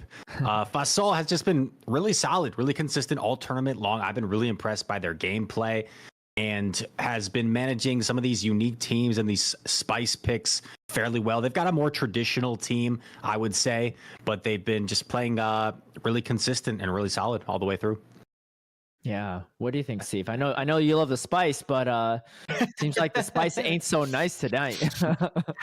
Yeah. Look, and maybe it didn't really do what it had to do, but I actually had a thought, like once Rice, you sort of pointed out the fact that he's had to take on a lot of spice through the tournament. Like looking back, it was like, it was Shinlena's Gudra, and then RNX pushes coming in with the Shadow Giraffrig, and then going into Lingo, where Lingo is obviously running the Empoleon and the Gudra as well. I mean, it's really just been the spice has just kept on knocking the entire tournament. Like, let me through to that winners finals. And Fasalt's just sitting there like, nah, there's a reason that meta is meta, and I'm not going to let you through to that winners finals. But, it does mean that Lingo's sitting down there in the losers finals, ready to go.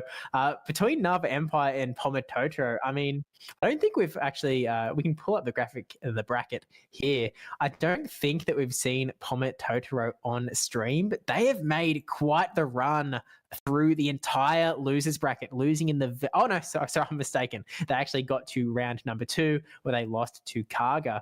But like Pomet Totoro is also running an absolutely wacky team where they're running Shadow, Poliwrath, and Trevenant. which are not two Pokemon that you see very often on the Pokemon circuit. And so I'm sort of interested to see whether Nava Empire is also going to be putting a stop to Pomodoro's spice push, you could say, whether meta is going to rule the day and whether we potentially see a completely meta grand final after all of the spice that has been sprinkled through this tournament.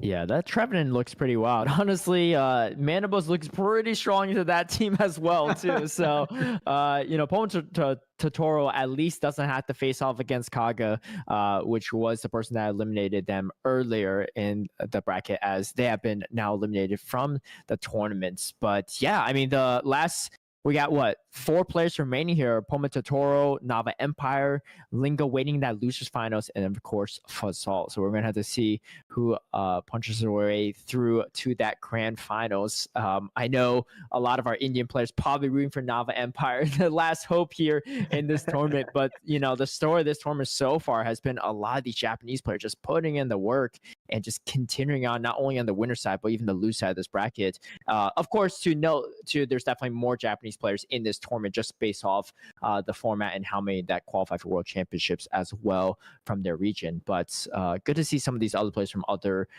areas of APAC also put it on a show.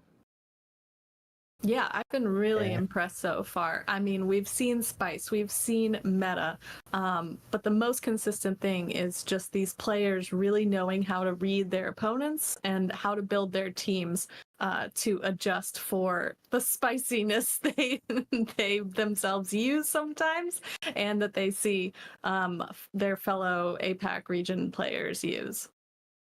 Yeah, definitely. I think this is a bit of a warning, right, to the World Championship circuit, where everyone in this tournament has qualified for the World Championships in Honolulu, and these guys are coming to this tournament where there is a lot of cash on the line, running these sort of bonkers picks. They're thinking about these Empoleons, they're thinking about these Giraffe rigs, and they're like, this is a legitimate meta threat. And so when those of you out there that have qualified for the World Championships, I mean, I know 2 of them happen to be in this call. But when you sort of go onto that, you sit down, you look across from your opponent, you look at that team sheet, you might have to prepare for some of these wacky picks. You might have to prepare to see an Empoleon on the other team, and you have to be able to handle that. It's not just about putting the top 12 graphic of usage from NAIC and going, I just have to be able to counter this. It's about, I need to be able to handle anything, because if that Empoleon comes up and your team is 6 times weak to Empoleon, that could be a slightly embarrassing way to go down in the very first round of the World Championships. So yeah, I think but I got a question for you, Steve. Talking about all the spice. Now that Xiao Giraffrig's been eliminated from this tournament, what's up with the background, right? What's the new spice that you're gonna bring to your bedroom? Yeah. Look, it feels like Empoleon feels like the next big pick, because obviously Gudra's out there, right? And I think Caleb, you in particular have.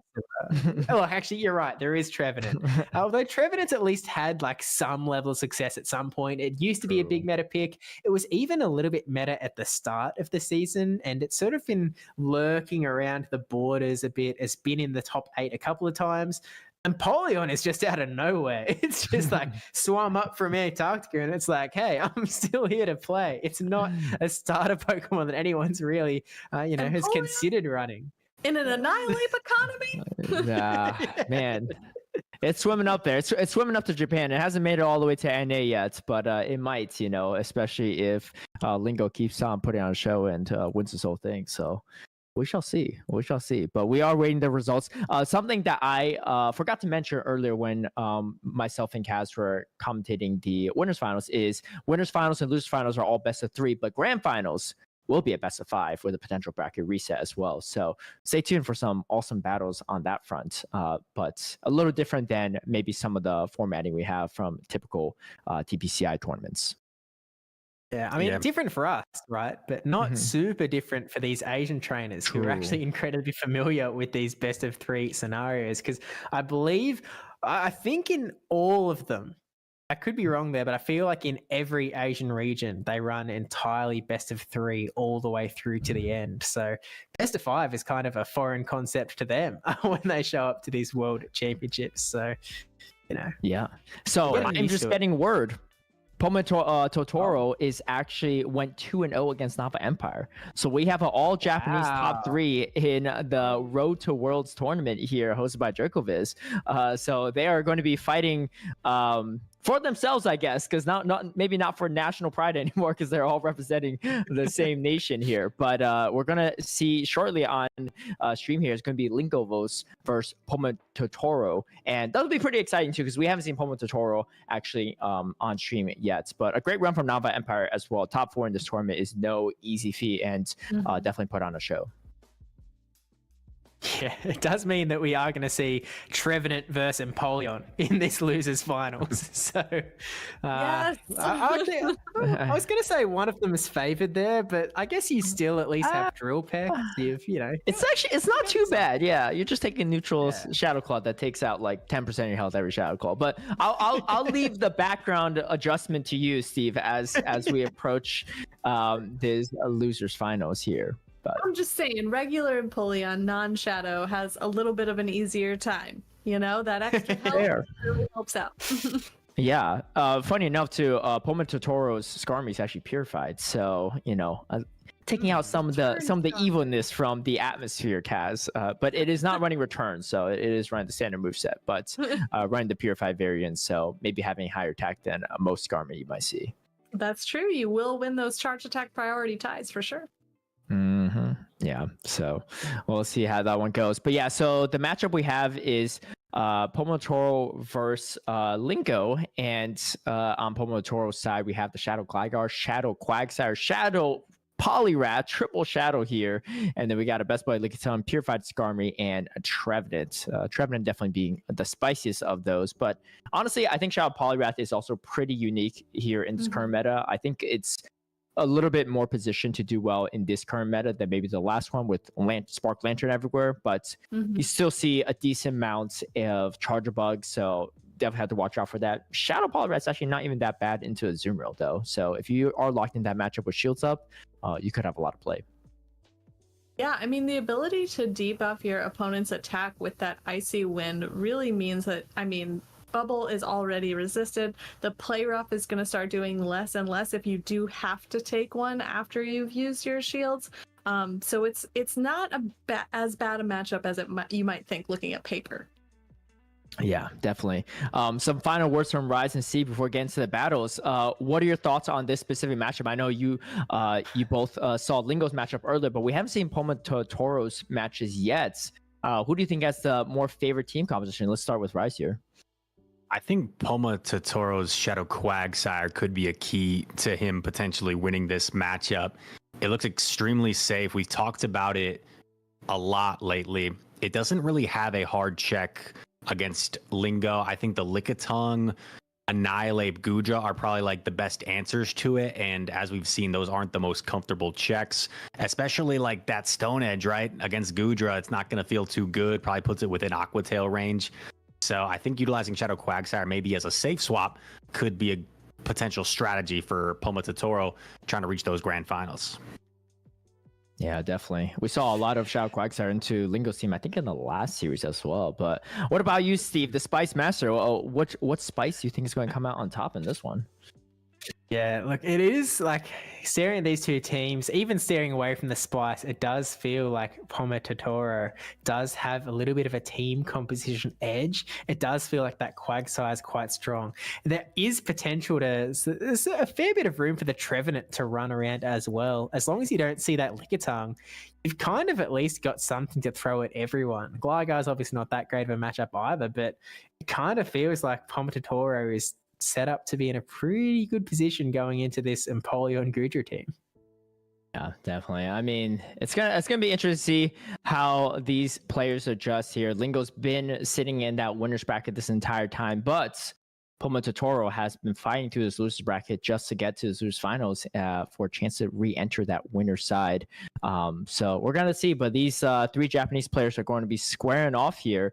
And just a recap of their placements from the Pokemon Japanese Championship Series, PJCS. We have Fasalt, who's winning the grand finals, top 8, finished there. We had Poma Totoro top 8 as well. And then we had Lingo in that top 12. Funny enough, we actually had Kip and Vix Rosie Snapper, who had a 2nd place and a 4th place finish, but both have actually been eliminated. So these players, the remaining players from Japan, definitely hitting above maybe their weight class here, but really good to show the depth of the skill level, even from all these players from Japan in that top 16 as well. And of course, we even have 3-time Worlds qualified Crescent Angels as well that hasn't made it. Well, actually wasn't in this tournament, I believe, but again, only in that top 16. So it really shows the depth of skill level from that region. Yeah. By the way, before we get into these battles, I've just taken a look back at Dracoviz.com. A great spot for some stats on this series. Like, Lingo qualified using a Gudra and Polion team in the PJCS. And by the same token, Poma Totoro, they weren't quite running Trevenant, but they had Whimsicott Shadow Poliwrath on their team as well. So this is kind of like, they're used to success with these picks running around. So not only are they getting really far into this tournament, but they were able to get pretty far into a pretty hotly contested PJCS as well. So definitely people to look out for. So what you're saying is all these spice picks, this is a threat. It is a threat for a world. Watch out. Yeah. Definitely. I mean, their tournament also did take place before our most recent update on, what was it, June 4th? Whatever the June update was, right? Because we waited a couple of days after their tournament and the Bologna tournament, if I'm not mistaken. So this is a newer meta for them. So a great time to kind of practice some strategies here. And I'm sure there's some Worlds qualified players tuning into this stream to, pick their brains and see what they're coming up with. Maybe one of them sitting with us here in these circle of casters here. Yeah. I know like just in announcing and seeing the discussion that this event was taking place, there was definitely some people in Discord and stuff that were intrigued to watch just to see what the meta would look like, what these trainers are running, and people it's a bit of a time jump, right, from the most recent tournament NAIC to Worlds is about 2 months or so it's a bit of a time frame in terms of that to Worlds. So people are intrigued to see what the meta is looking like. And I think in July, there's going to be some locals starting up where people can start earning championship points for the upcoming season. And those will maybe be some good practice opportunities for not just Worlds, but the upcoming Play Pokemon season. So it'll be fun. Yeah, definitely. We saw some changes to that as well, too. But either way, I think championship points will be highly sought after for those that are in the regions that can earn championship points. I think is the best way to sum up next season's, schedule as well. And, so a lot of these players will definitely be digging into that for sure. But I think our players are setting up very soon. So I think we can start heading over to the battle. So we'll check back with Steven Rise for the grand finals with Fasalt waiting there as well. But we got to figure out who's going to be facing off against Fasalt in that. And it's going to be a Lingo versus Poma Totoro coming in this losers final. So Cass, me and you again here, and we got triple shadow. Yeah, you get triple shadow on one side, double shadow on the other. I feel like they knew that you're casting battles. Like, you know what, we got a bone to pick with Hurricane Cass. We got to show the strength of Shadow. Yeah, we have a purified Skarmory as well, even if it is not rocking that return. Poma Totoro, as you mentioned, we have not seen them on stream just yet. So we do have the Shadow Gligar, the Shadow Quagsire, the Shadow Poliwrath, the Best Buddy Lickitung, the Purified Skarmory, and the Trevenant. So a lot of these team members that they've brought together here, sporting some accolades, and quite interesting compared to what we've seen so far. Yeah. I think the first thing I see, as Rise pointed out, is that Shadow Quagsire. I mean, we've seen how devastating it can be, even in neutral matchups in the battles that we've covered so far. And I think it has a lot of really good neutral play against Lingo's team. Yeah, it does. I mean, there's not a lot of really easy checks for it. I think Lickitung might be a solid check, but something I wouldn't be surprised if Pomototoro tries to do is maybe use the Quagsire to draw out the Lickitung to maybe free up the Trevenant in the back. Of course, if you have a Gligar in the back, you're kind of in a bad spot if you're Trevenant, but everything else, Trevenant's actually going to do pretty well into, right? It's just really the Lickitung and Gligar that's going to be consistent checks to it. And Trevenant, you know, doesn't really hate that Lickitung matchup as some of the other ghosts do, because it resists all of the charged attacks from Lickitung. And Seed Bomb got a nice little buff this season, so it's doing slightly more damage than it used to. Seed Bomb is the name of the move. Sorry, it is getting late here. Yeah, no, that's totally fine. But the buff is still real, and it does do a little bit better in that Lickitung matchup than some other ghosts might. Yeah, definitely. And, you know, it's going to have a credible matchup against the Azumarill, Annihilate, and Empoleon. And the Shadow Ball still hurts Goodra. And the thing is, Goodra, similar situation as the Lickitung, it's got resisted charge attacks with the Thunder Punch or Aqua Tail. You're only doing neutral Dragon Breath, so even worse than the Lickitung in that regard. And the Shadow Ball actually lands, it does quite a bit of damage too. So we'll see. Trevenant, maybe not the easiest thing to run, but Pomototoro making it all the way to the Losers Finals with the team and first time on stream. So we're going to see if the strategy is running the Trevenant, or maybe a lot of it is just going to be bench pressure. But yeah, a lot on the line here. If we see it, I think the Trevenant has play. I think it's going to be a really strong contender along with that Quagsire. Gligar looks really strong from Lingo against Pomototoro's team. I mean, you have to fear the Quagsire, obviously. But I wouldn't worry too much about that Skarmory, because I'm just not sure that Skarmory has a whole lot of play here against Lingo. Yeah, definitely. I mean, the Gligar looks very safe overall. Quagsire is kind of a nuisance, right? Just because you get outpaced, but one Aqua Tail is not really enough to take you out, so you don't have the shield right away. However, that Skarmory is going to be definitely a wall to that Gligar, so that is going to be one thing to hold it back. I've been generally a Poliwrath hater of late, of the past few months, but I think in this current meta, it has a little bit more play, and it definitely has a lot of play into Lingo's team because there's no electric types. The Shadow Poliwrath, which shields up, can definitely muscle through even a Azumarill. Fantastic matchup against Lickitung, Empoleon, and even the Icy Wind stuff against Goodra does great there. Has some neutral play into Annihilate too. So we're going to see if that comes out or not. But we're going to go into game number 1 here. Lingo bringing the Goodra in the back here with the Lickitung lead into Pomototoro's Shadow Quagsire. We do see the Trevenant in the back though. And because of that, Pomototoro kind of has to stay in this matchup. And is going to start baiting with this Aqua Tail. I don't know if Lingo shields, and Lingo is going to just confidently let this first Aqua Tail go through. Yeah, I mean, if you're the Lickitung from Lingo, you know that you can comfortably survive even the Stone Edge, so there's really no point in giving up the shield early, especially when you know that you can force the early shield here from the Quagsire. Yeah, and we're getting this first shield is going to be pretty nice. You see Pomototoro going for yet another Aqua Tail, almost at 2.5 Aqua Tails at this point. Do you shield here? Lingo says, no way am I shielding, and throws a Body Slam now in Body Slam range. Pomototoro has so much energy invested on his Quagsire. Do you throw up the shield? Yes, going to throw up that final shield. 2 shields spent already. But the energy on the Quagsire has so much to go through, even against the rest of the lineup of Lingo. So I think it's actually a pretty smart decision. And I mean, if we're looking at this back line, if you get that Skarmory on the Gligar, it is game over. And actually, here comes the Goodra. This is fantastic for Pomototoro because, again, you avoid that Goodra on the Skarmory matchup. And typically speaking, that's not a bad matchup for the Skarmory. But now they have Thunder Punch. It's going to be much better for the Goodra. But I mean, look at this. There's no shields. Yeah.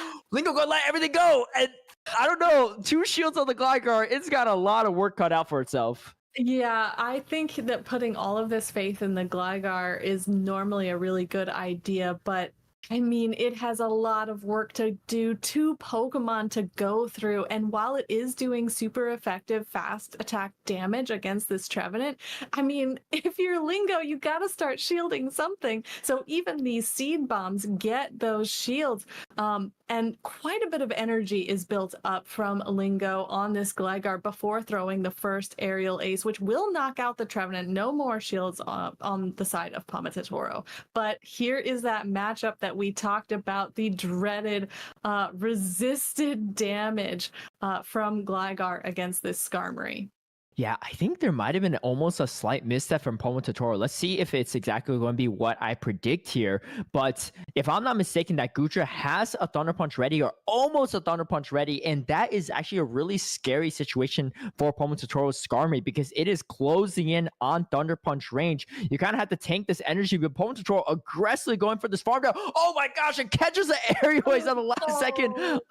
Quagsire too, absolutely heartbreaking as well. Pomatatoro probably going to go for the Steel Wing down now, has 2 moves ready. However, is going to throw this first Sky Attack. This is going to be interesting. I don't know, because there's still a shield on the side of Lingo. Yeah, Can Lingo just shield now and go for the Thunder Punch? But the Goodra is low enough on health. No, the Thunder Punch is ready for this Skarmory. I was going to say, the Goodra is low enough on health that maybe you think you force the shield with the next Sky Attack, and then you can Steel Wing down. Maybe you have enough damage from Steel Wing that even through the shield, you can get through that. But yeah, unfortunately, it just didn't play out the way Pomatatoro had hoped.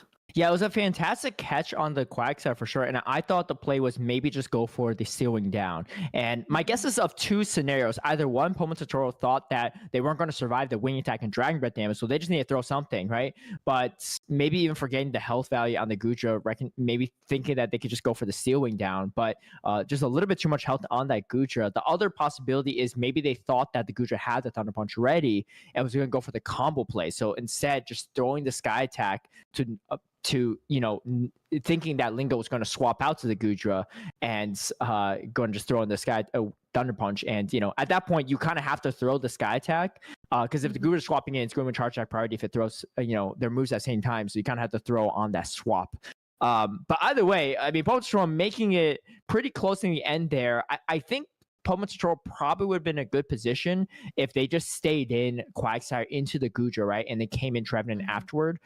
But of course, this is from our perspective and we know what their backlines are, whereas, Pomatatoro didn't, and maybe they didn't expect the Gligar and they thought, man, I need an energy advantage somewhere because I'm already down 2 shields. But that Skarmory was looking really good into that Gligar if they just maintained that the matchup. Skarmory looked great in that backline, but unfortunately, the energy advantage that Lingo was able to build up, not to mention the shield advantage that they were able to get by sort of unknowingly forcing Quagsire to stay in that early lead, which normally Quagsire would not want to be against Lickitung. Yeah, that probably gave Lingo a clue as to what they needed to do. Yeah, and we saw Trevenant there too. It didn't really put in as much work as we expected, although the Shadow Quagsire was definitely a very pivotal for Pomatatoro, maybe just costing a few more shields than they expected. I think something I would love to see potentially in this game, or maybe in potential third game, is the Quagsire as a safe swap, because if you have an energy lead on your opponent, it could really put in a lot more work. Whereas on like neutral energy and even shields right off the bat against the Lickitung lead, like it's a little bit tougher, right? Obviously, Pomatatoro didn't want the Lickitung leads, but just had to stay in because of the Trevenant in the back. But I think a safe swap Quagsire looks super strong into the team of Lingo, and that might be the key. Yeah, I would tend to agree. Quagsire, I definitely see coming back in. I think that they might leave Trevenant or Skarmory on the bench, but we'll have to see. Our battlers have locked in their teams. So let's go down to the field and see what we've got. We've got a Zoomeril from Lingo on to the Lickitung from Pomatatoro now. So this is a little more favorable for Pomatatoro this time around. Yeah, and I like this team composition from Lingo. So you have the Goodra in the back to try to lure out the Skarmory so that the Gligar is going to be in a better position. But Pomatatoro really has a hold on Lingo in terms of team composition for this game. You got a counter here. You got a hard counter for the Skarmory in the back for the Gligar, and the Quagsire has a lot to play both into the Goodra and Gligar as well. So Pomatatoro, recognizing the strength of this Lickitung, is going to shield up this play rough after getting that first Power Whip shielded on the side of Lingo. I mean, the longer Lingo stays in the matchup, the better it is for Pomatatoro, but Lingo does have the option to throw this Power Whip and maybe dip out, throw this play rough, I should say, and dip out before the power whip comes through. Let's see if that's going to be the play or not. Power whip is going to be reached, and Pomo2Toro farming up a ton of energy. Is anything going to be thrown? And finally throws his power whip here. This is a lot Lingo. of patience. I think they were anticipating, as you said, they were anticipating a potential catch. So saving that energy, saving that attack for just when they knew their opponent was going to stay. It's one of the hardest things to master in this game, and it shows a lot of patience from Pomo2Toro, which really pays off getting this Azumarill out of the way. Definitely. And Lingo coming in with the Gudra. I like this play a lot because it has a lot of coverage into the entire team of Pomo2Toro. So if you have an energy lead, it's going to put you in a really good spot. But the body slam and the lick damage is really going to start chunking. And the real question is, what does Pomo2Toro come in with? Do you come with the Skarmory or do you come in with the Quacks? So Skarmory is going to resist Dragon Breath damage, but super effective Thunder Punch, no joke. Whereas you're taking neutral damage. Oh, actually comes in the Skarmory. So this is going to be a lot better for Lingo's Gligar in the back. However, is it going to be good enough? Because Shao Quagsire still has a lot of play, and we see the final shield come up from Pomo2Toro. Yeah, I think Pomo2Toro really is counting on that Gligar being in the back, and they want their Quagsire matched up against it. That's why they bring out the Skarmory, really just asking them, like, hey, show me what's in the back. I bet it's a Gligar. I bet you don't want to come into this Skarmory. And now they have a Quagsire that can get to, as you mentioned, outpace with those Aqua Tails against this Gligar in the back. Even though it has shield advantage, I mean, it let that Sky Attack go through, so it's already below 50% health.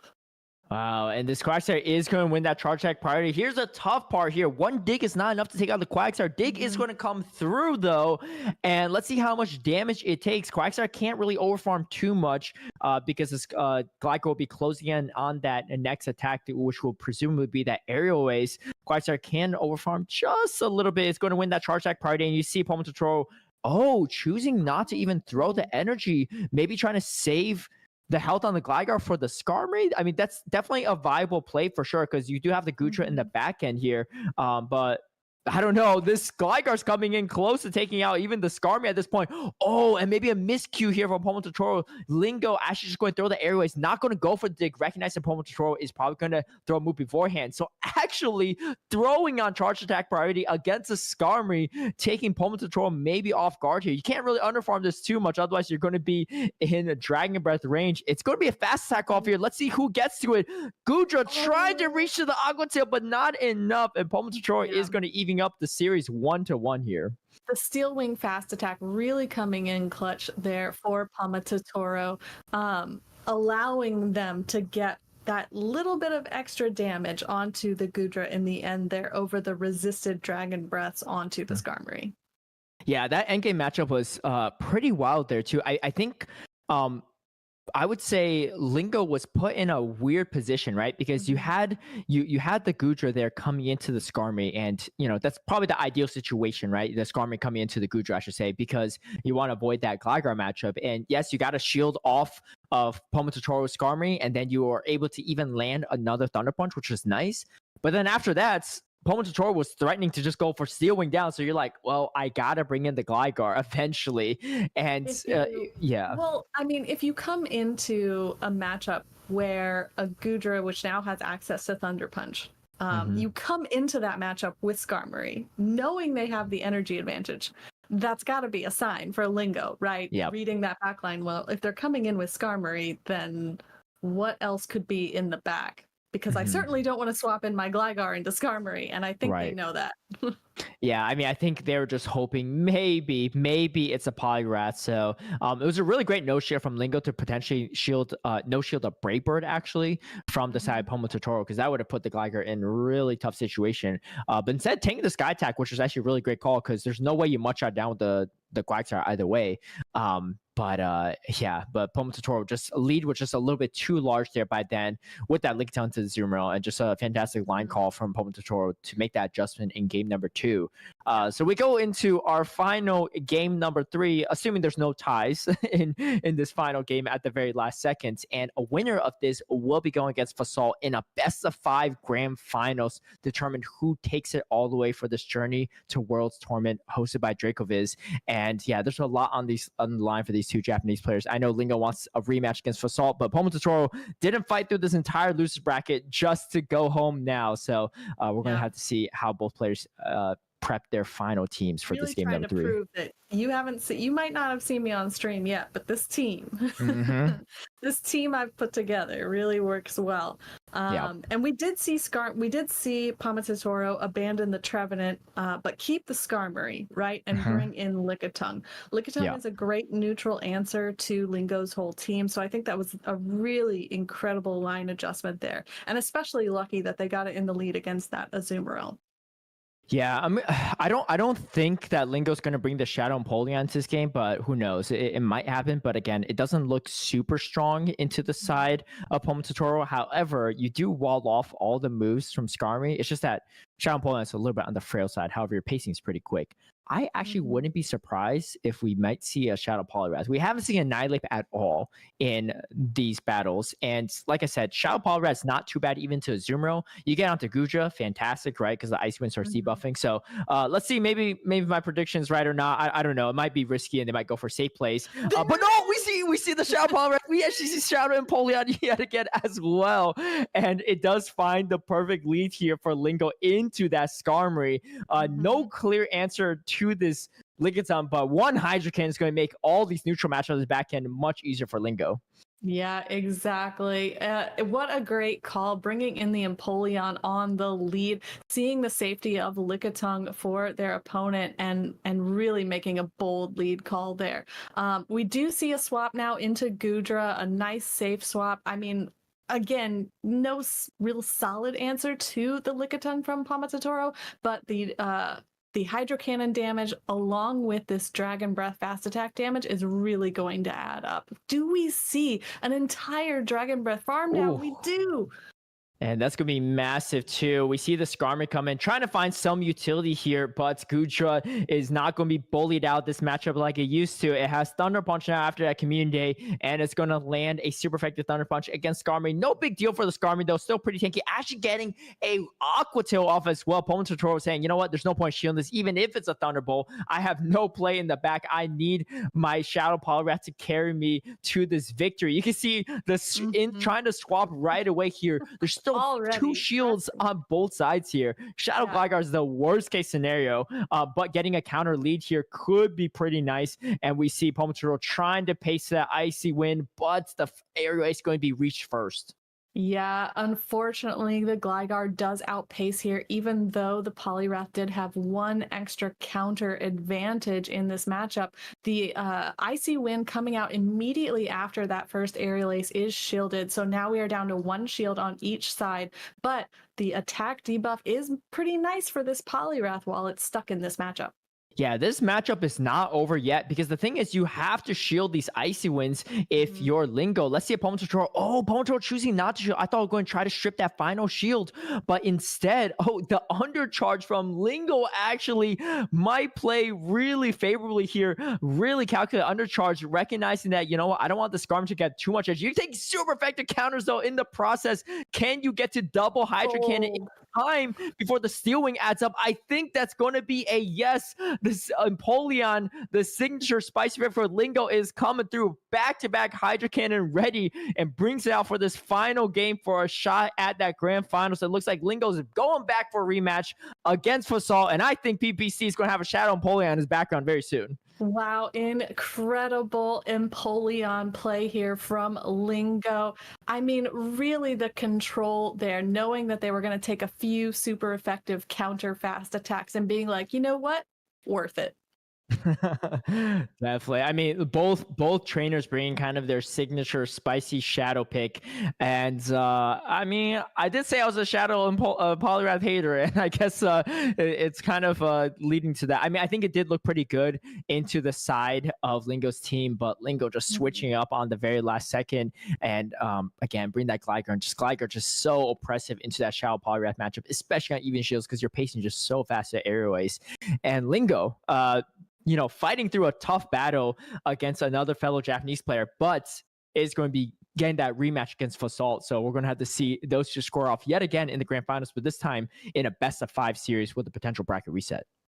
Oh, and it's going to be incredible to see that Shadow Empoleon really make an impression on the field, especially in this rematch. So let's bring back in our co-casters and see what they have to say about this upcoming best of 5. All right. I mean, I can't wait to see this background here. Oh, there it is, the Empoleon. And that looks like an Empoleon in like a stadium with a crowd and everything. That Empoleon got a smug look like, hey, you doubted me, Caleb, but I'll show you. And in game number 3, hey, Lingo showed us all. And man, Shadow Empoleon put in some work there too. What do you all think about those set of battles? What a timely what a timely moment to bring the Empoleon in the lead in the decisive game 3, catch it against the Skarmory where you double resist those Steel Wings and was able to close it out in the end. And how about the wherewithal to undercharge that Aerial Ace at the end to get the extra farm? I don't know how many players would have even thought to do that, to be honest, just to ensure that you'd have enough energy to outpace the Skarmory there, not give your opponent any crazy win condition. So really well done. I was super impressed by that play. Yeah, definitely. What about you, Steve? I mean, did the spice live up to the name or what?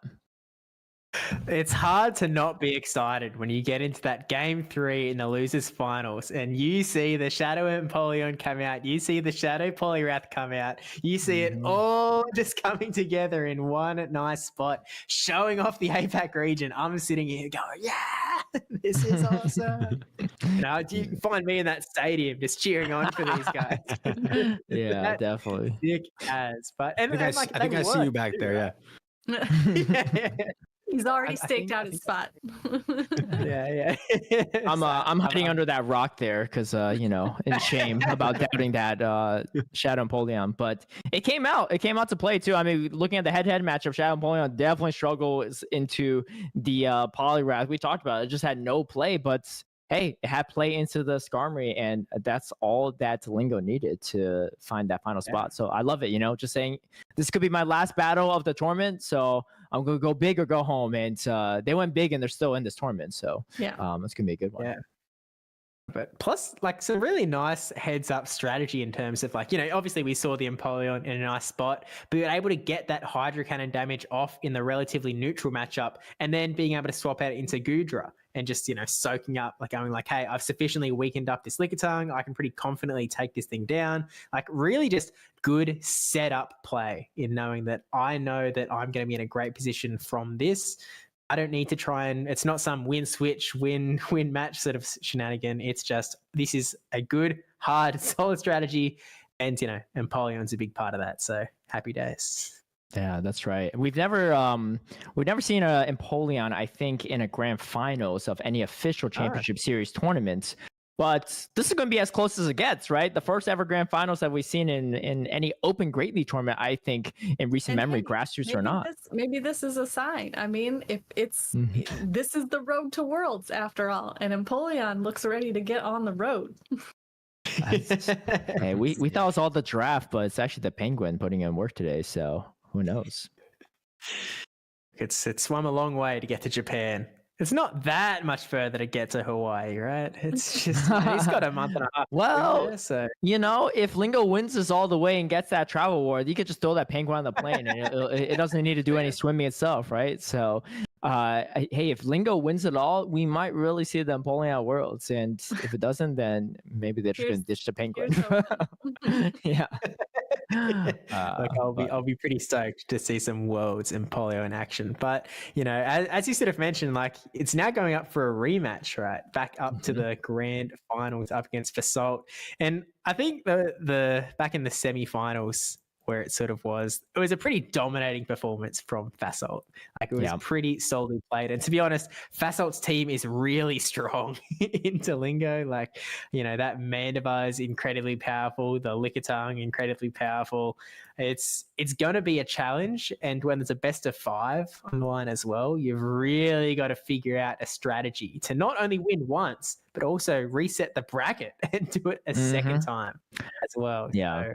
I will say, Big ass. oh yeah, go ahead, Kaz. Yeah, yeah, big ass for sure. I'm sure Fasalt was watching maybe the loose finals and is cheering on maybe Lingo for that rematch because, like you said, a big team composition advantage. However, I wouldn't count Lingo out yet because it is going to be a best of 5. So a lot more potential variance here in this potential longer series for these two players. But anyway, I think the players are ready. So PvP Steve and Rise Vacation take it home for us in this grand finals.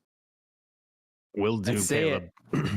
And Steve, you and Caleb and Kaz talking about this is going to be a tall task for Lingo to try and get this done. I was thinking the same thing. We talked about the Shadow Quagsire being difficult for Lingo's team. Also, the Azumarill. I think the Azumarill is a problem because if you look at Lingo's team, the only really reliable answer to it is the Lickitung. Azumarill has play against everything else. And I mean, honestly, even the Lickitung, right? Azumarill still hitting back for neutral damage. So the Azumarill is extremely safe. And if Lingo is going to be able to win this matchup, I think they're just going to have to really play a signature set, a set of their career to find win conditions and see great plays and really play tag team with their Pokemon to try and handle this Azumarill. Because if I, as a player, was putting myself in the shoes of Fossil, I'm probably bringing this Azumarill every single game. Yeah, I mean, not only that, but like, you bring the Azumarill every game, you bring the Mandibuzz every game. You've really set up a pretty tall order. I mean, I guess Mandibuzz isn't as strong. Like, Azumarill, like you mentioned, you've got really good play into Goodra. You've got good play into Annihilape. You've got good play into Gligar. You can even do pretty decently against the Lickitung and the Empoleon, and obviously the mirror match into Azumarill itself. But then, like, Mandibuzz has got good matchups into Annihilape, into Goodra, into Gligar. Well, it can win the Gligar matchup, especially in the One Shield. But then, like, I was doing some PV Poke Sims with Empoleon because I was like, I want to understand this Spice pick even more. And like, Mandibuzz still coming out on top of that, even with that Hydro Cannon. Big damage coming through. Like, Mandibuzz is just really powerful. And so, like, I don't want to say, I mean, look, one strategy is you just go RPS. You just, land the Azumarill into Mandibuzz. There's always that strategy, right? Not probably not the strategy to go for when you're in a best of 5 that you have to win a bracket reset for, because that's a lot of dice rolls to try and get that thing working. But I feel like, what does Lingo have to do to try and get this win out of here? And obviously, as you mentioned, you've got to make some pretty sick plays. You've got to make some nice catches. You've got to make some nice swaps. You've got to make some nice reads.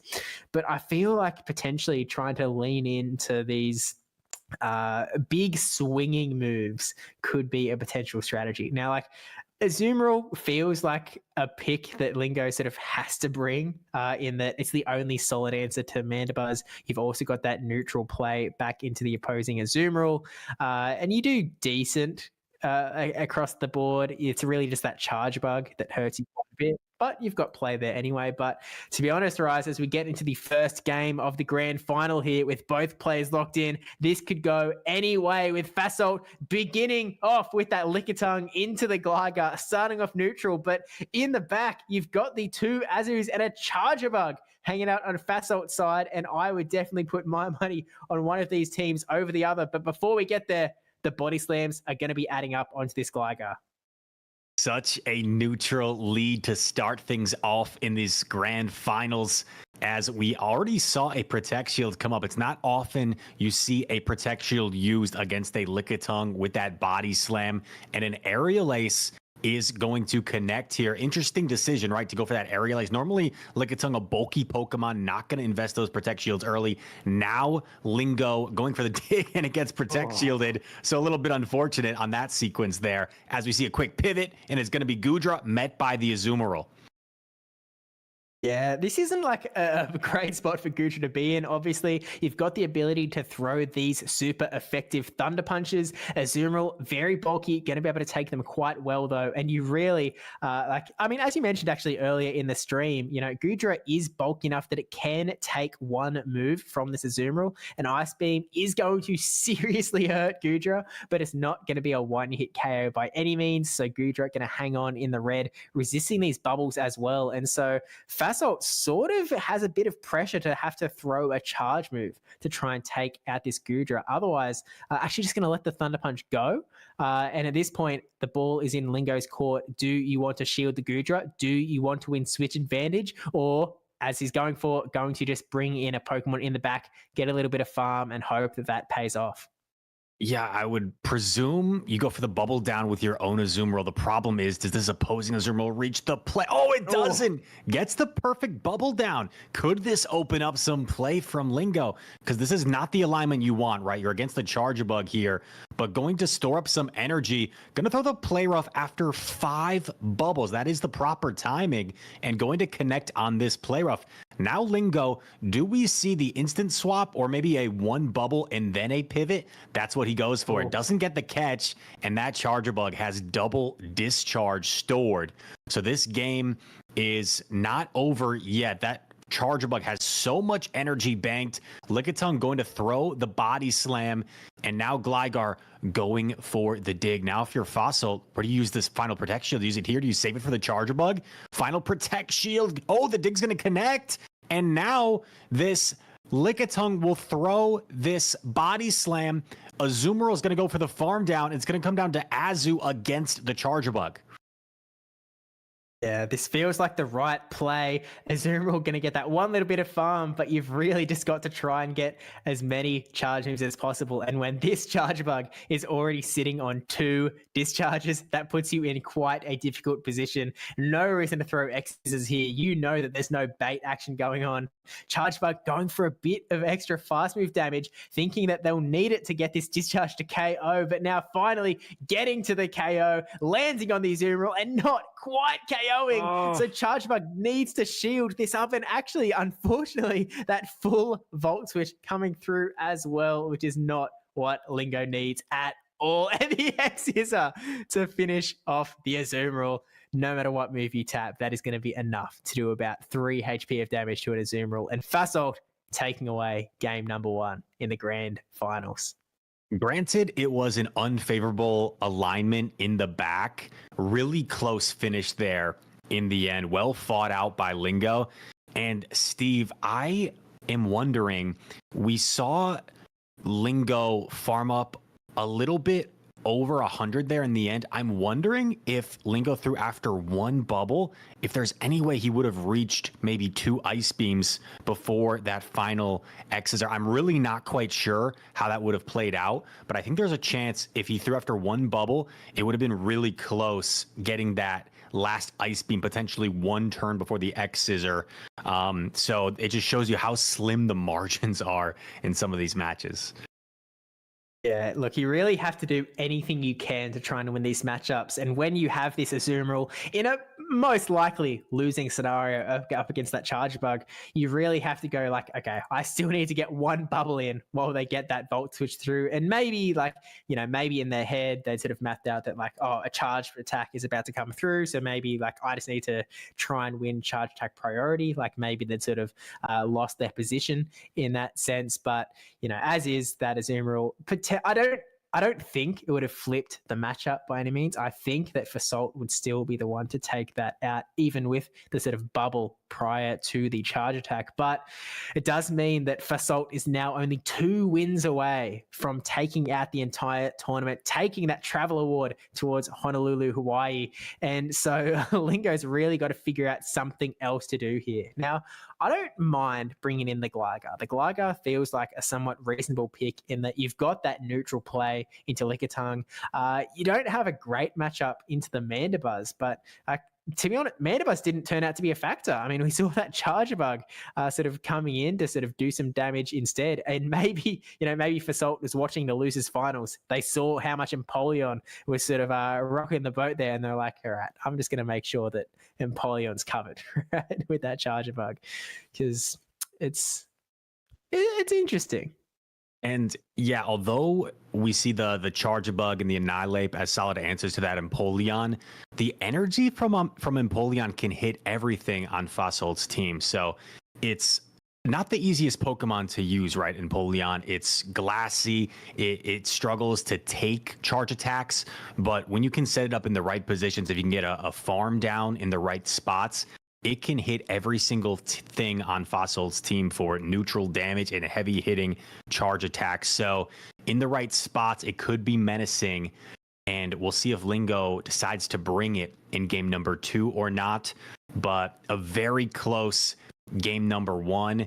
And yeah, the Gligar was an intriguing pick and a really close end game there. And sometimes, Steve, you kind of get caught in the middle. And what I mean by that is it was such a close end game. It's like, do I commit to the fast attack down or do I try to go for 2 charge attacks? And I think it was one of those situations where Lingo just kind of got caught in the middle, where he ended up going slightly over 100 and was like, do I commit to the bubble down or do I go for 2 ice beams? And ended up being really close either way. Yeah, when you're in these scenarios, when you've got these Pokemon that are a little bit slower, a little bit clunkier, Azumarill with those 3-turn bubbles, as opposed to the Goodra, for example, running that 1-turn Dragon Breath, you sort of get locked into these decisions that you sort of make, like in the middle of, in a single moment, you can go like, go for a fast move, or even if you haven't sort of thought it through, if you haven't decided that you're going to go for the charge attack, sometimes just continuing on with the fast attacks just gives you more thinking time, gives you more processing time to try and figure out what your move is going to be. And sometimes when that, 3 turns, that's a second and a half, right? That sort of extends out the time before you can start going for those charge attacks. It can be a little bit dicey whether you're actually going to be able to finish the job in that sense or not. There was also some, unfortunate shielding in the sense of like, went for the aerial ace, it landed, went for the dig, unfortunately that got shielded. And so when you get put in those scenarios as well, it just feels like you're sort of creating your own disadvantage, which is always, it feels bad, man, when you're stuck in those scenarios. But jumping into game number 2, and the Empoleon comes out into the Mandibuzz. A lot of neutral damage here that Empoleon can pressure. So the question becomes, Rise, do we see the shields come out quick, or do we see a swap at some point? So that this Hydro Cannon will dish out some heavy damage, but Mandibuzz, a bulky flyer, able to take it. Double Dark Pulse, of course, will be enough to knock out. You see Fossil throwing that Dark Pulse and the early shield.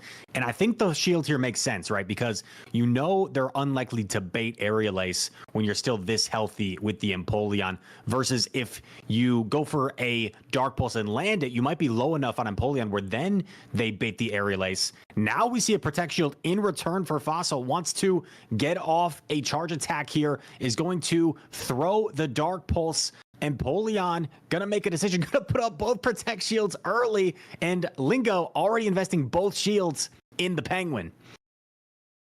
Well, look, putting all of the chips on Penguin, but as soon as this Mandibuzz goes down, Rise, that Charger Bug is just waiting in the back to get that farm. It's going to have neutral, it can do neutral damage to pretty much everything on the team. Huge amount of damage onto that Empoleon from the Mandibuzz. Not something you see every day out of a Mandibuzz, but now the Charger Bug comes into the field, is going to get that farm down, can eat a Hydro Cannon, but look how much damage it does from Empoleon. And we actually see the swap into the Goodra, resisting the discharges. The neutral X's is going to come through.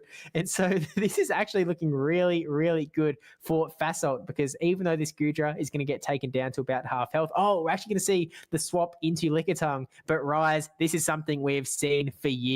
When you've got the potential for a Lickitung versus Lickitung, it is generally the Lickitung that gets chipped first that's going to lose. And so we see that Aqua Tail going onto that Lickitung. We see Lingo's Lickitung come out to play. Generally, Lingo's Lickitung is going to be the victor here, but then you still have that Charger Bug.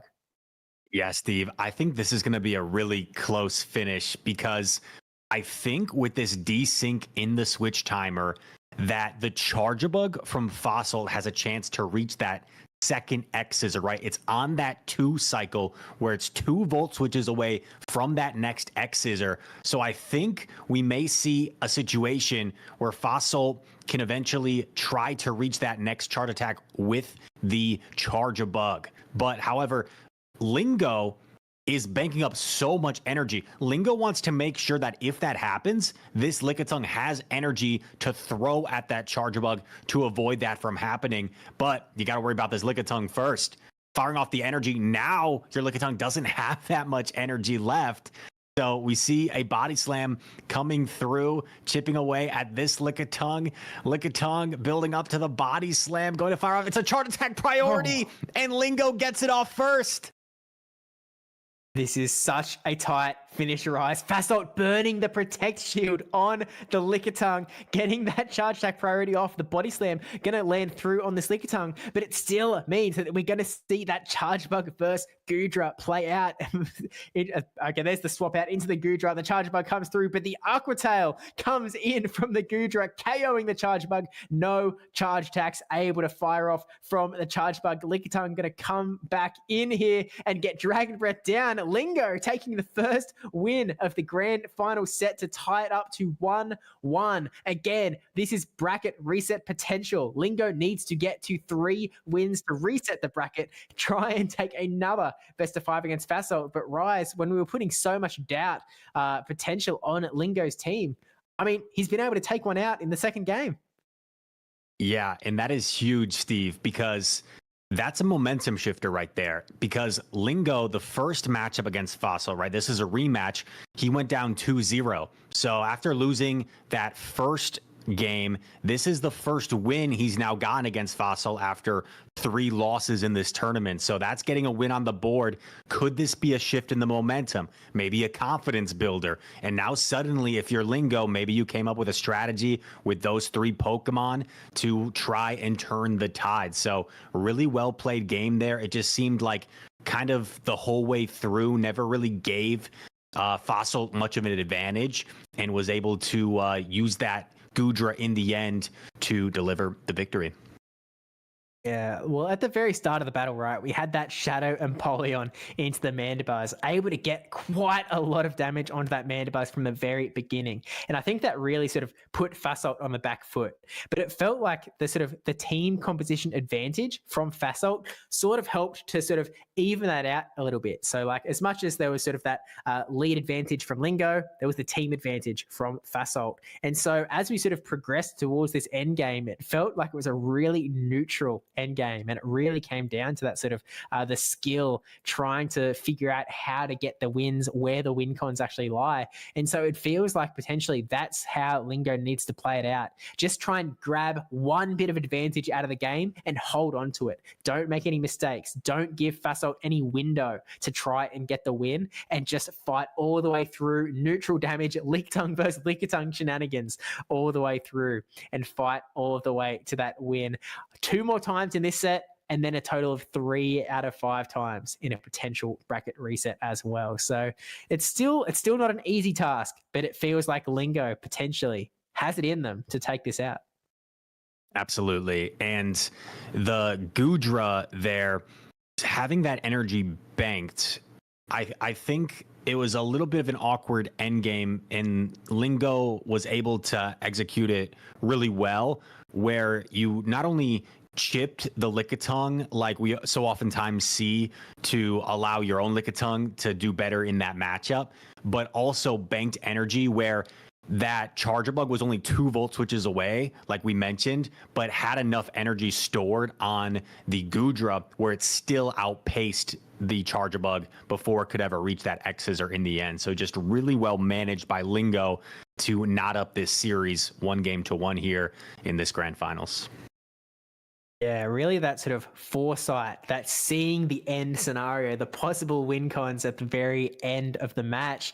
And sort of, again, in a sort of safe space where he had the Goodra up against the Lickitung and could sort of be like, I have time here. I'm not going to get KO'd if a move comes through from the Lickitung. And you're sort of two birds, one stone here, because not only are you sort of charging up the energy for later on, you're saving up that energy to use at the very end of the game, but you're also weakening down that Lickitung so that your own Lickitung would have the advantage going into that mirror match. And by accomplishing two things at once, it really just stacked things right up in the order that that Lingo needed to try and get that win through, tying the series up to 1-1. And so going to game number 2, I'm sort of again looking at these two teams, and it sort of feels like Gudra has got some serious sauce, in the sense of like, as much as on paper, you know, it loses to Azumarill, it doesn't do that well into Mandibuzz, even though you have the Thunder Punch. Like you lose to Charge Bug, you lose to Quagsire, you lose to Annihilate. Because it has that neutral damage, that neutral play, that ability to get to charge moves relatively quickly and quite decent coverage, you actually end up with a pretty decent, well-rounded Pokemon that can sort of fit into a lot of games quite well. And so as we sort of head into this game number 3, I feel like we definitely see Gudra coming in again. I think so too. And we were hyping up Fossil's team advantage potentially with some of Fossil's picks, and the safety of some of Fossil's picks, right? With Azumarill, with the Lickitung looks very safe. The Quagsire, which remind me, Steve, I don't think we saw the Quagsire in game 1, did we? Have we not seen the Quagsire in either of these first 2 games? No, I don't believe we have. I don't believe we have. So hasn't elected to bring the Quagsire yet. So we've been talking about the safety of a lot of these Pokemon on Fossil's team, but you bring up a good point. The safety of the Gudra. It has play against everything, and we saw it lure out the Azumarill in that previous game 1 where it landed double Thunder Punch. It left the Azumarill really low and set up a bubble down for your own Azumarill. So really did not grant much of an advantage to your opponent in that matchup. I think, however, if you're Fossil, maybe you go for the Play Rough as opposed to the Ice Beam in that matchup, and that could allow you to actually bubble down after the double Thunder Punch, as opposed to having to expend a second Ice Beam. But that said, I think now we are locked in for game number 3 in this series, tied 1-1. Here we go, and like you said, Steve, Gudra making a appearance once again against Mandibuzz in the lead for Fossalt. And again, we do see those Lickitungs hanging out in the back. But Gudra, you know, will be able to throw these super effective Thunder Punches into the Mandibuzz. But these Dark Pulses really add up quite quickly onto Gudra. Like that first one already bringing it to about half health once you add in a couple more Snarls. And the Thunder Punches, they don't add up as quickly as you kind of want them to. I mean, Mandibuzz is just able to take this first one on the chin, also down to half health. But because Mandibuzz is able to outpace to the charge attacks, it just means that Mandibuzz is really able to push this scenario to the limits. Gudra gonna take this Dark Pulse as well, and is going to be able to get one extra charge attack actually. So Mandibuzz sort of being pressured to burn a shield to win switch advantage here, but that is exactly what Fasalt is going to do with no Pokemon that particularly threatens a Mandibuzz with a hard counter scenario.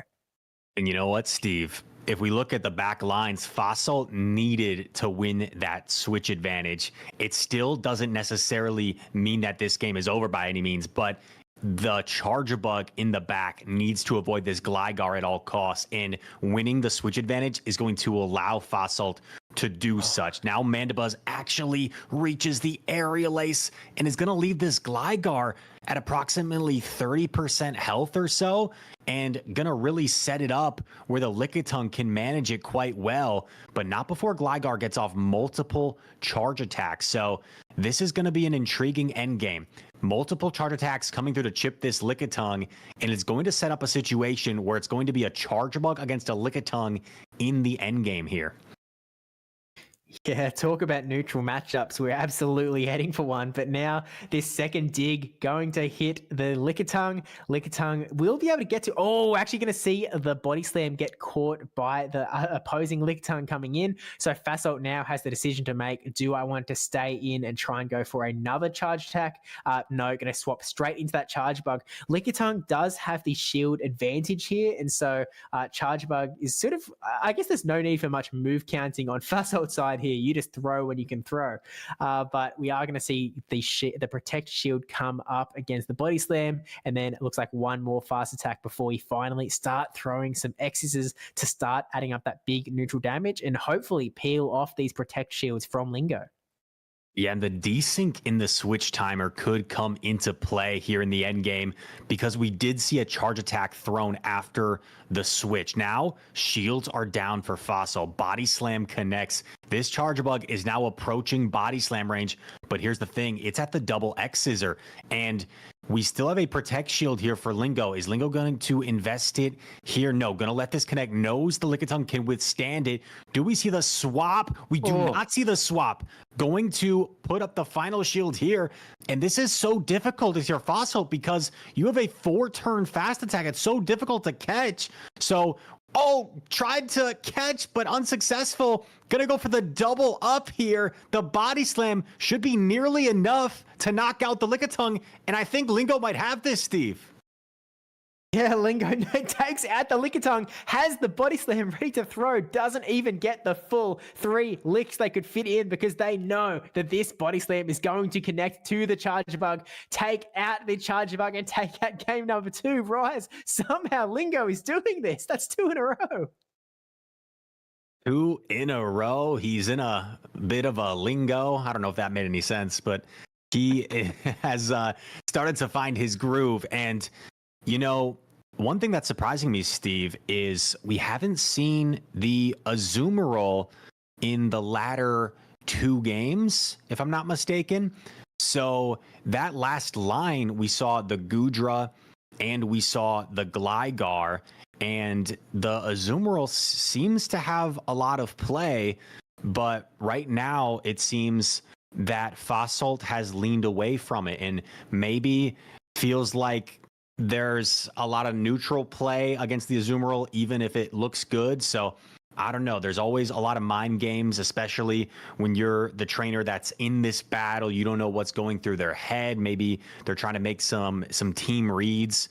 So now the pressure has kind of shifted back towards Fossil, down 2-1 in this best of 5. And we have, once again, to remind our viewers, Lingo coming from the loser side of the bracket. If they're able to win the next game, that would cause a reset in the bracket. And then we start from scratch, best of 5 to decide your champion. Yeah, look, I'm sort of staring at these teams and I'm like, okay. So obviously the Charge Bug is coming in from Fasolt's side sort of every game. And it's not really a Pokemon that I was paying too much attention to as we were sort of heading into these battles. But like Charge Bug is kind of there to counter the Azumarill and Empoleon. And Empoleon has sort of been ditched by Lingo. They're sort of leaning into the Gudra instead. And I think that's because, like, you know, the 3 safe picks that Fasolt has, the Mandibuzz, the Azumarill, the Lickitung, all 3 of these Pokemon have really strong matchups against almost the entire team of Lingo. But Empoleon sort of core breaks them a little bit, and that they're sort of Empoleon's 3 best matchups. You do have to invest some shieldage, as we saw in that game number 2, but you can really push through with a lot of pressure from that Empoleon all the same. And so it sort of feels like Charjabug is only there to act as that deterrent, that sort of trying to hard counter. And now that Empoleon it wasn't there in that last game, it sort of felt like Charjabug didn't have a great spot to be. I mean, it ended up in that sort of neutral scenario against the Lickitung, and that's sort of the best place it could find, but it doesn't feel like what Charjabug was built for. It doesn't feel like the best Pokemon that you could have in these scenarios. It feels like potentially there's some need to take a risk, which is a little bit odd coming from, you know, a team that felt like it was incredibly safe into Lingo. But it feels like you might just need to make a call that a Pokemon might not be there. Yeah, and it seems like the Mandibuzz has been the lead of choice the last 2 games, and the Charjabug has been trying to avoid the Gligar that keeps coming on the side of Lingo. So it's almost like the lines that Fasolt has brought the last 2 games have needed switch advantage, and has resulted in Fasolt going down a Protect Shield, and then Lingo has been able to utilize that Protect Shield advantage to find the win in the end game with some neutral play in the back. So, man, just a really incredible series so far. And all of a sudden, after 3 wins dating back to the last series between these two, 3 consecutive wins for Fossil. Now we have 2 consecutive wins for Lingo and 1 win away from resetting this bracket. Yeah, and I know, everyone that's sort of watching the stream from the US, yourself, Rise, Caleb and Kaz in the back, it's getting incredibly late. The clock keeps ticking. Claire said, I'm tired, Steve. I'm not tired, Claire, in the chat. I see that comment. I'm wide awake. Like Katy Perry, is that her song, right? I feel like I should have a better knowledge of Katy Perry's catalog. It was she was one of the icons of actually both of our growing up were about the same age. So it feels like I should be able to back you up here, but unfortunately, boom, boom, boom. Alas though, it does mean going into game number 4, there's no chance that we finish it off here, but Fasalt does have the opportunity to try and swing it back. They need to get the momentum back. If they win the next 2 games in a row, then they will be able to take the W here. Such a safe team up against Lingo, but this sort of speaks to the skill level of Lingo, that they're able to come into this matchup that all 4 of us, 10 minutes ago, all 4 of us were sitting here going like, yeah, this is going to be a really tough one for Lingo. They went 0-2 earlier in the winners finals. It doesn't feel like there's any clear lines. It feels like they really need to pull something out to get a win here. That doesn't feel like how it's played out. It feels like it's quite an even matchup with Lingo having a lot of decent play into the teams that Fasalt has been bringing. So as we jump into this game number 4, the question just becomes, do they play it safe or do they take a risk? And we see Fasalt going in with the Lickitung lead, and we are actually just going to start with a Lickitung mirror match. But looking in the back line, you can see that switch advantage is going to be quite important. I mean, look at that charge bug on Fasalt's side. There are 2 water types in the back for Lingo. I feel like Lingo is taking a bit of a risk for sure. And so I don't really know where the path is here, but we're all going to have to start with this Lickitung mirror match and the question of, will we eventually see a swap from one of these trainers? Yeah, right off the bat, this composition looks very favorable for Fossil, but you never know how these types of matches are going to play out. I think we saw a lineup similar to this perhaps in their earlier matchup where maybe the Empoleon was swapped eventually to lure out the charge bug. So I don't know if something similar will play out here, but as of now, the Lickitung just staying in. And here's the problem, Steve. If this matchup just completely plays out and the Lickitung versus the Lickitung just chips each other, and we go. We do see the catch on the body slam. That's exactly what Lingo needed to try and dig himself out of this situation. The Charger Bug comes in as the counter swap, but this is kind of awkward, right? If you're Lingo, do you throw Hydro Cannon right away, understanding? Doesn't go for it right away. Still throws on proper timing, and we're going to see actually the shield invested, but we might see a full Volt Switch down from the Charger Bug.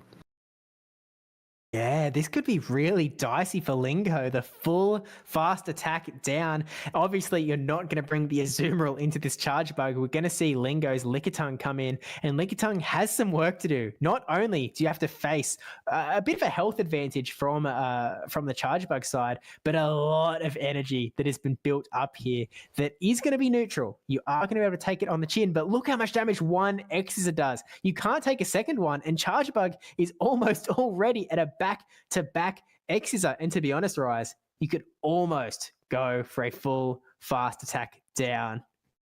Not at this time, though.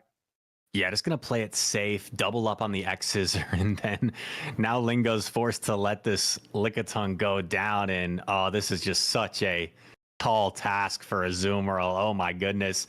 This Charge Bug reaches the discharge, is only 1 Volt Switch away from the next discharge, is going to get to another.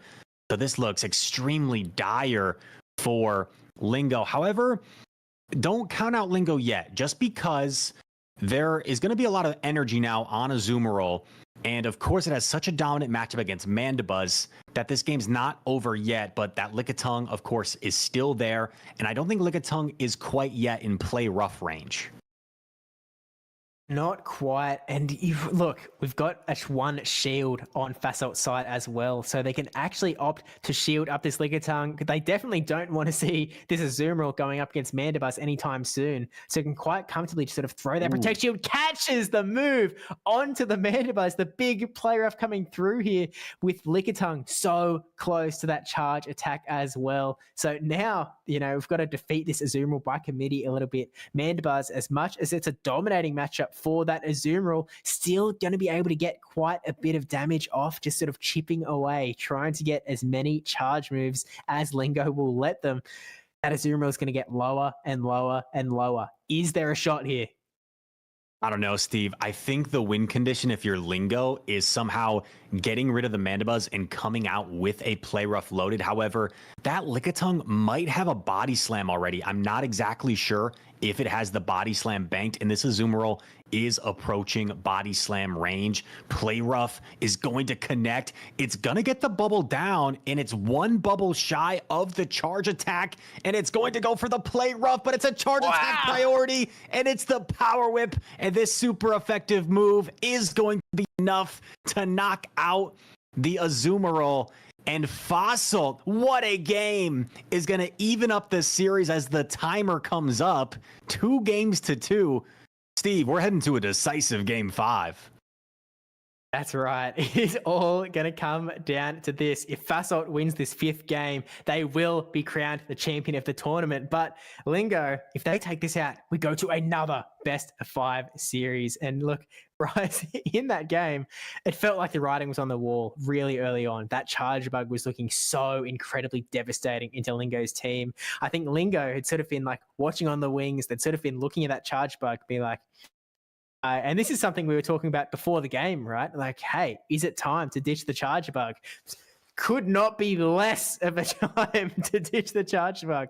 It was absolutely the time to keep it around, do really well into the Empoleon, into the Azumarill, and a really nice catch as well into the Mandibuzz, which it's not often that you see a Mandibuzz catching a Play Rough from an Azumarill, but in this case, that's exactly what we see, and an incredibly solid strategy coming out of Fasolt as well to make sure that they were able to defeat the Azumarill. I was kind of wondering, Rise, because that Mandibuzz sort of barely hung on by about 1 HP, and Azumarill just barely missed that last bubble on the Play Rough. I was like, is this going to be like the greatest? Like, I can't be intentional, right? Can it? Just intentionally missing that last bubble? I was like, is this going to be sick as? Are we going to see this like 1 HP just barely not KO the Mandibuzz, with the bubble just getting you enough energy that you can get to the charge move to KO the Lickitung in the back? Unfortunately, that's not how we saw it play out, but I was like, oh, this is really tight.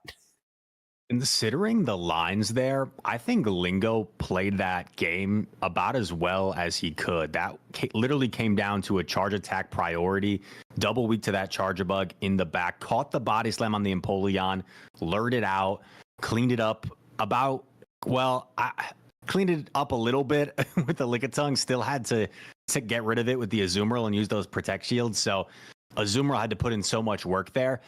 And almost did so, almost taking out the Lickitung in the end, and came down to the charge attack priority. So what a crazy game.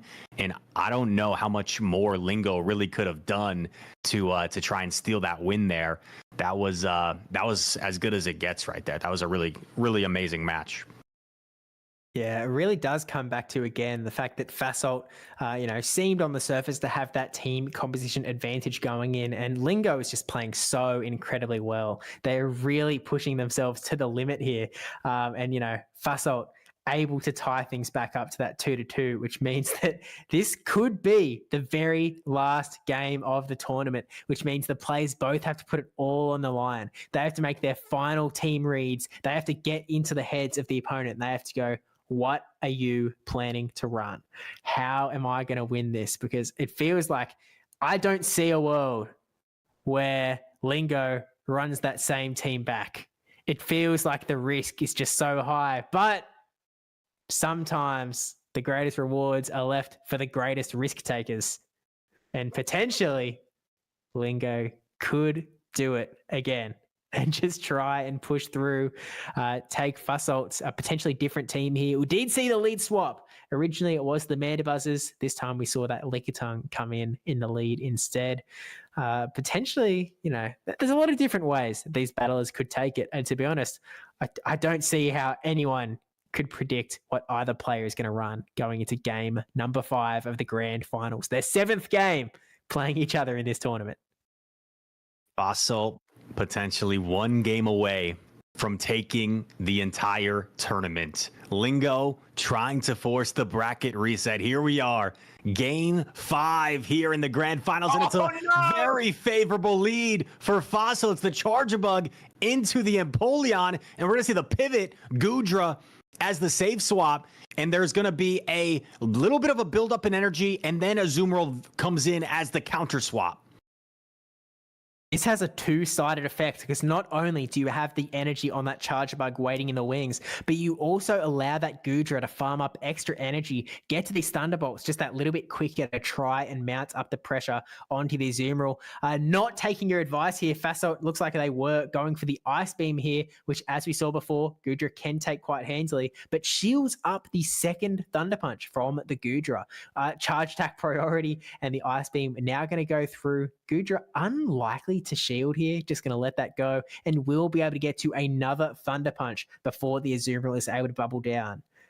And I'm a little bit surprised, Steve. I thought we might see Lingo opt to use both Protect Shields, and this is really strange. I don't understand this play necessarily, going for the Aqua Tail here. The only reason I could think of going for this Aqua Tail is to get more farm with the Empoleon, and that's probably the reasoning here. Rather than go for the super effective Thunder Punch, which would maybe barely not knock out the Azumarill, instead you get more energy with the Empoleon, but you allow another Play Rough to come through, and this is going to leave Empoleon quite low, so is going to exchange this extra damage for some more energy with Empoleon to try and threaten this Charger Bug here. Yeah, I really feel like they were hoping to not have to eat that Play Rough, but the Hydro Cannon's threatening the Protect Shield out of the Charger Bug, and Rise, that Gligar is just hanging out in the back. Yeah, try to transfer 2 shield Gligar, damage. Steve. That's dangerous. You really don't want to mess with it if you can avoid it, because now the X-Scissor going to go through resisted, going for just another X-Scissor, just waiting for this Gligar to farm up even more energy. This really could still go either way with that full health Lickitung now going to come in. There is a 2 shield advantage to the Gligar. We're expecting to just see straight dig, trying to add up the damage as fast as possible onto this Lickitung. It's really anyone's guess as to whether it's going to be able to accomplish it. First dig connects, and as these wing attacks start to add up, eventually I think the dig will be enough. But will the Licket damage be enough to knock out first? There are still 2 Protect Shields right on Lingo's side. So I think at this point you just commit to fast attack damage. If you're Fossil, going for the Lick Down doesn't get it and needs to get this Volt Switch through. But one wing attack away, the Aerial Ace is going to come through, but the Aerial Ace is not going to be enough. This isn't going to be enough. The Charger Bug is going to survive. That Volt Switch damage is going to register on the Gligar. In comes the Empoleon and is barely not able to get to the Hydro Cannon. And Fussault is your winner of the Journey to Worlds tournament for the APAC region, taking out the grand finals 3-2 against Lingo, against the Empoleon, against the Goodra, and takes it all out with the slimmest of margins. Rise, what an incredible finale. Unbelievable, and such an exciting way to close it off. You saw a very favorable lead with the Charger Bug into the Empoleon. However, the team composition from Lingo had 2 answers, had the Goodra, had the Gligar, tried to get an advantage, got the shield advantage with the Goodra versus the Azumarill, and had a 2 shield Gligar to try and take out both a Charger Bug and a Lickitung, but it just wasn't quite enough in the end, and Gligar made it uncomfortable, that's for sure, made it close. But in the end, Fossault with the perseverance after going down 2-1 in that series, able to settle down, take a deep breath, and close it out. Fossault is your Journey to Worlds champion. Yeah, massive congratulations to Fossalt. Let's bring back in Caleb and Hurricane Kaz to get their thoughts on the grand finals, the finish of this entire tournament as well. I mean, like, Caleb, Kaz, like, what did you think of that absolutely bonkers finish? I mean, Wow, Caleb? that final game was pretty wild. Fries was channeling a lot of my emotion. He's like, I don't really get this Aqua Tail on the Gucci because I think Lingo could just flip switch advantage there too, or force a second shield from Zumro. But we'll have to see, right? Looks like Lingo's taking 2 extra shields to Worlds here. But what an incredible run from Lingo, and what an incredible run from Fast Salts. RIP Empoleon Spice, but still furthest Empoleon's ever made it in any realm. So fantastic series, and shout out to everyone staying up for all hours regardless of what time. So I think the sun's rising on Kaz's side. I can see the rooms looks like a little bit brighter than usual, but I don't know if I'm just seeing things at this point too. But yeah, what a tournament. Incredible showing from all of these APAC battlers. But yeah, that last battle was so incredible. I was like on the edge of my seat, like, can Gligar really pull this off? Like, really pull this off with 2 shields against a Lickitung and a Charjabug with so much energy. I mean, ultimately that Charjabug Gligar matchup is so painful for the Charjabug, but getting those extra X scissors to land on the Gligar actually ended up being quite key. Yeah, look, seriously, I feel like it was such a well-played final, and I kept saying this, to Rise, isn't that it was such a hard team composition advantage that Lingo had to play so incredibly well to keep bringing it as close as they did. Getting 2 wins in those first 3 games after already dropping down 0-2 in the winners bracket. I mean, Lingo just played out of their mind, and sometimes, unfortunately, that just wasn't enough. And Fasol just sort of kept their cool, was able to recognize how to get the wins, and was able to push all the way through, and is now going to be taking home quite a nice travel award to make sure that they can go to the Honolulu World Championships. And of course, looking forward to seeing them sort of shake up the World Championships as well. I mean, never dropping a set either. Pretty incredible stuff.